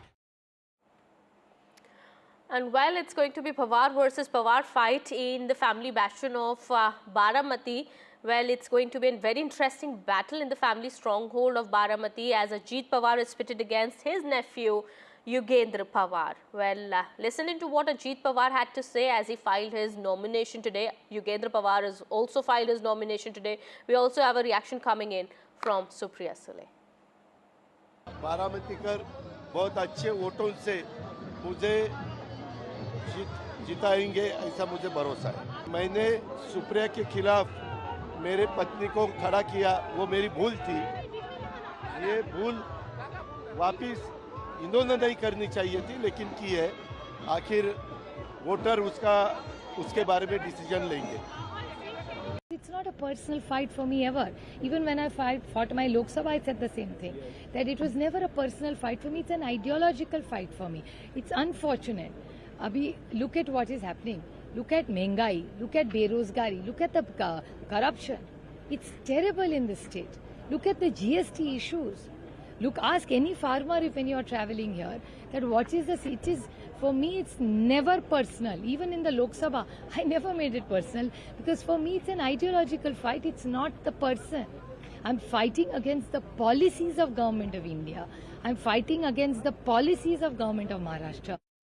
Ever since the Lok Sabha results, which were a massive upset for Ajit Pawar, he's time and again highlighted the fact on how it was a mistake to make, his family members fight against each other. Although he said that the decision was taken by the parliamentary board of the Mahayuti alliance or by the NCP party, it was very clear on what was the motivation behind getting such kind of fight out there in the electoral politics. But even after him saying this and giving a hint about how it should not be repeated in the state assembly election, it was done this time around by Mahavikas Aghadi or by Sharad Pawar faction of NCP, where Sharad Pawar took this rivalry to a second generation, right? So the uncle-nephew rivalry will now be between Ajit Pawar and his elder brother's son, Yugendra Pawar, being fought in Baramati, which is a traditional stronghold of NCP and especially of Ajit Pawar. And which is why this becomes so interesting, because Ajit Pawar for 30 years has tried to push his way through and has had the advantage of using different privileges, also of being a member of the Pawar family and have also been a deputy chief minister on successive occasions. But will the result of Lok Sabha as far as Baramati is concerned replicate itself when it comes to state assembly elections or not? That is the big question. In 2019, his was the seat which got the maximum number of votes in the entire state. Even the difference between number 1 and number 2 was huge and massive there. So he clearly will start as a favorite, but a huge political machinery there in the local politics of Baramati will be backing Yogendra Pawar as well to enter the political fray and in a way to take the baton ahead for the NCP party as a whole. And what they'll also be trying to do is to make sure that, because if this is the fight which Ajit Pawar, does not manage to win, serious questions will be asked about his political credibility and prevalence as far as his stature is concerned in Maharashtra's politics. So it clearly is much more than just a normal fight for Ajit Pawar. It's probably a fight for existence for him as far as politics is concerned. All right, let's now talk about another debutant in Maharashtra politics. Nawab Malik's daughter, Sana Malik, is going to be contesting on the NCP ticket from Anushakti Nagar. Well, Sana Malik has spoken to media saying that my father served the people here and people have always supported us. The constituency has supported my father and is also expected to support me. Listen in to this exclusive conversation. Father का साथ होना उनका गढ़ है उनकी समर्थन में, और ये भीड़ आपको क्या लग रहा है, कैसी इस बार की लड़ाई होगी? हम काम करने वाले लोग हैं। हमने पिछले जब इधर की जनता ने मेरे पिताजी को चुन के दिया है काम करने के लिए, वो पूरी ताकत से लोगों के लिए उन्होंने सेवा की है। मैं पिछले 7 साल से अनुशक्ति नगर क्षेत्र में काम कर रही हूँ। आप लोगों के प्यार को देखोगे तो वो जानते हैं कि सना मलिक कौन है। वो कोई नवाब मलिक की बेटी बन के नहीं उतर रही है, आज अनुशक्ति नगर की बेटी बन के उतरी है और ये प्यार दिख के आ रहा है। और लोगों के साथ हमने उनके सुख दुख में काम किया है। और कुछ शॉर्ट टर्म में जब मेरे पिताजी हमारे साथ नहीं थे, तब ये जनता ने हमारे सुख दुख में हमारा साथ दिया है। किस तरह से आपने कनेक्ट किया? जब नवाब मलिक साहब जेल में थे, आपने पूरी कोशिश की कि उनके काम को आगे आप कंटिन्यू करें, किस तरह से आपने कनेक्ट किया और उनके इस गढ़ में क्या क्या आपको लगता है कि बुनियादी मुद्दे हैं जो अहम है? मैं पिछले 5 साल से पूरी ताकत से मेरे पिताजी के साथ खड़ी हुई अनुशक्ति नगर चुनाव में और अनुशक्ति नगर क्षेत्र में। जब वो मंत्री बन गए, उनकी जिम्मेदारी बढ़ गई तो जमीनी तौर पे जिम्मेदारी मुझे दे दी गई थी और मैं संभाल रही थी। महिलाओं का प्यार हमेशा मुझे मिलते रहा। इधर महिलाओं को और सक्षम बनाने का काम हम कर रहे हैं। हमारे इधर अनुशक्ति नगर में ऐसा है कि मुंबई का एंट्री पॉइंट है, उससे कनेक्टिविटी का एक मेजर इशू है, वो हम सॉल्व कर रहे हैं। और लोगों के साथ उनकी डेवलपमेंट का मैं एक आर्किटेक्ट होने के नाते जानती हूँ कि प्रोग्रेस जो है एक दिन का नहीं होता है, डेवलपमेंट जो होता है वो एक दिन का नहीं होता है, और लगातार एक प्रयास है, वो चालू रहता है और हमने काफ़ी काम किया है और आगे भी करते रहेंगे। This is what I was coming to. You are an architect, आप लॉयर हैं, तो राजनीति में जो ये आपकी एंट्री हुई है, आपकी इच्छा रही या फैमिली प्रेशर रहा? ना किसी का प्रेशर था और ना ही किसी की कभी इच्छा थी। मैं आपको बताना चाहूँगी कि 2008 और 2009 में जब मैं रिजवी आर्किटेक्चर कॉलेज में थी, तब मैं अपने कॉलेज में प्रेसिडेंट के इलेक्शन में खड़ी हुई थी और तब मैंने वहाँ से जीत की शुरुआत की थी। 2017 में मैंने पीएमसी के चुनाव लड़े थे, उसमें मुझे पराभव झेलना पड़ा। लेकिन मेरा मानना है कि अब की जो ये है, मैंने 2017 में बहुत एक नवसिखिया के जैसे इलेक्शन में उतरी थी, लेकिन अब की पूरे अनुभव के साथ और पूरे 5 साल लोगों के बीच में काम करते हुए इस बार चुनाव लड़ रही हूँ। All right, that was Sana Malik speaking to NDTV on her candidature and the fight ahead. Of course, we'll keep an eye on the developments taking place in regard to the Maharashtra elections.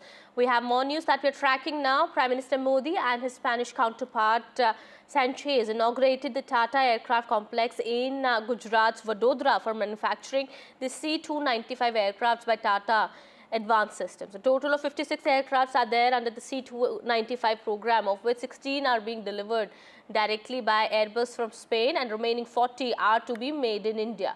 Now, Tata Advanced System Limited is responsible for making these 40 aircrafts in India. This facility is going to be the first private sector final assembly line for military aircrafts in India. It will involve the full development of a complete ecosystem from the manufacture to assembly, test and qualification to delivery and maintenance of the complete life cycle of the aircraft. Well, the Prime Minister office said that it is going to be the first private sector final assembly line for military aircraft in India. The inauguration was done today by the Prime Minister as well as his Spanish counterpart.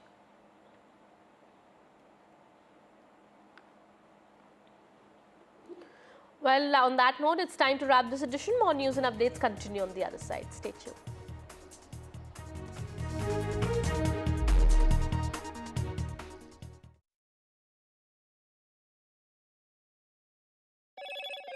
Hello, Moto. Motorola Edge 50 Pro, world's first AI-powered pro-grade camera.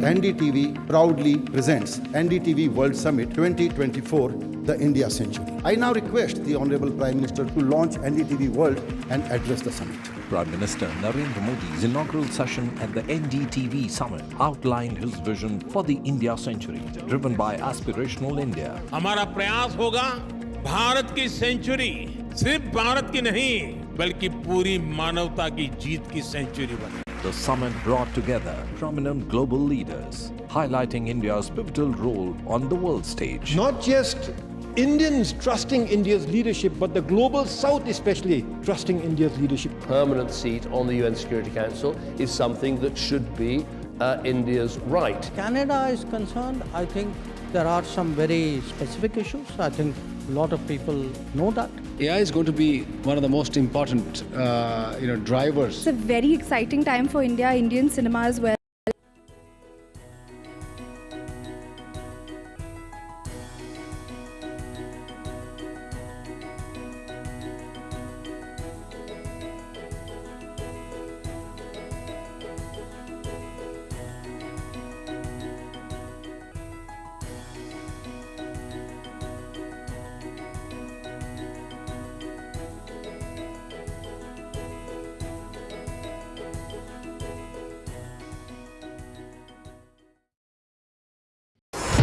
NDTV proudly upholds its legacy of trust and credibility. According to the prestigious Reuters Institute's Digital News Report 2024, NDTV is the topmost news platform in the country. Number 1 in both online and offline reach in India. Beating all its competition, NDTV stands for trust. We reached an agreement on patrolling. We have gone back to where the situation was in 2020, and we can say with that the disengagement process with China, you can say, has been completed. The understanding, to my knowledge, is that we will be able to do the patrolling which we were doing in 2020.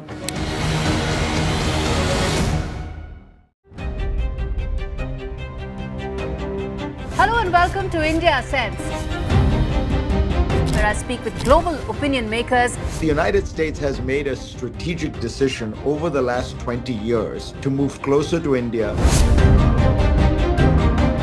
Our $7 trillion economy seems a perfectly conceivable number. If you want to be a national party, it's that you sort of accept the way the world is rather than want to endlessly hark back to how it was.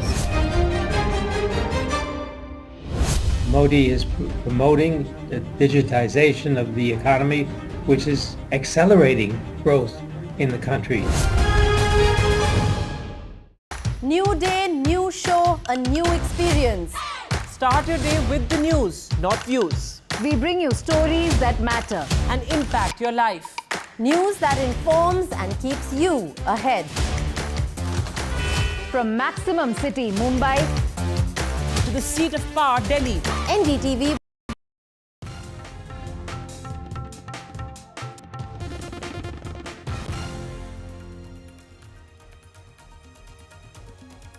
It's a BRS versus a Congress over the farmhouse raid. Well, the BRS hits back at the Congress's charge that KTR and the BRS are promoting drug menace. The BRS says it's character assassination of their leader.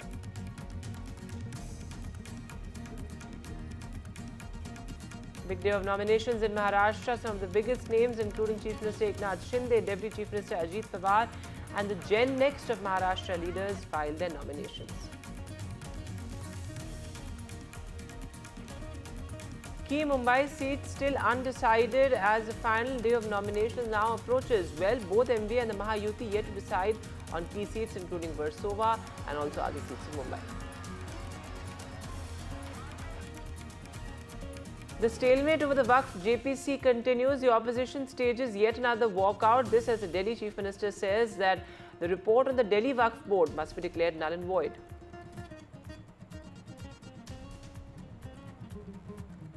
MUDA heat on Karnataka Chief Minister. ED raids underway at 7 to 8 locations in Bengaluru and Mysuru. ED targets offices of the MUDA authorities.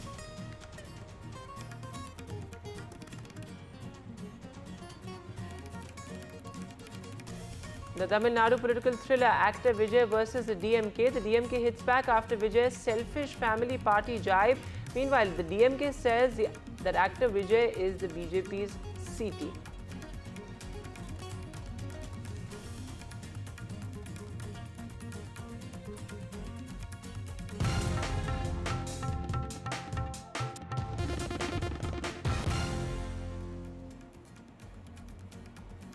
Hello, welcome. You're watching NDTV. I'm Vedant Agarwal. Our lead story, well, it's a Maha day of nominations in the run-up to the poll battle. Top leaders, including Chief Minister Eknath Shinde, also Deputy Chief Minister Ajit Pawar, filing their nominations today. Ajit Pawar filed his nomination from, of course, Baramati, and Eknath Shinde filing his nomination from a crucial seat in Thane. Now, remember, Eknath Shinde is really fighting a very crucial battle, and interesting optics there, where Eknath Shinde being flanked by the Deputy Chief Minister of Maharashtra, Devendra Fadnavis, who of course has not pitched himself as the Chief Ministerial candidate. Speculations still continue over who will be the Chief Ministerial face of the Mahayuti, though Devendra Fadnavis had made it clear that it will only be after elections that the Chief Minister's face will be decided. But for Eknath Shinde, the accidental Chief Minister, as many would call him, the person who replaced Uddhav Thackeray or unseated Uddhav Thackeray after the 2022 Maharashtra coup, is here fighting as a strongman of the Mahayuti. Certainly it is the BJP and the Shinde Sena which have the lion's share in the Mahayuti. And as far as Eknath Shinde is concerned, remember, he held a huge road show, a big show of strength, as nomination days always are. And he is all set to file his nomination in just a short while from now. In fact, we're being told he's reached the election office and he will be filing his nomination shortly. But look at those pictures, extremely interesting, because Eknath Shinde is also fighting the battle for the Thackeray legacy or for the Sena legacy. He of course has the symbol and the name on his side, so of course that is a big advantage for him. But let me go across to my colleague Anuj Raite now. So Anuj, has Eknath Shinde filed his nomination? He is set to file his nomination shortly, I believe. But very interesting there how he was accompanied by Eknath Shinde, and of course the symbol, the Sena symbol front and center, which certainly is a big advantage for Eknath Shinde. It's a big advantage, and this entire process of taking out a rally before filing the nomination form is also a very important statement that has been made at this point of time in Maharashtra, not just by Eknath Shinde but by across board, and especially when you talk about Shinde, Pats Pakadi, Kapri Pats Pakadi, the place where he's fighting from at this point of time is a place where he had successfully fought the earlier 3 state assembly elections, and it is just a mere formality, well, from his perspective or for his party to win. But then the Shiv Sena UBT faction have also tried to play their strongest card by putting in Kedar Digev to fight against him, trying to make it as difficult as possible for Chief Minister Eknath Shinde. Now this fight, again, all of these fights become very important when you look at it from a perspective of a CM phase not been announced in the entire state, which is why we are seeing that what the opposition leaders are trying to do is to try and give the toughest fights possible to all those probable CM candidates at their very home turf, so that they are utilized mostly in their own home turf for campaigning, so that they can pay relatively less amount of attention when it comes to the rest of the state. But when you talk about this, the entire process of filing nominations has taken an upward turn today, because tomorrow is the last day of filing the nomination, which is why today we are seeing that a huge amount of nomination forms are being filled. Of course, we're talking about Eknath Shinde, but when we talk about deputy chief ministers as well, be it Ajit Pawar, Devendra Fadnavis, or even Vijay Vedettiwar, they're all on their way, to do the same. And we are seeing that in Mumbai as well, there are several seats which are supposed to be contentious contentious seats where we are seeing that a lot of these leaders have come down on street and have really tried to attract the masses in a way to make the, or rather, they've started to build the foundations of their very campaign, which will have less than 20 days remaining once the nomination form has been filled. So yes, it's not just the it's not just the process of filing the nomination form, but it's also a very important statement that the politicians try to make at this point of time, and that is exactly what Eknath Shinde has also tried to do with a massive rally there in his home turf in Nadu. All right, Anuj, thanks very much for joining us for the latest there. As Anuj is reporting, it's not just a nomination day, but a big show of strength, something that we always see in poll battles. But it's also interesting that on the same day, you also have the other Deputy Chief Minister of Maharashtra, Ajit Pawar, also filing his nomination papers. In fact, he filed his nomination papers earlier today from Baramati, which has been a Pawar stronghold for decades now. And this time around, it's going to be a Pawar versus Pawar battle with Ajit Pawar up against his own nephew.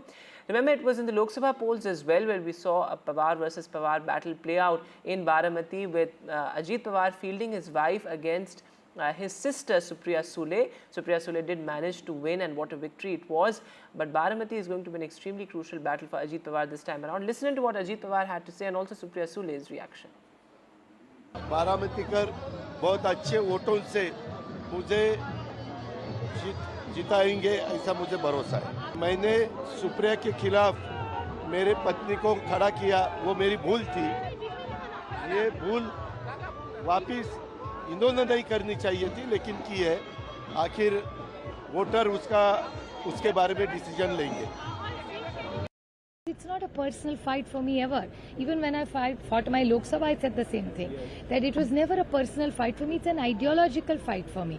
It's unfortunate. Abhi, look at what is happening. Look at Mengai. Look at Berozgari. Look at the corruption. It's terrible in this state. Look at the GST issues. Look, ask any farmer when you are traveling here that what is this? It is, for me, it's never personal. Even in the Lok Sabha, I never made it personal because for me, it's an ideological fight. It's not the person. I'm fighting against the policies of Government of India. I'm fighting against the policies of Government of Maharashtra. And moving now to the big political flashpoint in Telangana, and this is the raid at a farmhouse linked to KTR's brother-in-law.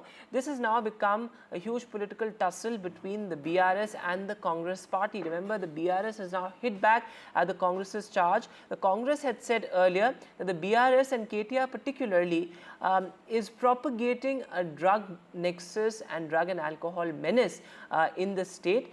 The BRS has hit back. The BRS says neither KTR nor his wife was present at that farmhouse premises during the party, and that the Congress and the BJP is indulging in character assassination, and that they're labeling a family function into a drug party or a rave party. Now remember, the police have booked 2 people as well. One of them is linked to KTR as well. But listen to how that political flashpoint played out in Telangana. ఈ పార్టీలో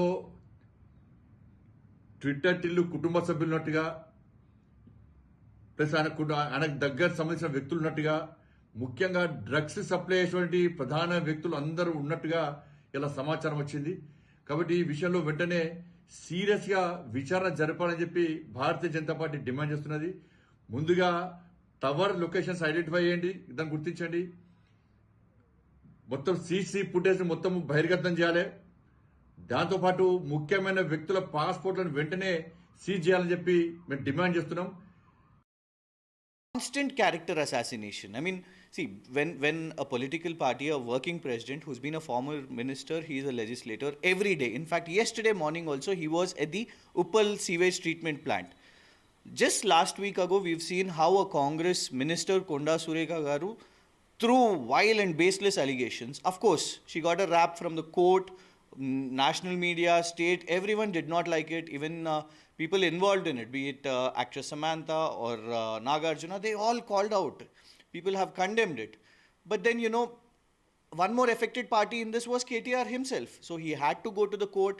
The court stood by him. They asked to pull out the videos from internet. Congress should have learned out of it. And now again this, a family function being called a rave party, and all guided from the Chief Minister's office. We have our constitutional rights.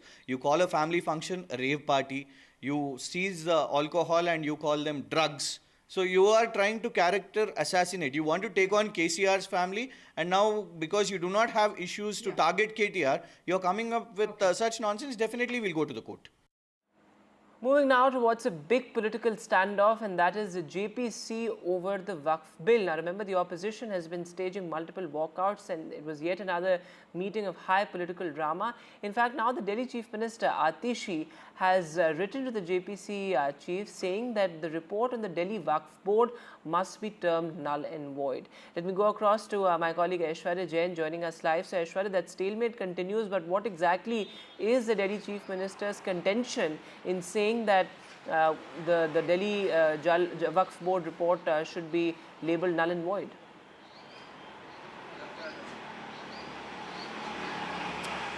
Well, massive ruckus was seen today in the JPC meeting, which was held inside the Parliament complex. It was the Delhi State Waqf Board who was supposed to give the presentation, and it was earlier stated by the Chief Minister Atishi, who wrote to Jagdambika Pal, who is the chairperson of the JPC, that this presentation has not been approved by the Delhi government, and Ashwini Kumar, who is the administrator of Delhi State Waqf Board, who's giving the presentation, is absolutely null and void according to them, and therefore the reason perhaps the opposition members of the JPC walked out from the meeting.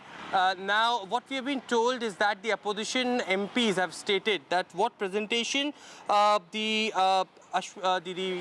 administrator for the Delhi State Waqf Board, Ashwini Kumar, had given, and specifically they have opposed point number 2 as far as what he had submitted, in which in that particular presentation it was written, according to Ashwini Kumar, that in a view of specific consultation position of NCT of Delhi, the state government in the context of NCT of Delhi may be defined as Lieutenant Governor appointed under Article 239 of the Constitution, which was objected by the JPC members, specifically the opposition parties, and they have stated that it is 239, Article 239, which does not apply to Delhi. It is 239AA, under which Delhi is being governed. And therefore, the reason perhaps specific articles have been written wrong, and this is a fake presentation according to them, which had been submitted in front of the JPC chairperson Jagdambika Pal and other members of the JPC probe. Now, we have been told that the members who walked out had again gone in for the presentation, because there are several other presentations from different state work boards which had to be made in front of the JPC meeting. But huge contention as far as the Chief Minister is concerned, who had now written to the chairperson that this presentation is null and void according to them, because the the entire presentation was not approved by the Delhi government earlier before the presentation in front of the JPC. Also, Aishwarya, what's now the way forward? Because we have seen the opposition parties have walked out earlier as well. Earlier, they had raised concerns over the amount of feedback that was received, and that's something that the government had said that there's something suspicious about the feedback there. What's the way forward? Well, these are procedural things that are going on as far as the JPC meetings are concerned. A lot of stakeholders had been called in. There had been multiple ministries which had been called in for the presentation. Every effort is being made by the government to have the stakeholders say in what they want in the Waqf Amendment Bill 2024, and therefore the reason perhaps when these presentations are being going on, the opposition MPs have staged several times walkout. There has been ruckus which had been seen, massive confrontation between the opposition MPs and the Treasury benches MPs as well.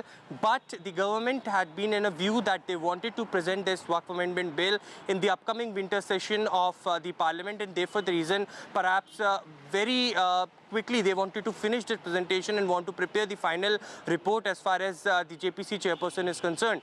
Now, the government which had prepared its draft, they are saying that they are ready to amend it, but only after the final consultation. Few meetings are still going to be conducted inside the Parliament complex, and remember there was also a JPC committee that was formed who travelled across the country and took the voices from the different states as well. They They also inspected different places where the wakf land was captured by different people, and why there was no contention. Of course, the government had been in a view that they wanted to finish this as soon as possible and to submit the updated report in front of the parliament so that this bill can be passed as soon as possible.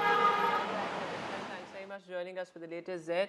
As Aishwarya is reporting, a big stalemate there as far as the Waqf bill is concerned. The opposition staging a walkout yet again.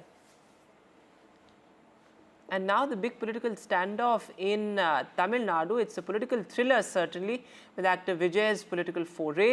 Remember, he had hit out at the DMK yesterday, calling it a selfish family party, which is fooling the people of Tamil Nadu in the name of Dravidian politics. The DMK has hit back. The DMK says actor Vijay is nothing but the C team of the BJP and a photocopy of Stalin's policies. Take a look.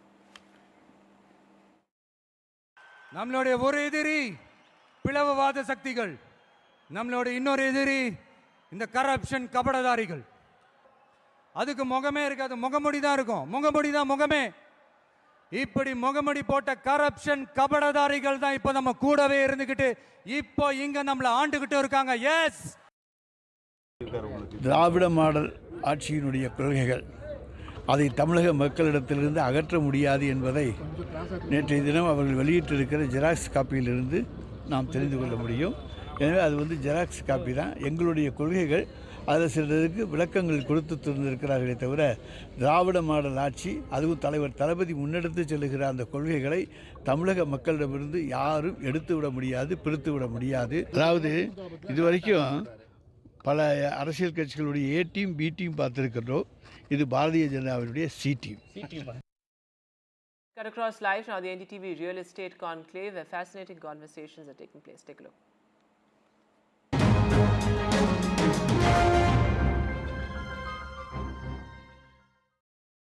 Absolutely, because India has established itself as the offshoring destination in the world, and now that you mentioned GCCs, it is unbelievable. I've never seen so many companies expanding, especially the GCCs. In the past, they used to give their work to third-party service providers. Now they're putting up their own centers. And the amount of rush, and the fact happens is whenever there is a slowdown, today most of the large corporations, especially in America, cannot compete in the marketplace if they're not optimizing their costs by offshoring and offshoring to India. And that's why for our office market, it's one of the best markets in the world currently.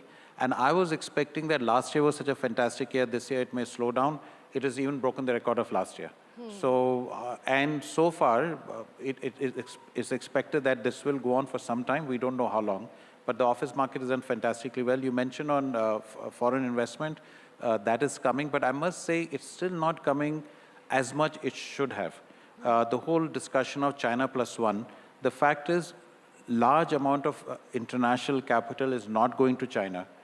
And we were expecting most of it will come to India. Unfortunately, most is not coming to India as of now.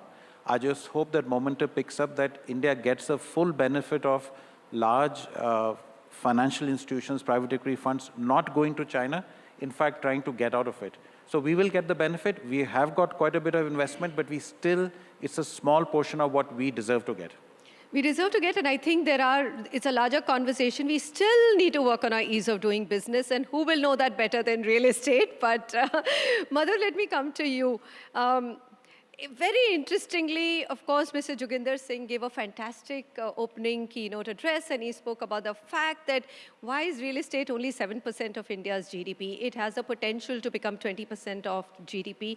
You've got a view of both the industrial market. Hero Group is in industrials in Haridwar, which is a very unique market and doing extremely well. And you also have a residential home market in Tier 2 and now Dwarka Expressway, which is one of the hot markets. So, how much have you benefited from this infrastructure growth, political stability? Do you think that's played a great role in this fantastic bull run that we see in real estate and residential? Namaskar. So first of all, thank you very much and giving us an opportunity to share such an esteemed panel. So now, as your question says that how much we have benefited. Actually, the entire real estate community has benefited out of this. Because if you see, when you asked me about our project of Haridwar, so we initiated that campaign shifting from the core cities to the tier 2 cities. So I would thank my management, my chairman for that, because he is visionary, that he has foreseen beforehand, that he shifted from, main focus has shifted from, or rather we started from Haridwar. So we have industrial parks there, plotted, then I would say the mid-sized segment of residential areas, low segment, which was initiated for actually the workers. So the people, those who are working there in industrial area, they should also have some house. So affordable kind of housing we provided them. And it is a world class, I would say.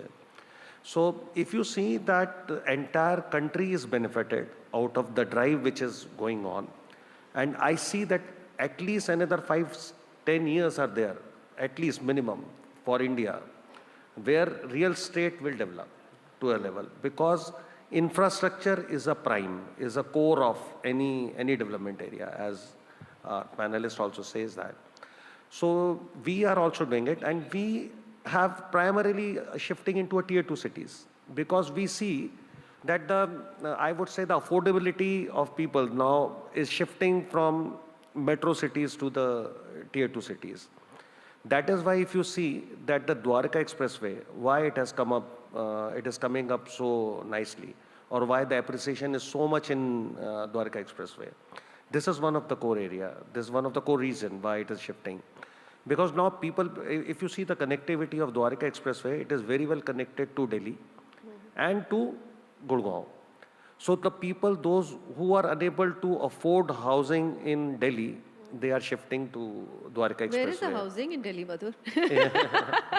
सारी तो आप लोग ले गए हैं Dwarka express पे, गुड़गांव, नोएडा, अब एक न्यू नोएडा भी बना रहे हैं. So we are Delhiites are going to be left with just us living here.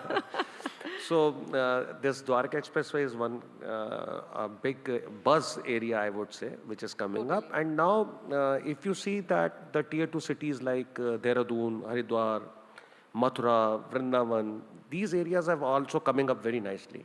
Rising incomes, rising aspirations. Rising Even aspirations. they want to live in condominiums, in beautiful homes. Yeah. And they've seen it. Now everyone has exposure. They want their lifestyles to be better. All right. Manoj, I'm going to come back.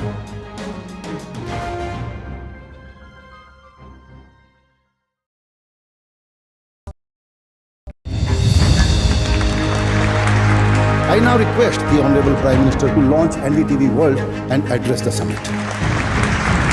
It was the grand launch of NDTV World by Prime Minister Narendra Modi. NDTV World, as he laid out his vision for the India century at the NDTV World Summit.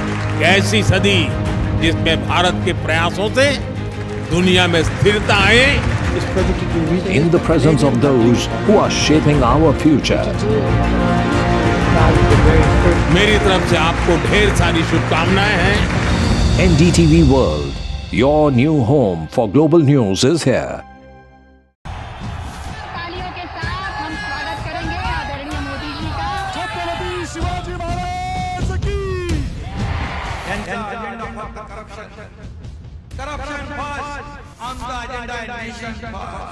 घोषणा आणि जनतेचे पैसे लुटणं.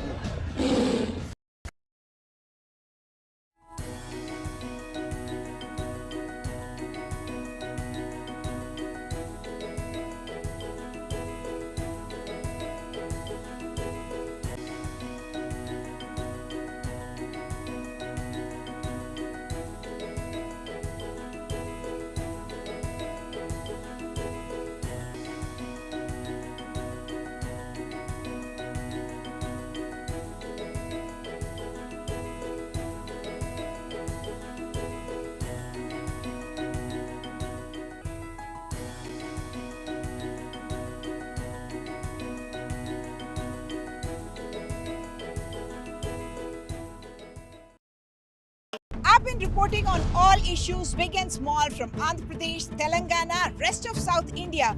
bringing you all the action, all that you need to know, all that you want to know. The energy of Maximum City is infectious. I bring in that energy in our news coverage from financial capital Mumbai. India's IT capital is always buzz. It's literally a city that never sleeps. And I keep you ahead on all the Bengaluru buzz. Covering from the southernmost part of India over the last 23 years, I bring in-depth and 360-degree coverage from the Dravidian heartland. The land of Mishti is also known for its bitter politics. I have seen much water flow under the Howrah Bridge, covering Bengal in all its vivid colors. Stay informed and entertained with the new and updated NDTV News app. You can watch all our channels live, listen to podcasts, read breaking and exclusive news from around the world and more. Download the NDTV app today and get access to the best journalism and storytelling on your smartphone or tablet. The NDTV app. News that matters to you. NDTV proudly presents NDTV World Summit 2024, the India Century. I now request the Honorable Prime Minister to launch NDTV World and address the summit.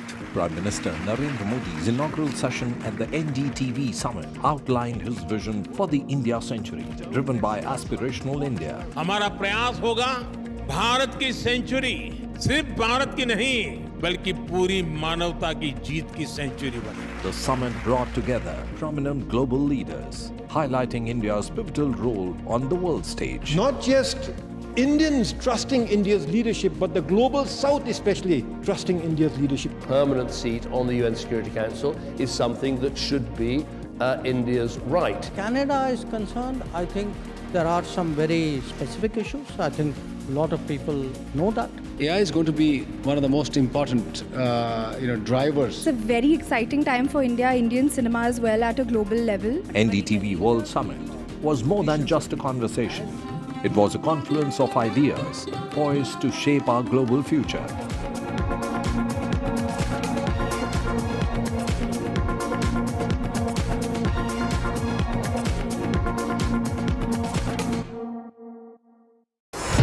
NDTV proudly upholds its legacy of trust and credibility. According to the prestigious Reuters Institute's Digital News Report 2024, NDTV is the top-most news platform in the country. Number one in both online and offline reach in India. Beating all its competition, NDTV stands for trust. We reached an agreement on patrolling. We have gone back to where the situation was in 2020, and we can say with that the disengagement process with China, you can say, has been completed. The understanding, to my knowledge, is that we will be able to do the patrolling which we were doing in 2020.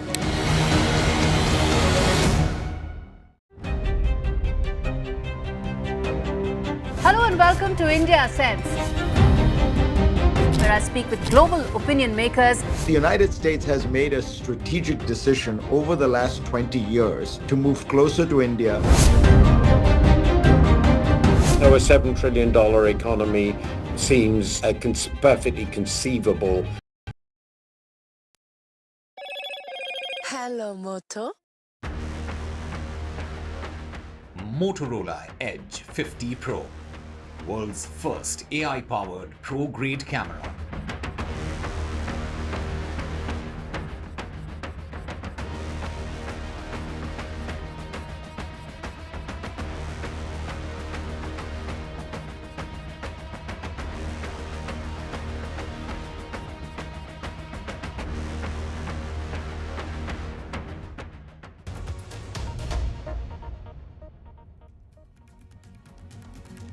A very good afternoon. You're watching NDTV 24/7. I'm Divya Vada. Let's get your top story, and that's Maharashtra's Chief Minister Eknath Shinde, who's filed his nomination papers. Take a look at the visuals coming in of Eknath Shinde, who is filing his nomination papers just ahead of the assembly elections in the state of Maharashtra. He's fielding the seat of Kopri, Pakhari. He is going to be fighting from that seat. And just do remember that also Maharashtra Deputy Chief Minister Ajit Pawar filed his nomination papers for the Baramati Assembly seat today. So Baramati constituency are set to witness a Pawar versus Pawar contest again. Of course, the big question being as to who will be the Chief Minister's face, and that is something that they haven't decided upon yet. And from what we are hearing, Devendra Fadnavis spoke exclusively to NDTV saying that the Chief Minister's face will only be revealed once the poll results are declared. So that is a call that they still have to take, and which is why there is a huge question mark regarding the Chief Minister's face. There visuals on your screen of Eknath Shinde there filing his nomination papers just ahead of the elections coming up in a single phase on the 20th of November. So in 3 weeks' time, when Maharashtra will go to polls, do remember that today is a big day for the filing of the nomination papers. So that's Eknath Shinde there, the live visuals on your screen of him filing his nomination papers on the same day when Ajit Pawar filed his nomination papers for the Baramati seat. Also, the son of Baba Siddiqui, Sejan Siddiqui, also filed his nomination papers. And today, the MNS chief Raj Thakrae's son Amit Thakre also entered the election arena from his constituency of Mahim.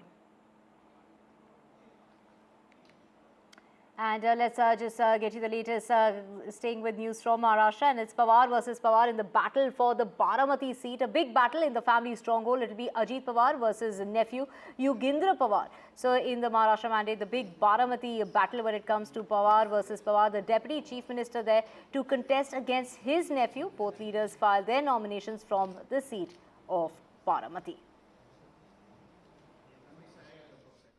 बारामतीकर बहुत अच्छे वोटों से मुझे जिताएंगे ऐसा मुझे भरोसा है। मैंने सुप्रिया के खिलाफ मेरे पत्नी को खड़ा किया, वो मेरी भूल थी। ये भूल वापस इन्होंने नहीं करनी चाहिए थी, लेकिन की है। आखिर वोटर उसके बारे में डिसीजन लेंगे। Personal fight for me ever. Even when I fought my Lok Sabha, I said the same thing, that it was never a personal fight for me, it's an ideological fight for me. It's unfortunate. Abhi, look at what is happening. Look at Mengai, look at Berozgari, look at the corruption. It's terrible in this state. Look at the GST issues. Look, ask any farmer if when you are traveling here, that what is this? It is, for me, it's never personal. Even in the Lok Sabha, I never made it personal, because for me, it's an ideological fight. It's not the person. I'm fighting against the policies of Government of India. I'm fighting against the policies of Government of Maharashtra.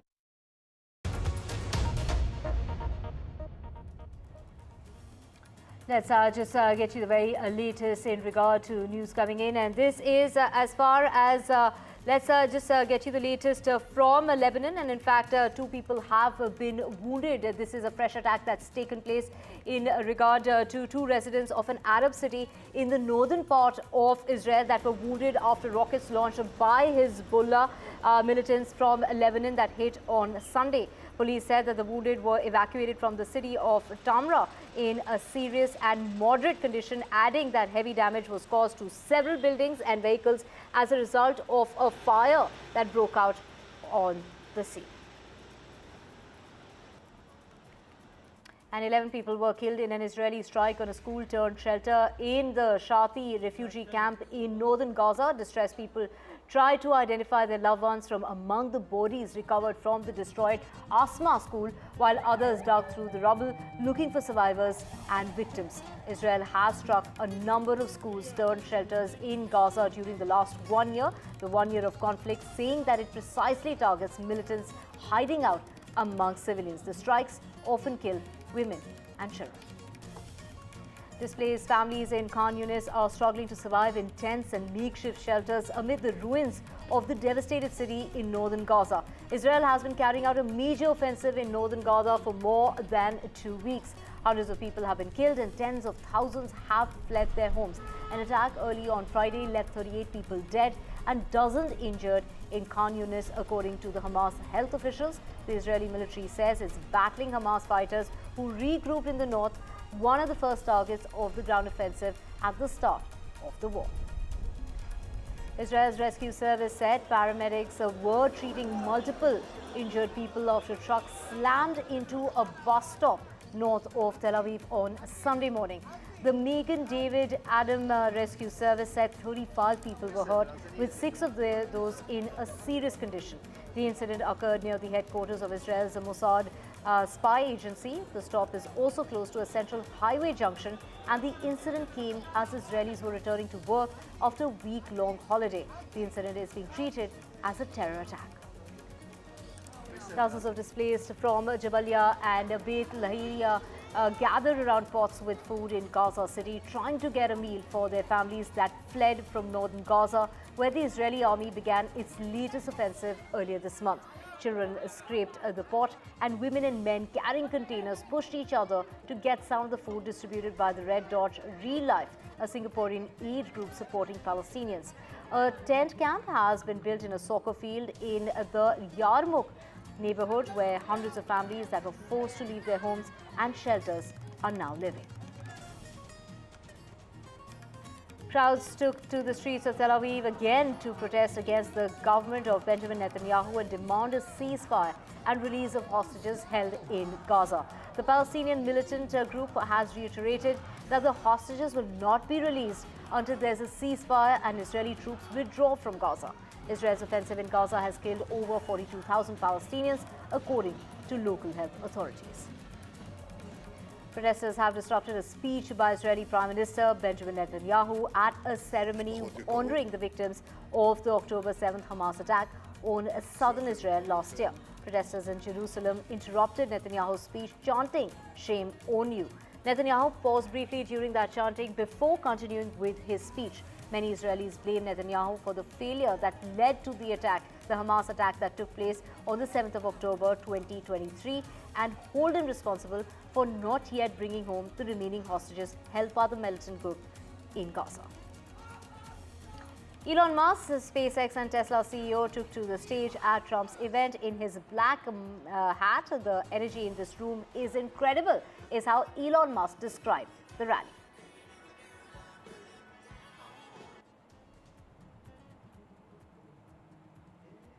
Kamala Harris is a train wreck who has destroyed everything in her path. To make her president would be a gamble with the lives of millions and millions of people. You know, we're talking about the life of the most important country in the world. We need very smart people. Calls into your house at night, it would be nice to be able to at least have a chance.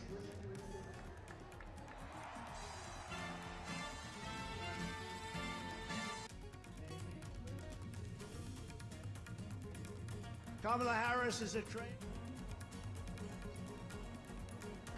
And this is Donald Trump there hosting that rally featuring crude insults at New York's Madison Square on a Sunday, turning what his campaign had dubbed as the event where he would deliver his closing message into an illustration of what turns off his critics. Now, Trump took to the stage over 2 hours.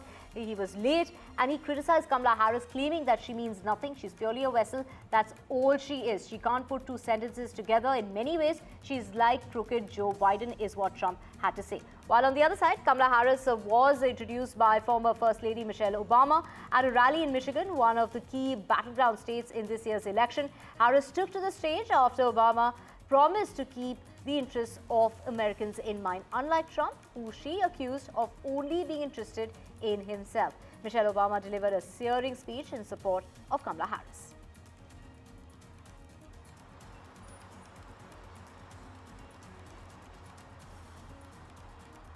And CEO of Abercrombie & Fitch pleaded not guilty to federal sex trafficking and interstate prostitution charges.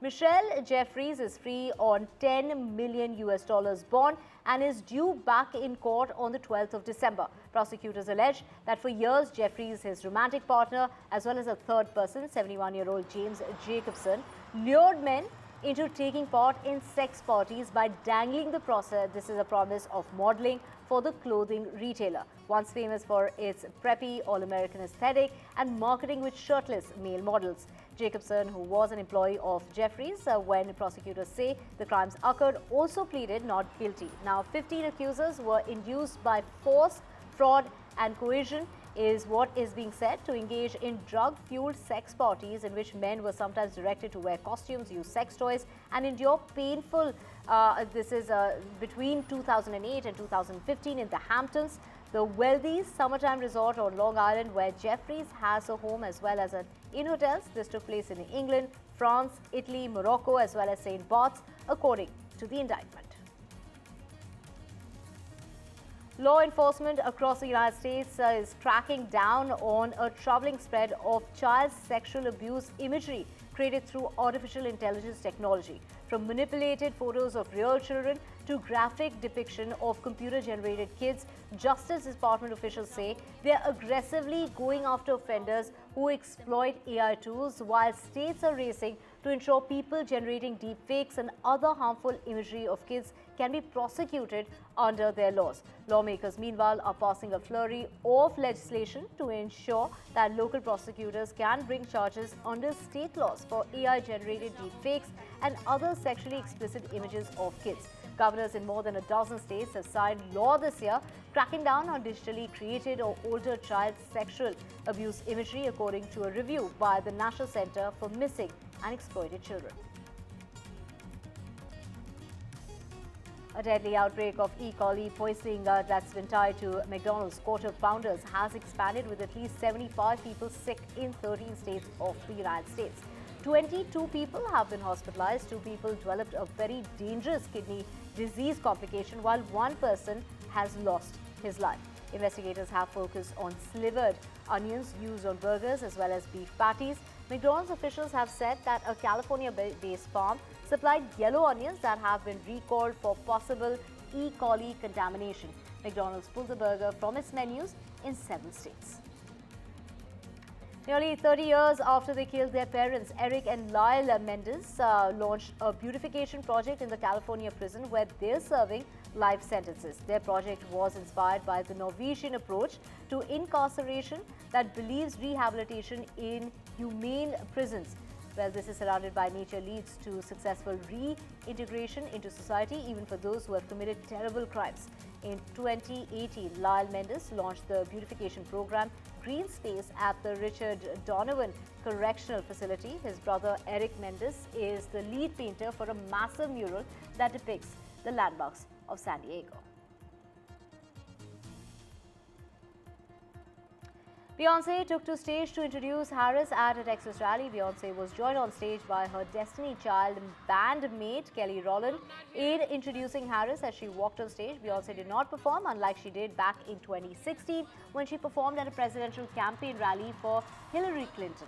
Now, Houston is Beyonce's hometown, and Harris's presidential campaign has taken on Beyonce's 2016 track Freedom, a cut from her landmark 2016 album Lemonade, as its anthem. With the packed arena crowd remaining noisy as she spoke, disturbances broke out, leaving Harris trying to keep command of her event. I'm not here as a celebrity. I'm not here as a politician. I'm here as a mother. A mother who cares deeply about the world my children and all of our children live in.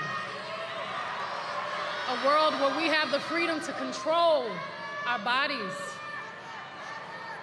A world where we're not divided. Our past, our present, our future merge to meet us here. Imagine our daughters growing up seeing what's possible with no ceilings, no limitations. Imagine our grandmothers. Imagine what they feel right now. Those who have lived to see this historic day.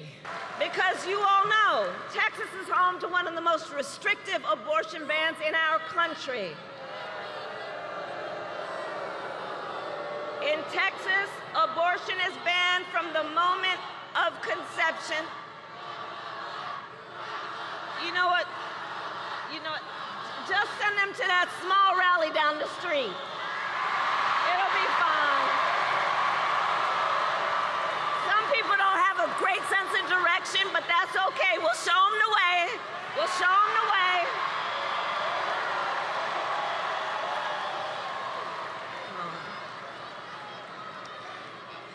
because we know what's at stake and we will not be silenced.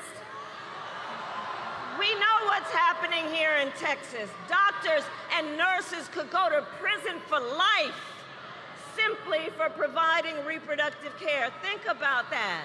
Life in prison for healthcare providers for doing what they think is in their patients' best interest.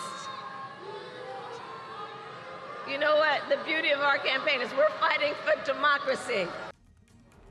And actor Tom Hanks urges Americans to cast their vote ahead of the elections that will be held in the United States on the 5th of November.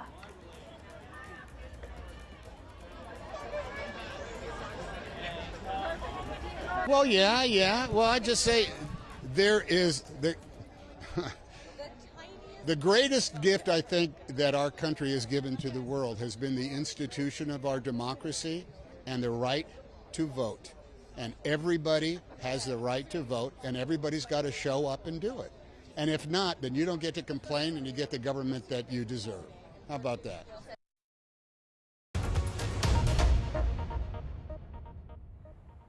Switching tracks now, BRS versus the Congress party over the farmhouse raid that took place. Now the Congress party there targeting KTR over the rave party, with the BRS saying that this is nothing but character assassination by the Congress party. The farmhouse raid has triggered a political row with the police there booking BRS leaders' relatives. Now the BRS is hitting back at the Congress, calling this nothing but a political vendetta, saying that this is a charge that, as far as the Congress's charge of the rave party is concerned, the BRS is saying that the KTR and his wife were not present at that party, at that farmhouse, and that case that has been filed against the relative of KTR is the Congress who is upping its ante on the BRS over the farmhouse raid.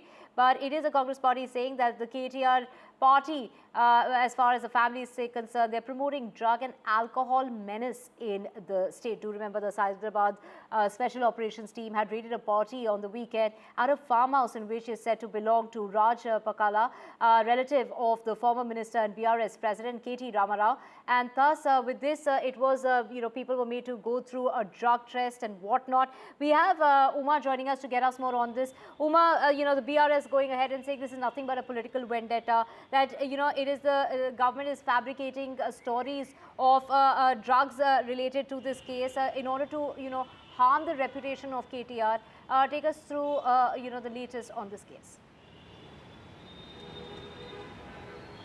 So the BRS has clarified that this is in no way a rave party, and no official, in fact, has so far reported seizure of any drugs at the residence of either Mr. Raj Pakala or his brother's house as well, which was raided by the police and the excise officials as well. But this has certainly now turned into a huge political battle with Congress leaders attacking or the BRS leaders, as well as the BJP, in fact, getting into the act and directly seeming to suggest that there is a link to Mr. K.T. Ramarao because it happens to be his brother-in-law's residence. I have with me Mr. Sama Ramohan, who is the spokesperson of the Congress. So far, no drugs actually physically seized from either residence that has been raided. But the propaganda from your own party side has been that this is a rave party. See, based upon a complaint received by the local police station, SOT, and the local police raided the event where it was happening, like outskirts, which was located in a farmhouse. There, as it was claimed by BRS that it's a family function, and they are claiming that as a family function from yesterday afternoon. But from yesterday morning, the news were running like it was a rave party.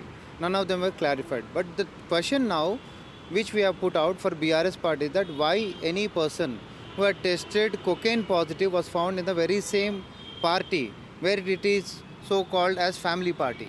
How can you accommodate or how can you give hospitality to any person who is been a druggist or who has tested a drug positive? So this is a question. Of course, the report that did came out say that the preliminary report suggested that he's positive. He was then sent to a hospital. I'm not sure about the outcome or the results of that particular test. He tested positive. Okay, but since drugs were not found in this particular venue and K.T. Ramarao has denied being present at that particular party, the BJP has sought CCTV footage of that particular event, or rather happenings at the farmhouse itself, or residence, as they have clarified that it is not a farmhouse. What is the Congress party's own stand on this? Because yes, the excise department is investigating this, but with no drugs found, Was this a political battle that you are fighting out? See, as claimed by BRS party that it is not a farmhouse, it is a farmhouse. Because in another case which is being filed by the excise department, A1 was Karthik, who is none other than the manager of that farmhouse. Any residents will not have any manager, and in that case BRS should answer that. And it is located in the outskirts of the city. And if that is the case, it should have been the residence of any of their relatives or family members. When we inquired about it, that farmhouse is, the owner of that farmhouse is none other than Raj Pakala Raj, who is the brother-in-law of KTR. Now the question is, if that is a family party, then how come any person with drugs is found? Point number one. And it is not... When Mr. KTR is not present there, linking him to this may be wrong, factually wrong. You are creating a perception battle. Congress party saying that KTR is involved in that party, or are we saying that or alleging that he was tested positive in that? No. We are inquiring the matter and police is doing their duty. Why are you in a panic mode? Why BRS party in a panic mode? We are not understanding that. The BRS of course says that this is diversionary politics because your government is feeling the heat of the Musi project that he is attacking, Hydra and other actions of the government on which he claims that your party has not been able to fulfill the promises that you made and therefore you are doing diversion.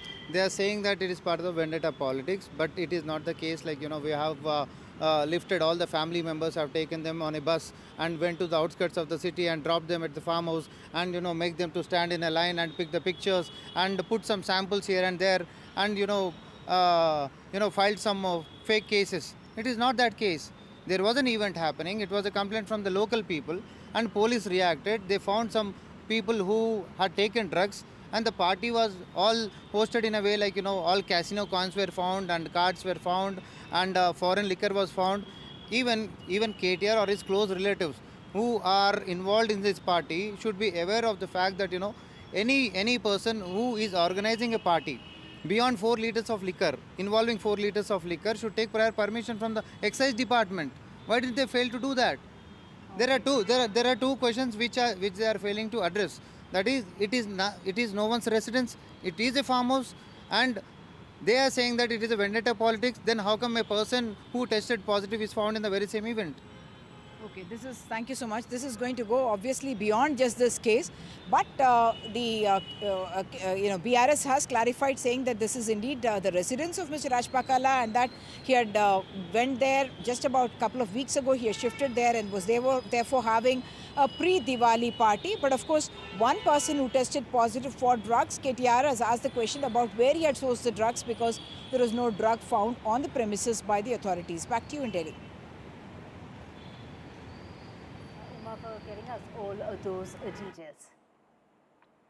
And Uma also spoke with the BRS side. Let's listen into what really was said by BRS, who are claiming that this is nothing but character assassination, that this is a politically vendetta-driven comment that is being made, and that this is basically to tarnish the image of the BRS. Let's listen in. Constant character assassination. I mean, see, when a political party, a working president who's been a former minister, he is a legislator every day. In fact, yesterday morning also, he was at the Uppal sewage treatment plant. Just last week ago, we've seen how a Congress minister, Konda Sureka Garu, threw vile and baseless allegations. Of course, she got a rap from the court, national media, state, everyone did not like it. Even people involved in it, be it actress Samantha or Nagarjuna, they all called out. People have condemned it. But then, one more affected party in this was KTR himself. So he had to go to the court. The court stood by him. They asked to pull out the videos from internet. Congress should have learned out of it. And now again, this, a family function being called a rave party, and all guided from the Chief Minister's office. We have our constitutional rights. You call a family function a rave party. You seize alcohol and you call them drugs. So you are trying to character assassinate. You want to take on KCR's family, and now because you do not have issues to target KTR, you're coming up with such nonsense. Definitely we'll go to the court.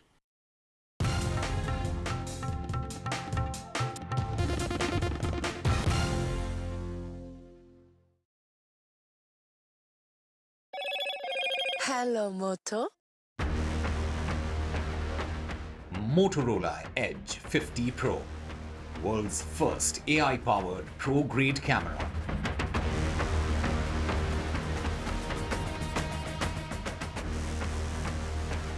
Character assassination, that is the charge that is being levelled by the BRS against the Congress over the raids that took place at a farmhouse during a Diwali party.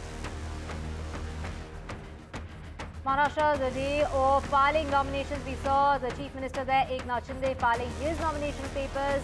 Before that, it was Deputy Chief Minister Ajit Pawar and the next generation of Maharashtra leaders filing their nomination papers, including the son of Baba Siddique.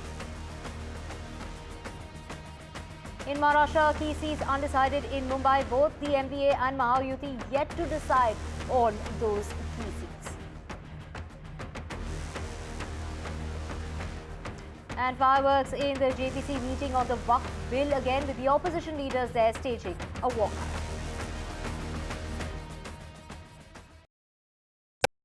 New day, new show, a new experience.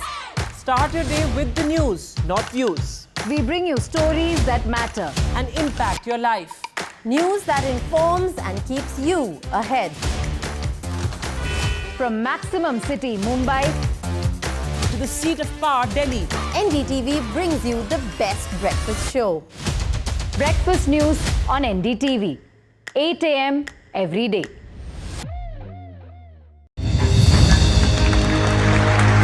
I now request the Honorable Prime Minister to launch NDTV World and address the summit.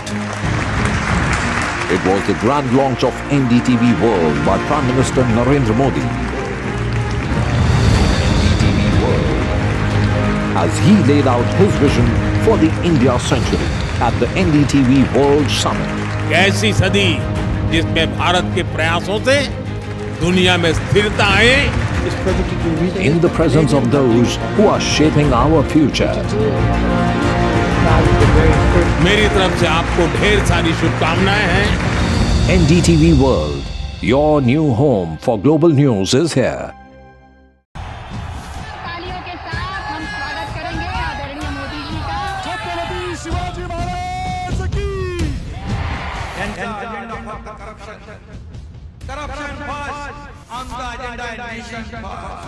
घोषणा आणि जनतेचे पैसे लुटणं, cut commission आणि करप्शनला आमच्याकडे थारा नाही, त्यांचा परिवारवाद आमचा महाराष्ट्रवाद. महाराष्ट्रामध्ये 1,75,000 जागा रिक्त आहेत, पण का मिळत नाही? राज्याची जनतेच्या घमाच्या पैशाची तिजोरी लुटण्यासाठी हे सरकार आहे. पूर्वीच्या सरकारच्या काळामध्ये निधी देताना त्यांना असं वाटायचं की त्यांच्याच खिशातले पैसे चालले. शेतकऱ्यांना मोफत वीज देण्याचं काम आपल्या सरकारने सुरू केलं. I've been reporting on all issues, big and small, from Andhra Pradesh, Telangana, rest of South India, bringing you all the action, all that you need to know, all that you want to know. The energy of maximum city is infectious. I bring in that energy in our news coverage from financial capital Mumbai. India's IT capital is always buzz. It's literally a city that never sleeps. And I keep you ahead on all the Bengaluru buzz. Covering from the southernmost part of India over the last 23 years, I bring in-depth and 360-degree coverage from the Dravidian heartland. The land of Mishti is also known for its bitter politics. I have seen much water flow under the Howrah Bridge, covering Bengal in all its vivid colors. Stay informed and entertained with the new and updated NDTV News app. You can watch all our channels live, listen to podcasts, read breaking and exclusive news from around the world and more. Download the NDTV app today and get access to the best journalism and storytelling on your smartphone or tablet. The NDTV app. News that matters to you.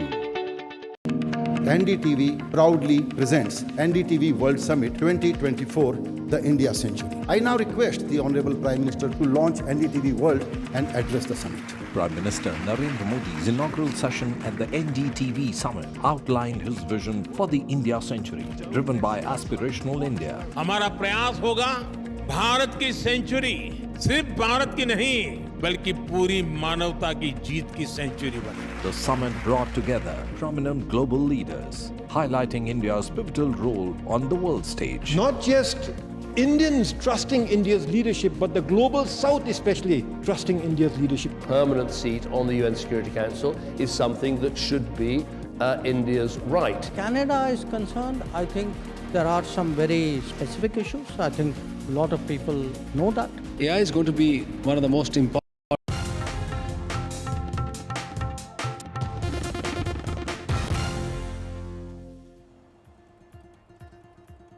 It's the BRS versus the Congress party over the race that took place at a Diwali party. It is the BRS hitting out at the Congress, saying that this is nothing but character assassination. A day of filing nominations in the state of Maharashtra. Big day for filing nominations, beginning with the Chief Minister Eknath Shinde, who filed his nomination papers just minutes ago. Prior to that, it was Deputy Chief Minister Ajit Pawar and the next generation of Maharashtra leaders who filed their nomination. But in Maharashtra, the key seats remain undecided. In Mumbai, both the MP and the Mahayuti yet to decide on those key seats.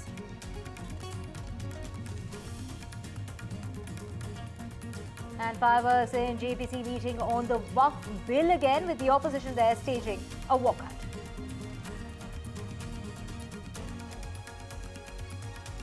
And MUDA heat on Karnataka's Chief Minister. ED raids underway. As far as that MUDA scam is concerned, ED conducts raids in Bengaluru as well as Mysuru, targeting offices of the MUDA offices.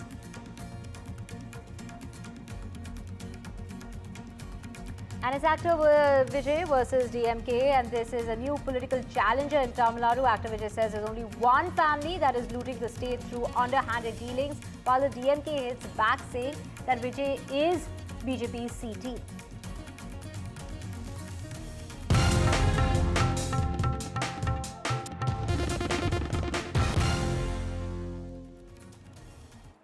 Very good afternoon. You're watching NDTV 24/7. I'm Divya Vada. We have a whole lot lined up for you, including the political drama that's unfolding as far as Tamil Nadu is concerned. The actor who has taken on the DMK, we're talking about actor Vijay, who has spoken about there's only one family that is looting. This is the actor Vijay who has gone on to talk about this one family that is looting through its underhanded dealings. While it is, of course, the DMK that has hit back, taking a dig at the TVK founded by the actor, the Tamil Nadu law minister has gone on to accuse this of actor Vijay being no one but the C team of the BJP. So the actor who has slammed the Dravidian politics with the new force he's talking about in Tamil Nadu. He's slamming DMK as well as the governor there, talking about the DMK hitting back, saying Vijay is copying Stalin and Vijay's policies are just a copy of Chief Minister Stalin, and he happens to be the C team of BJP. That's a bold statement during the inaugural conference of the TVK that Vijay remarked that the concept of the Dravidian has evolved significantly with the influence of cinema. He criticized existing governance, stating, "You fool the people by running an anti-people government by calling it the Dravidian model." This critique position that the TVK has taken as a challenger to establish a political narrative in Tamil Nadu. So he took on the stage ruling DMK in his first political speech at the rally of his party. நம்மளுடைய ஒரு எதிரி பிளவுவாத சக்திகள், நம்மளுடைய இன்னொரு எதிரி இந்த corruption கபடதாரிகள். அதுக்கு முகமே இருக்காது, முகமுடி தான் இருக்கும், முகமுடி தான் முகமே. இப்படி முகமுடி போட்ட கரப்ஷன் கபடதாரிகள் தான் இப்போ நம்ம கூடவே இருந்துகிட்டு இப்போ இங்க நம்மள ஆண்டுகிட்டு இருக்காங்க. எஸ், திராவிட மாடல் ஆட்சியினுடைய கொள்கைகள் அதை தமிழக மக்களிடத்திலிருந்து அகற்ற முடியாது என்பதை நேற்றைய தினம் அவர்கள் வெளியிட்டிருக்கிற ஜெராக்ஸ் காப்பியிலிருந்து நாம் தெரிந்து கொள்ள முடியும்.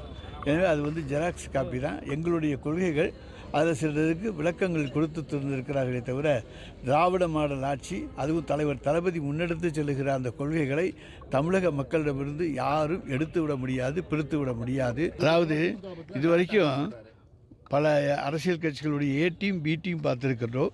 இது பாரதிய ஜனதாவினுடைய C team. The ideology is like old wine in a new bottle.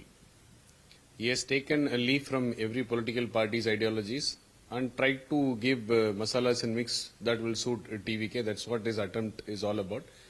However, this is a decent start. We cannot negate the fact that this is not a good start. It's a false start. It's a decent start.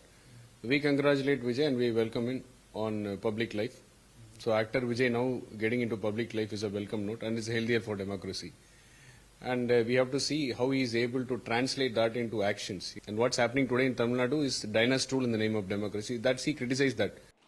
And to get more on this, we have my colleague Sam Daniel joining us. Sam, take us to the latest when it is, of course, the TVK versus the DMK.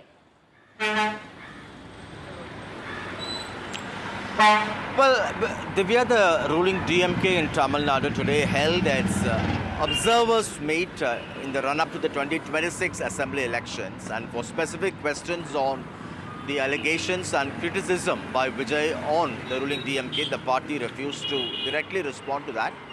But party sources say that whatever allegations Vijay made yesterday on the ruling DMK, these have been raised by several new parties in the past, and the people have rejected those allegations and have elected the DMK to power it again.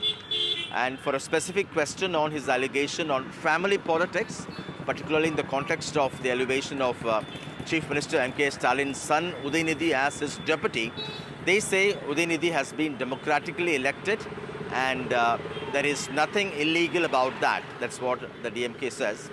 And Vijay's speech has certainly made headlines yesterday. And the BJP, although Vijay in his speech had targeted the BJP tacitly, saying that party that's divisive and indulging in hate politics would be his ideological enemy. Today, the BJP spokesperson refused to respond to that.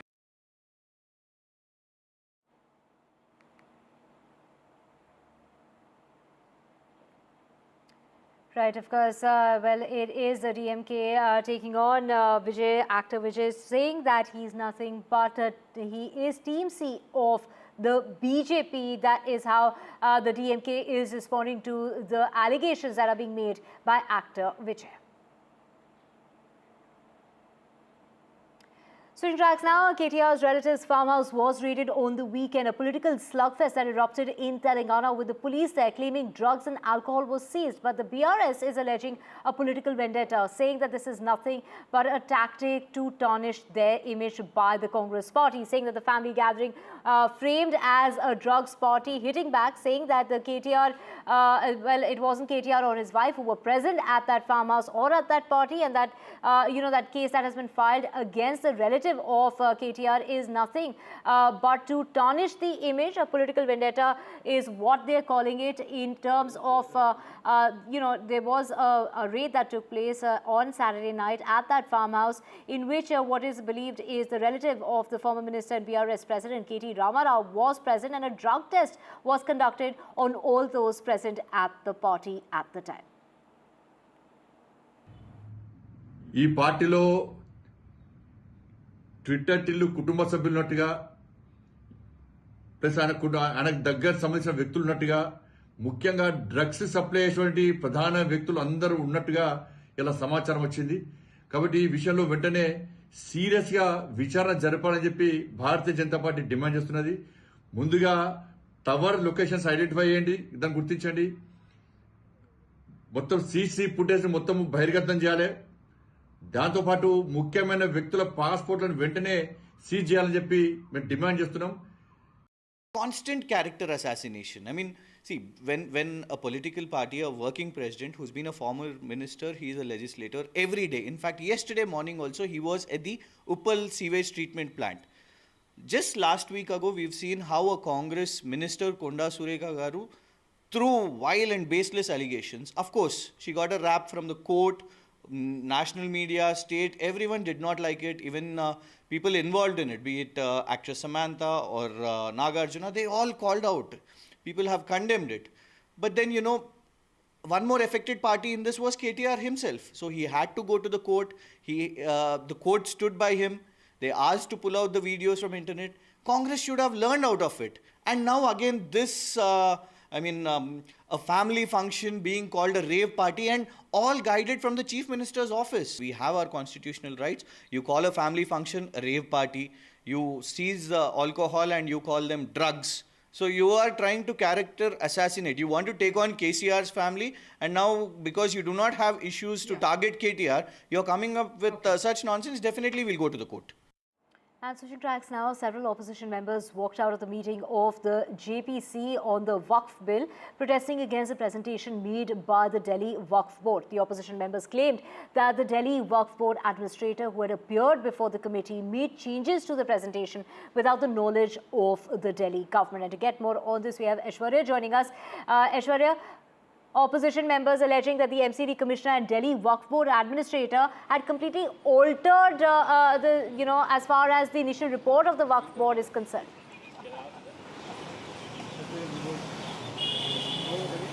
Well, in a series of presentations that have been given by different state Wakf Board, today was the turn of Delhi State Wakf Board to give presentation in front of the JPC of the Wakf Amendment Bill, and it was Mr. Ashwini Kumar, the administrator of Delhi State Wakf Board, who was supposed to give the presentation. But the ruckus erupted when the opposition members of the JPC called it as fake presentation because of the reason that Delhi Chief Minister Atishi had written to the JPC chairperson Jagdambika Pal that this presentation by Ashwini Kumar had not been approved by the Delhi government, and this is null and void according to the Delhi government. Of course, the opposition MPs also created a ruckus on the point number 2 of the presentation given by Ashwini Kumar, which states that that Delhi comes and Delhi has been ruled under Article 239, which is a Lieutenant Governor ruled NCT, which was opposed, and this is something that the opposition MPs have stated that this is absolutely wrong. The Delhi government is being ruled under Article 239AA. Which subsequently, was the flashpoint of the entire protest that erupted between the Treasury benches MPs and the opposition MPs. Of course, the Delhi government had not approved this presentation of the Delhi State Wakf Board. But remember, there had been confrontation and there had been tussle, which had already, we have seen, between the Lieutenant Governor and the Delhi government. And now this had arrived at a point when there was a presentation on the behalf of Delhi Wakf Board that was supposed to be given in front of the JPC. Now, whether the JPC chairperson will entertain this presentation as it has not been approved by the Delhi government or not, that something which remains to be seen. But on the other side, the opposition MPs who boycotted this meeting had again gone back because there are several other presentations of the different state Wakf boards which are supposed to be made, and the meeting is still on. Right, thank you so much, Aishwarya, for bringing us all those details. Switching tracks now to the state of Maharashtra, a day of filing of nomination papers with Chief Minister Eknath Shinde there filing his nomination from the Kopri Pakardi Assembly constituency. And before that, we saw Maharashtra Deputy Chief Minister Ajit Pawar filing his nomination papers for the Baramati Assembly seat. Baramati constituency is all set to witness the Pawar versus Pawar contest again after the Lok Sabha elections in which Ajit Pawar's wife Sunitra was defeated by Supriya Sule. Ajit Pawar said that this time around as well, he has all the faith that people will be electing him yet again. On a day where such a major filing of nominations papers have taken place, also MNS Chief Raj Thakrae's son Amit Thakre has entered the election arena from the Mahim constituency. So there we have, Raj Thakrae's son as well, and also the son of Baba Siddiqui, Zeshan Siddiqui, filed his nomination papers today as well. Now, let's just go across to my colleague Anuj, who gets us more on this. Anuj, take us through, Eknath Shinde there filing his nomination papers, along with Ajit Pawar there today filing his nomination papers. Who else is expected to be filing the nomination papers? Well, these are most of the big names that you already took, and these are the people who are expected to file the nominations today. Besides Ajit Pawar, Eknath Shinde, of course, we were talking to Zeshan Siddiqui a while back when he was going to file his nomination paper to MTNL Centre Hiran BKC. Besides that, the leader of opposition in Vidhan Sabha, that is Vijay Vedettiwar, he's also on his way to file his nomination paper. Talking specifically about Eknath Shinde, just a while back, he took out a rally in a show of strength. He filed the papers. There with him were most of the leaders from the Shiv Sena party who had split from Uddhav Thackeray Shiv Sena, from the United Shiv Sena rather, and he was also accompanied by his family members, be it his wife, be it his son who is an MP from Kalyan, and also his daughter-in-law and his grandson. So, you know, it was a full strength of Eknath Shinde, not just as a leader, but also what Eknath Shinde wants the people to perceive him. That is as an, as a foremost leading family man, and that is one image that he's been trying to push ever since he split from Shiv Sena in 2022. Now, it is going to be a very crucial fight for Eknath Shinde, not just Kapri Pats Pakodi, but the overall fight, considering that he's given a word just a few days back that he's going to make sure that all the 40 candidates who left Shiv Sena and joined hands with the BJP and basically supported him during that entire rebellion, he has assured them of a victory in this election. So, you know, he's going to fight close to 75 to 80 seats in this election, and out of which he's assuring the victory of 40 MLA candidates, and that is going to be very crucial because we know that the MLA the CM phase is not yet cleared. So will all of those 40 MLAs stay with Eknath Shinde even if he's not been made the CM? How big or how much impact will the vote share have as far as the vote difference is concerned between Kedar Dige and Eknath Shinde even if he's able to win? So there are a lot of questions, and this clearly is not just about winning or losing, but there are several other dimensions to this entire fight as well. But at the same time, Thackeray Shiv Sena has also made sure that they'll be trying to give a very strong fight in front of Eknath Shinde, and which is why they've made Kedar Dige, the son of Anand Dige, to fight against Eknath Shinde. So it is going to be very interesting to see how this pans out. But as of now, Eknath Shinde has completed his massive rally where he had most of his Shiv Sena supporters, so Shiv Sena MLAs and leaders, along with his friend parties and his family, and he's filed his nomination paper for the upcoming elections. Right, Anuj, we also had, Amit Thackeray, the son of Raj Thackeray, filing his nomination papers for that high-stake battle when it comes to the seat of Mahim. So, MNS chief's son facing two Sena factions there. It's going to be a three-cornered contest when we talk about the MNS leader, Amit Thackeray, who's all set to contest from Mahim in the upcoming assembly elections. And he's also gone on to say that he's asked his father not to really use his influence. He's saying that he doesn't want his father to compromise on any of the opponent candidates fielded against him in order to make sure that his win is easy from any side.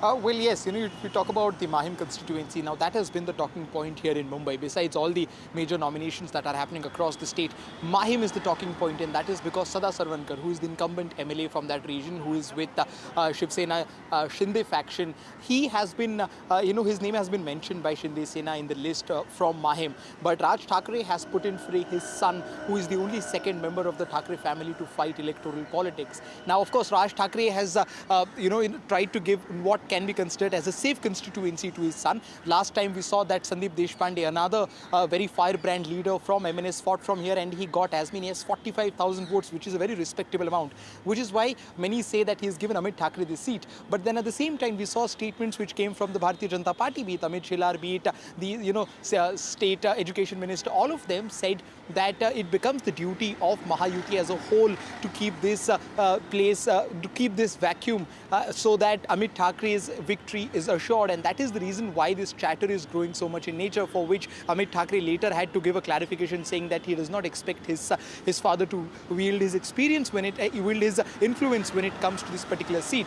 But then we also reported on meetings which took place at Varsha Bungalow yesterday between Sada Sarvankar, the incumbent MLA from the region, and Eknath Shinde, the CM, where he's reportedly been given a time of 24 to 36 hours to rethink and withdraw his application if possible. Why is this important? Is because during the recently concluded Lok Sabha election, Raj Thackeray gave Mahayuti government an unconditional support. He did not fight a single candidate, but he gave them all the support, and as a payback to it, Mahayuti is trying to make his son's seat look safe as far as at least Mahayuti is concerned. But that is not the only seat which is in question at the moment. There is also another seat in Shivdi where Raj Thackeray's trusted deputy Bal Nandgaonkar will be fighting, but the entry of Raj Thackeray in this already bipolar fight is going to things very interesting, because it divides not just the Hindutvavadi votes which the BJP and Shiv Sena is fighting for, but it also divides the Marathi vote, something that Raj Thackeray has been advocating for the longest period of time. He'll definitely be looking to revive back his old glory as far as 2009 assembly election is concerned, where he won 13 seats, which is MNS's best performance till date, and many expect him to come close to that number, at least from Mumbai, when it comes to the upcoming elections. And Amit Thackeray's seat from Mahim is definitely going to be a crucial one in that. Right, and of course another very crucial seat, Anuj, is the Baramati seat, and it's going to be Pawar versus Pawar. We're talking about Ajit Pawar up against his own nephew. With Ajit Pawar there filing his nomination papers for that seat, and today also we saw Yugendra Pawar filing his nomination with the support of NCP. Sharad Pawar, of course, there, and Supriya Sule there. So Baramati will see another Pawar versus Pawar contest after Supriya Sule, daughter of Sharad Pawar, defeated Sunetra Pawar. For all the 50 years, as far as the history of Baramati is concerned, the Pawar family has been very strong in Baramati. But in the 50 years, we never saw Pawar versus Pawar fight happening electorally. But in 2024, we are seeing two. Of course, round one of this match goes to Sharad Pawar faction of NCP, who made sure that Supriya Sule, the incumbent MP from Baramati, was able to win the election in the month of May. But now it is about Ajit Pawar himself. He has been a 6-time MLA from this region. He's probably one of the most veteran leaders when it comes to Maharashtra's politics. In 2019, he got a huge vote share, and he'll be fighting Yugendra Pawar, who will have all the backing of Sharad Pawar and his faction of NCP. Today we saw, there was a sort of a bipolar reaction or rallies that we got to know as far as the filing of nomination paper is concerned. On one hand, we had Ajit Pawar, who in full show of strength had a huge rally where he himself was in the middle of it, where he was talking to the media. His wife, who is a Rajya Sabha MP at the moment, she was also there talking to the media, and it clearly was a very important show of strength from their perspective. Whereas on the other hand, Yugendra Pawar had a more low-key, nomination filing process, where they went to the traditional temple where they usually go before filing the nomination, and then he, along with his other family members, including Supriya Sule and Sharad Pawar, filed the nominations. So it is the first time that Pawar will be fighting it off against Pawar in the state assembly election, and this is considered to be a stronghold of not just NCP but specifically of Ajit Pawar, who had given mixed signals about fighting from here. Right after Lok Sabha elections, he said two things which made it to the headlines. Firstly, he said that it was a mistake from his side to make it a fight between the Pawar family. It was a mistake, according to him, to keep Sunetra Pawar fight against his sister. But later on, he went on to say directly or indirectly that he did not really have a lot of interest fighting from Baramati, given that he'd already won from that seat for 6 times, and that is a huge number. He'd also been a member of Lok Sabha on one of these terms. So he had showed his interest on how he would like to go away from this constituency and probably fight from somewhere else. But in the end, of course, he has come back to Baramati. He's shown his faith in the Baramatikars, who have given him huge victories in the past, ever since 1991 till 2019. But will it sustain even after the split in NCP? Will it sustain, especially when his uncle's hand, that is Sharad Pawar's hand, is not on his head but on someone else's hand? That is the biggest question at the moment as far as Baramati is concerned. Anuj, but he seems very confident. He said he is very sure that people of Baramati will vote for him, and that too in a very large number, while Supriya Sule goes on to say that it's never a personal fight for her. Let's listen in.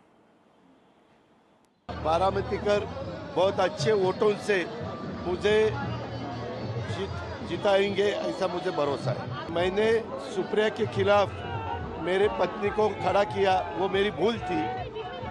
ये भूल वापिस इन्होंने नहीं करनी चाहिए थी, लेकिन की है।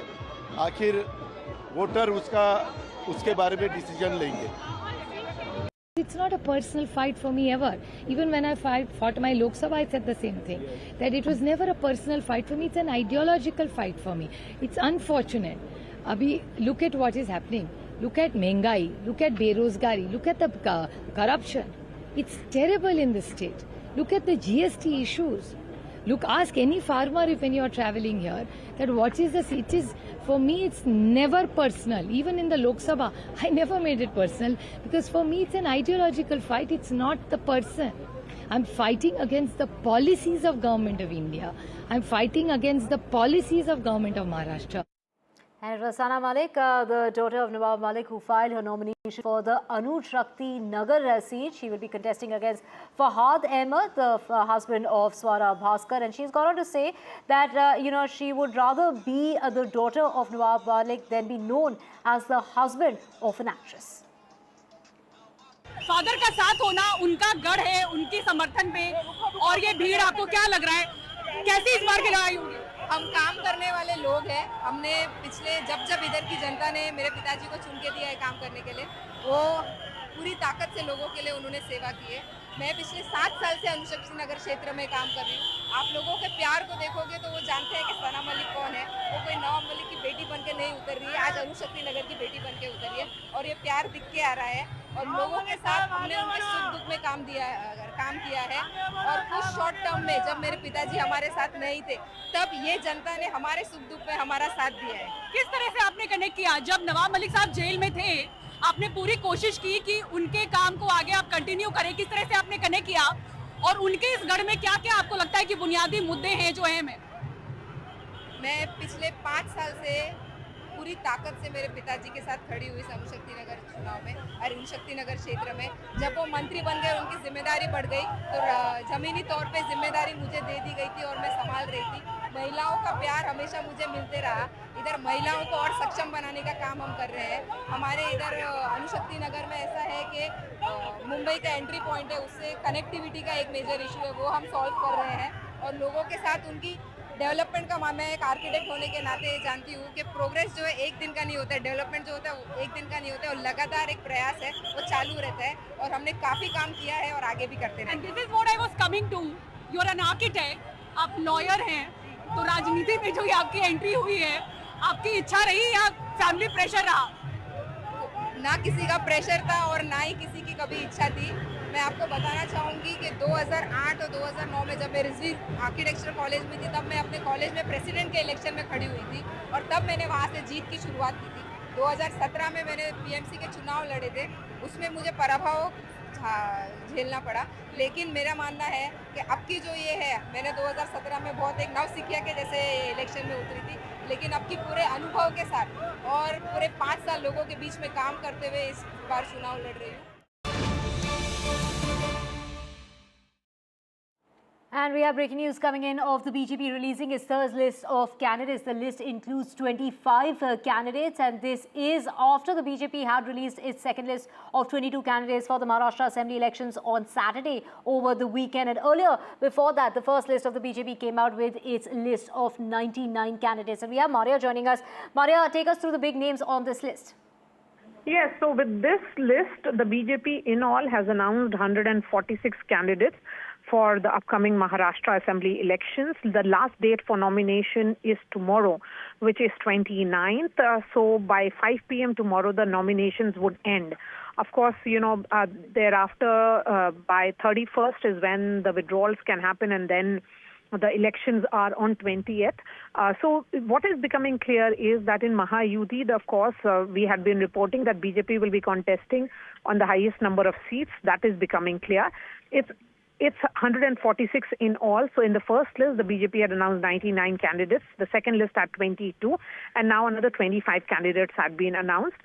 All eyes will be on a number of interesting battles which will be playing out. Because I think there has been a very clear division in terms of various alliance partners. So in Thane region, it is going to be Sena versus Sena battle. Largely in the Baramati region, it is going to be the NCP versus NCP battle. And in several parts of Vidarbha is where we are seeing more BJP candidates being fielded. That's where it will be a direct fight between the BJP and the Congress.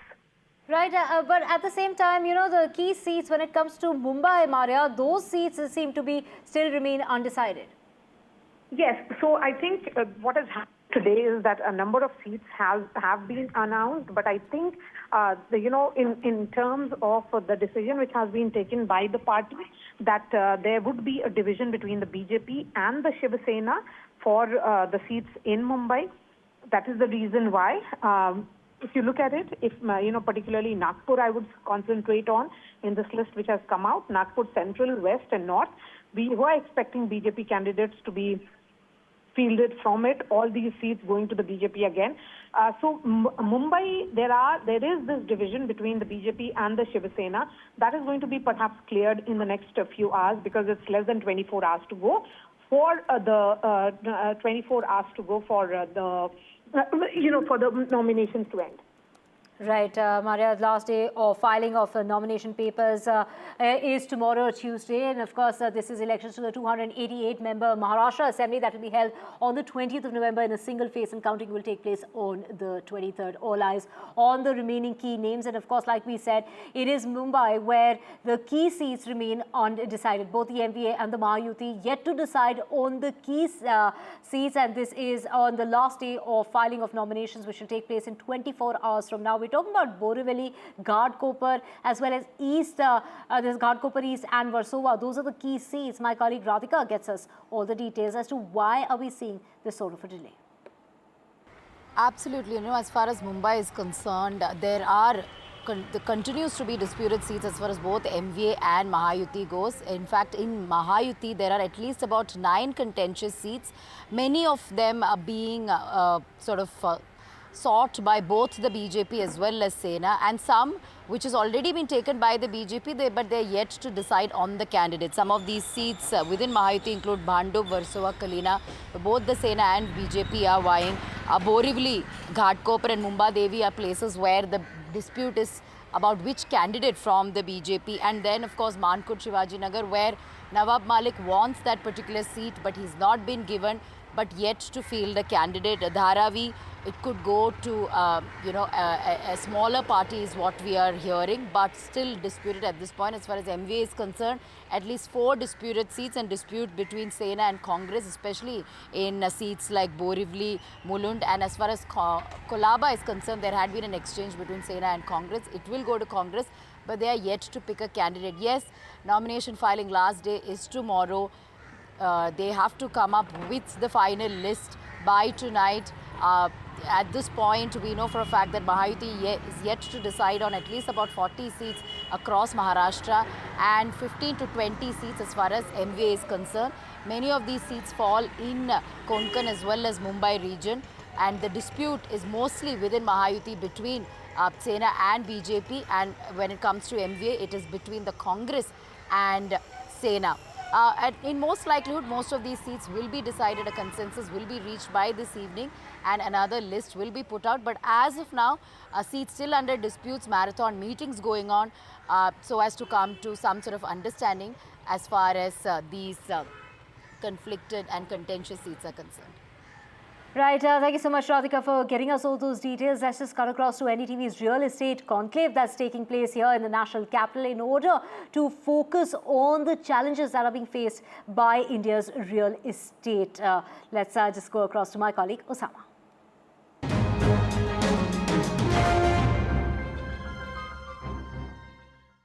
New age tile slabs impacting the overall architectural landscape. What is your thought on that? Thank you very much for having me, first of all. And like Siddharth said, I think a lot of what has to take a transformational change is on the material, is from a point of view of weight, from the point of view of how quick you can deliver a particular building today with the kind of competition which is there. The only way a builder can earn really good money is how quickly he can churn, how quickly he can make the apartment, sell it. So that's one part of it, and that's where I think our products come into play. You take any traditional material, marble, granite, etc. There is a process of bringing it in, cutting it, polishing it, laying it, etc. Here, the products come in pre-cut, pre-polished, pre-finished. So it's a question of how quickly you can apply the material. Secondly, it's a question of what the weight of the material is. So our products range from between 6 millimeters upwards of 20, but it peaks out at 20. 99% of the tiles are between the 9 and 12 millimeter range, whereas a stone would start at about 20, 25 and go up to 30, maybe 40 millimeters. So it's also a question of weight. That's one part. The other part is it's not available anymore. It's scarce. It's a finite material, unlike our product. Any natural stone, any natural product would be finite. It's mined. So from that point of view, again, that's a challenge of getting good quality material. Whatever is available is not of fantastic quality.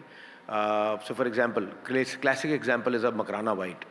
Our Indian, good old Indian material, probably, Siddharth would agree with me, probably one of the best marbles in the world is just not available. You may pay big bucks, but it's not available. So anything what is really good is so out of budget for the for any class of people, that's when other transformational material come in. And amongst a lot of other material which are there, I think we're one of them, where it clearly has moved leaps and bounds in terms of sizes, in terms of finishes, where we are now mimicking all kinds of stones, fabrics, etc., and giving architects a lot of flexibility and a lot of consistency to finish their beautiful homes, or office spaces, or whatever they're designing. Absolutely, and there is a larger discourse around sustainability as well. And we have been hearing about these on international forums, governments talking about it. What I want to understand from you is, how is sustainability playing its role in material selection now? Actually, a very pertinent question, somewhat related to our work also. We look at materials with low carbon footprint and low embodied energy. So we feel as much as material, if possible, can be locally sourced. That's been one of the parameters when you come at the SDG goals also. Of course, it can't really happen in all the projects, and to what Abhishek mentioned, we have a projects of a very different scale, but at least in smaller projects, I think the way forward should be to really locally source the material. What does it mean? Materials which are available in 15 to 30 kilometer radius, that is what is a good practice, so that the amount of cost in transportation is just spikes up the carbon embodied energy. So there are projects where you can do, and India has abundant materials. When you also mentioned about natural materials, India has abundance of materials. So whether it is stone or earth, and you mix it up with different components to make them stabilize, to make it into building products, it is still possible. We do it at a level which is possible. It also gives employment to local labor, which is also part of the sustainability aspect. Yes, but to an extent, when you talk about large projects, of course, it cannot happen. And to picking up on what Abhishek mentioned, if the materials become, which I mentioned earlier also, if the materials can become modular, scalability when I mentioned. So if materials are precast, if they are modular, if they're cut to size, however of the work can happen at the factory, so that at the site, the large amount of work and energy required to put it out there, if that can also be minimized, it will make the projects much faster, which is also one way to look at sustainability at a much larger level. Abhishek Sumari, before I ask you this next question, I want to admit I have this really bad habit of scrolling through Instagram reels. And I was doing that, and I came across something really fascinating. People are 3D printing their houses. In what ways do you think these advancements in technology, such as 3D printing or large format slabs, they are impacting projects in India? So I'm not an expert on 3D printing, but yes, the kind of technology advancements which have happened across industries is very fascinating. I remember, I can talk of my sector, we used to silk screen print the tiles. And now the printing technology has moved leaps and bounds, where it's almost like a digital printer, kind of a 3D digital printer, where instead of putting in a paper for that printer, we're putting in a tile. And on the other side, it comes up with various kinds of designs and thicknesses and indentations, so we can actually achieve surfaces. So for example, a flamed granite look, if you had to flame a granite and make an undulated surface, that earlier was not available, but today we can easily do it with the printing technology.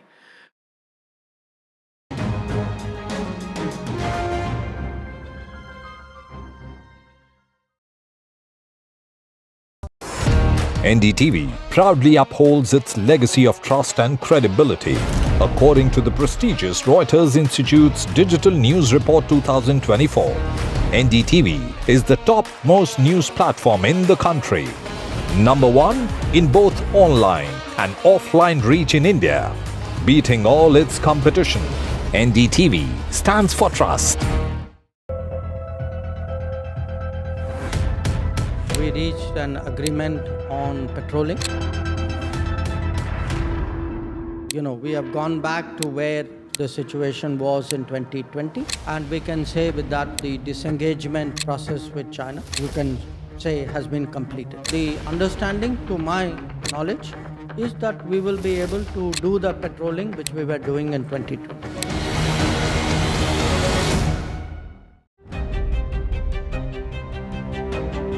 Hello and welcome to India Sense, where I speak with global opinion makers. The United States has made a strategic decision over the last 20 years to move closer to India.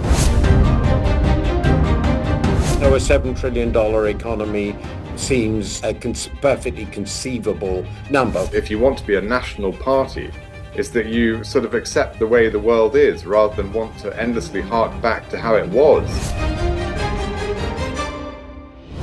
Modi is promoting the digitization of the economy, which is accelerating growth in the country. New day, new show, a new experience. Start your day with the news, not views. We bring you stories that matter and impact your life. News that informs and keeps you ahead. From Maximum City, Mumbai, to the seat of power, Delhi, NDTV brings you the best breakfast show. Breakfast news on NDTV, 8 a.m. every day.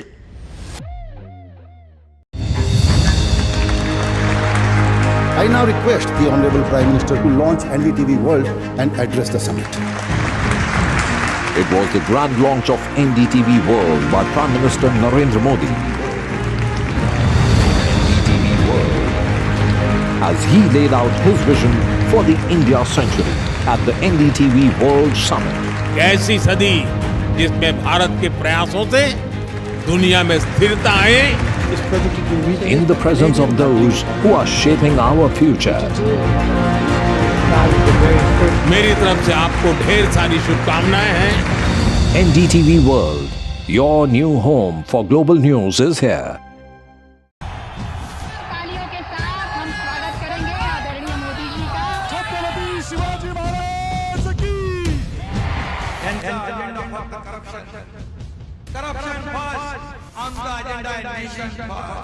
घोषणा आणि जनतेचे पैसे लुटणं.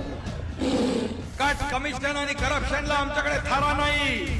त्यांचा परिवारवाद आमचा महाराष्ट्रवाद. महाराष्ट्रामध्ये 1,75,000 जागा रिक्त पण का मिळत नाही. राज्याची जनतेच्या घमाच्या पैशाची तिजोरी लुटण्यासाठी हे सरकार आहे. पूर्वीच्या सरकारच्या काळामध्ये निधी देताना त्यांना असं वाटायचं की त्यांच्याच खिशातले पैसे चालले. शेतकऱ्यांना मोफत वीज देण्याचं काम आपल्या सरकारने सुरू केलं. I've been reporting on all issues, big and small, from Andhra Pradesh, Telangana, rest of South India, bringing you all the action, all that you need to know, all that you want to know. The energy of Maximum City is infectious. I bring in that energy in our news coverage from financial capital, Mumbai. India's IT capital is always buzz. It's literally a city that never sleeps. And I keep you ahead on all the Bengaluru buzz. Covering from the southernmost part of India over the last 23 years, I bring in-depth and 360-degree coverage from the Dravidian heartland. The land of Mishti is also known for its bitter politics. I have seen much water flow under the Howrah Bridge, covering Bengal in all its vivid colors.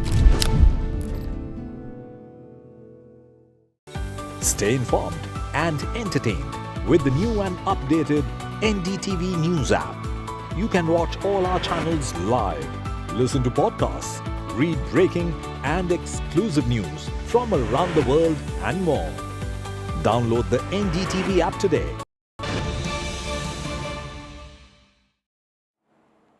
Welcome back. Let's get you the latest with KTR's relative that has gone ahead and filed a plea in the High Court. KTR's kin is seeking a court intervention. This is after the raid that took place at a Diwali celebration, which KTR has gone on to say that it wasn't a rave party, it was a family function. He has gone on to denounce that very attack. He's gone on to call it a family function, not a rave party. Do remember that people who were present at that party were tested for drugs.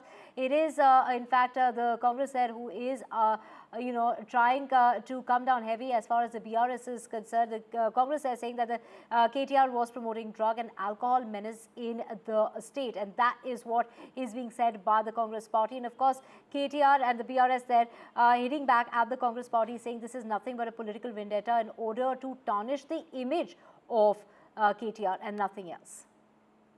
We have my colleague Uma joining us. Uma, well, it is KTR's relative, his brother-in-law, who's gone ahead and filed that plea in the High Court.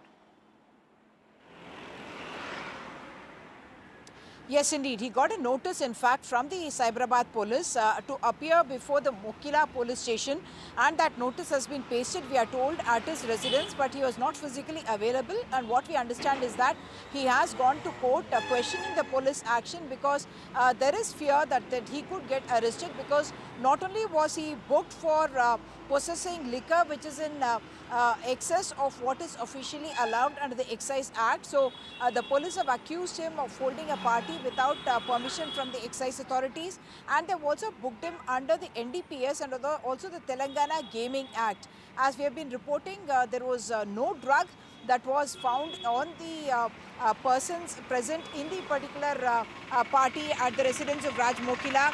What we understand is there were 21 men and 14 women, and KTR and the BRS party spokespersons have been repeatedly saying that by calling them men and women, instead of saying that they were in fact families that were present there, they are trying to attribute some other kind of a situation, whereas they are saying that it is a family party and that the family members of Raj Pakala as well as close friends and their families were present in that, and they say that a 70-year-old woman who is the mother-in-law of KTR as well as Raj Pakala's mother and children as young as 2 or 4 years old and 7 years old were present. That is what the BRS is saying. But Raj Pakala has now approached the High Court questioning the action of the police in raiding his house as well as carrying out these kind of actions. But we are also being told that if he does not appear before the police as is being sought with the notice that has been issued to him, he could be arrested for not in fact appearing before the police as well and not cooperating with the police. But yes, other than the excise act where we have seen the liquor that is present, visuals have been shared.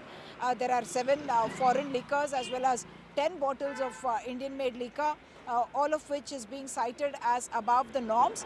And the second part of it is because one person who was at the party, what we are being told is that 21 men at the party had undergone the drug test, and one of them, who has been identified as Vijay Madhuri, had tested positive for cocaine, and subsequently he was sent to the hospital for further blood tests as well.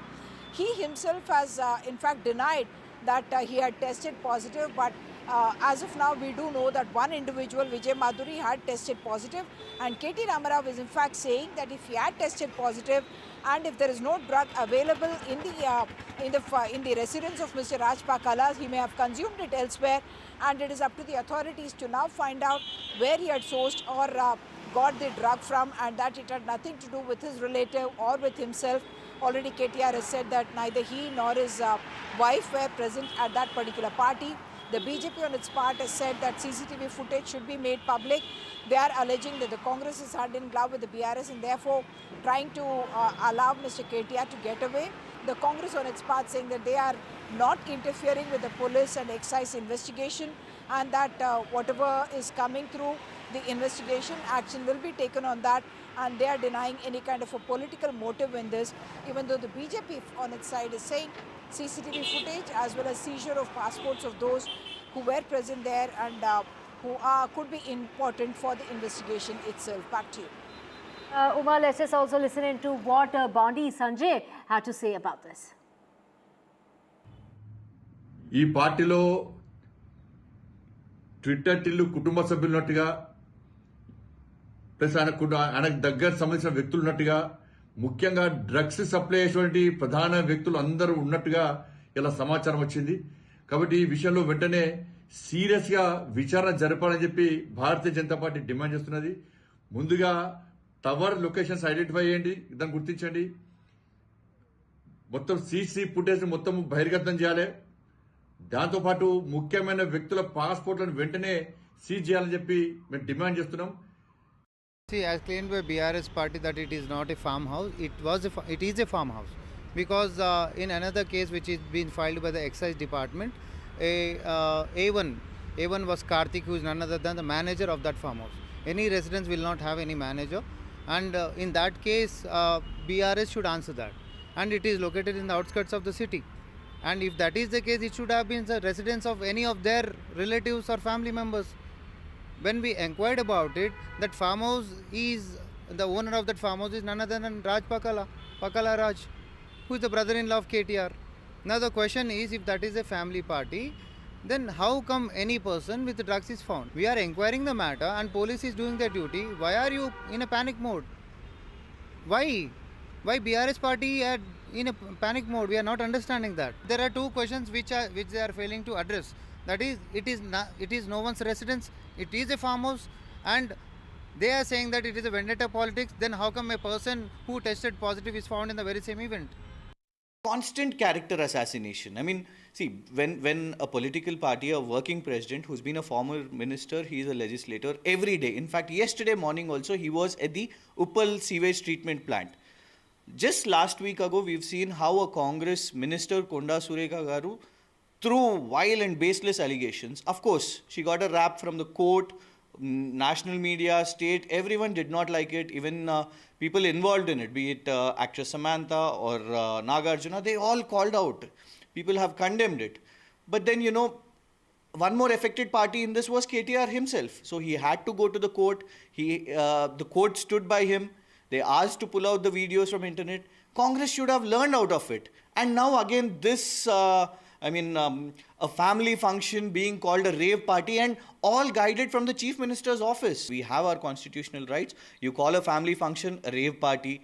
You seize alcohol and you call them drugs. So you are trying to character assassinate. You want to take on KCR's family, and now because you do not have issues to target KTR, you're coming up with such nonsense. Definitely we'll go to the court.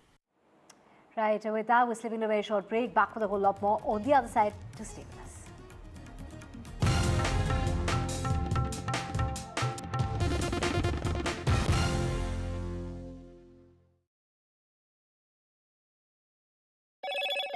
Hello, Moto. Motorola Edge 50 Pro, world's first AI-powered pro-grade camera.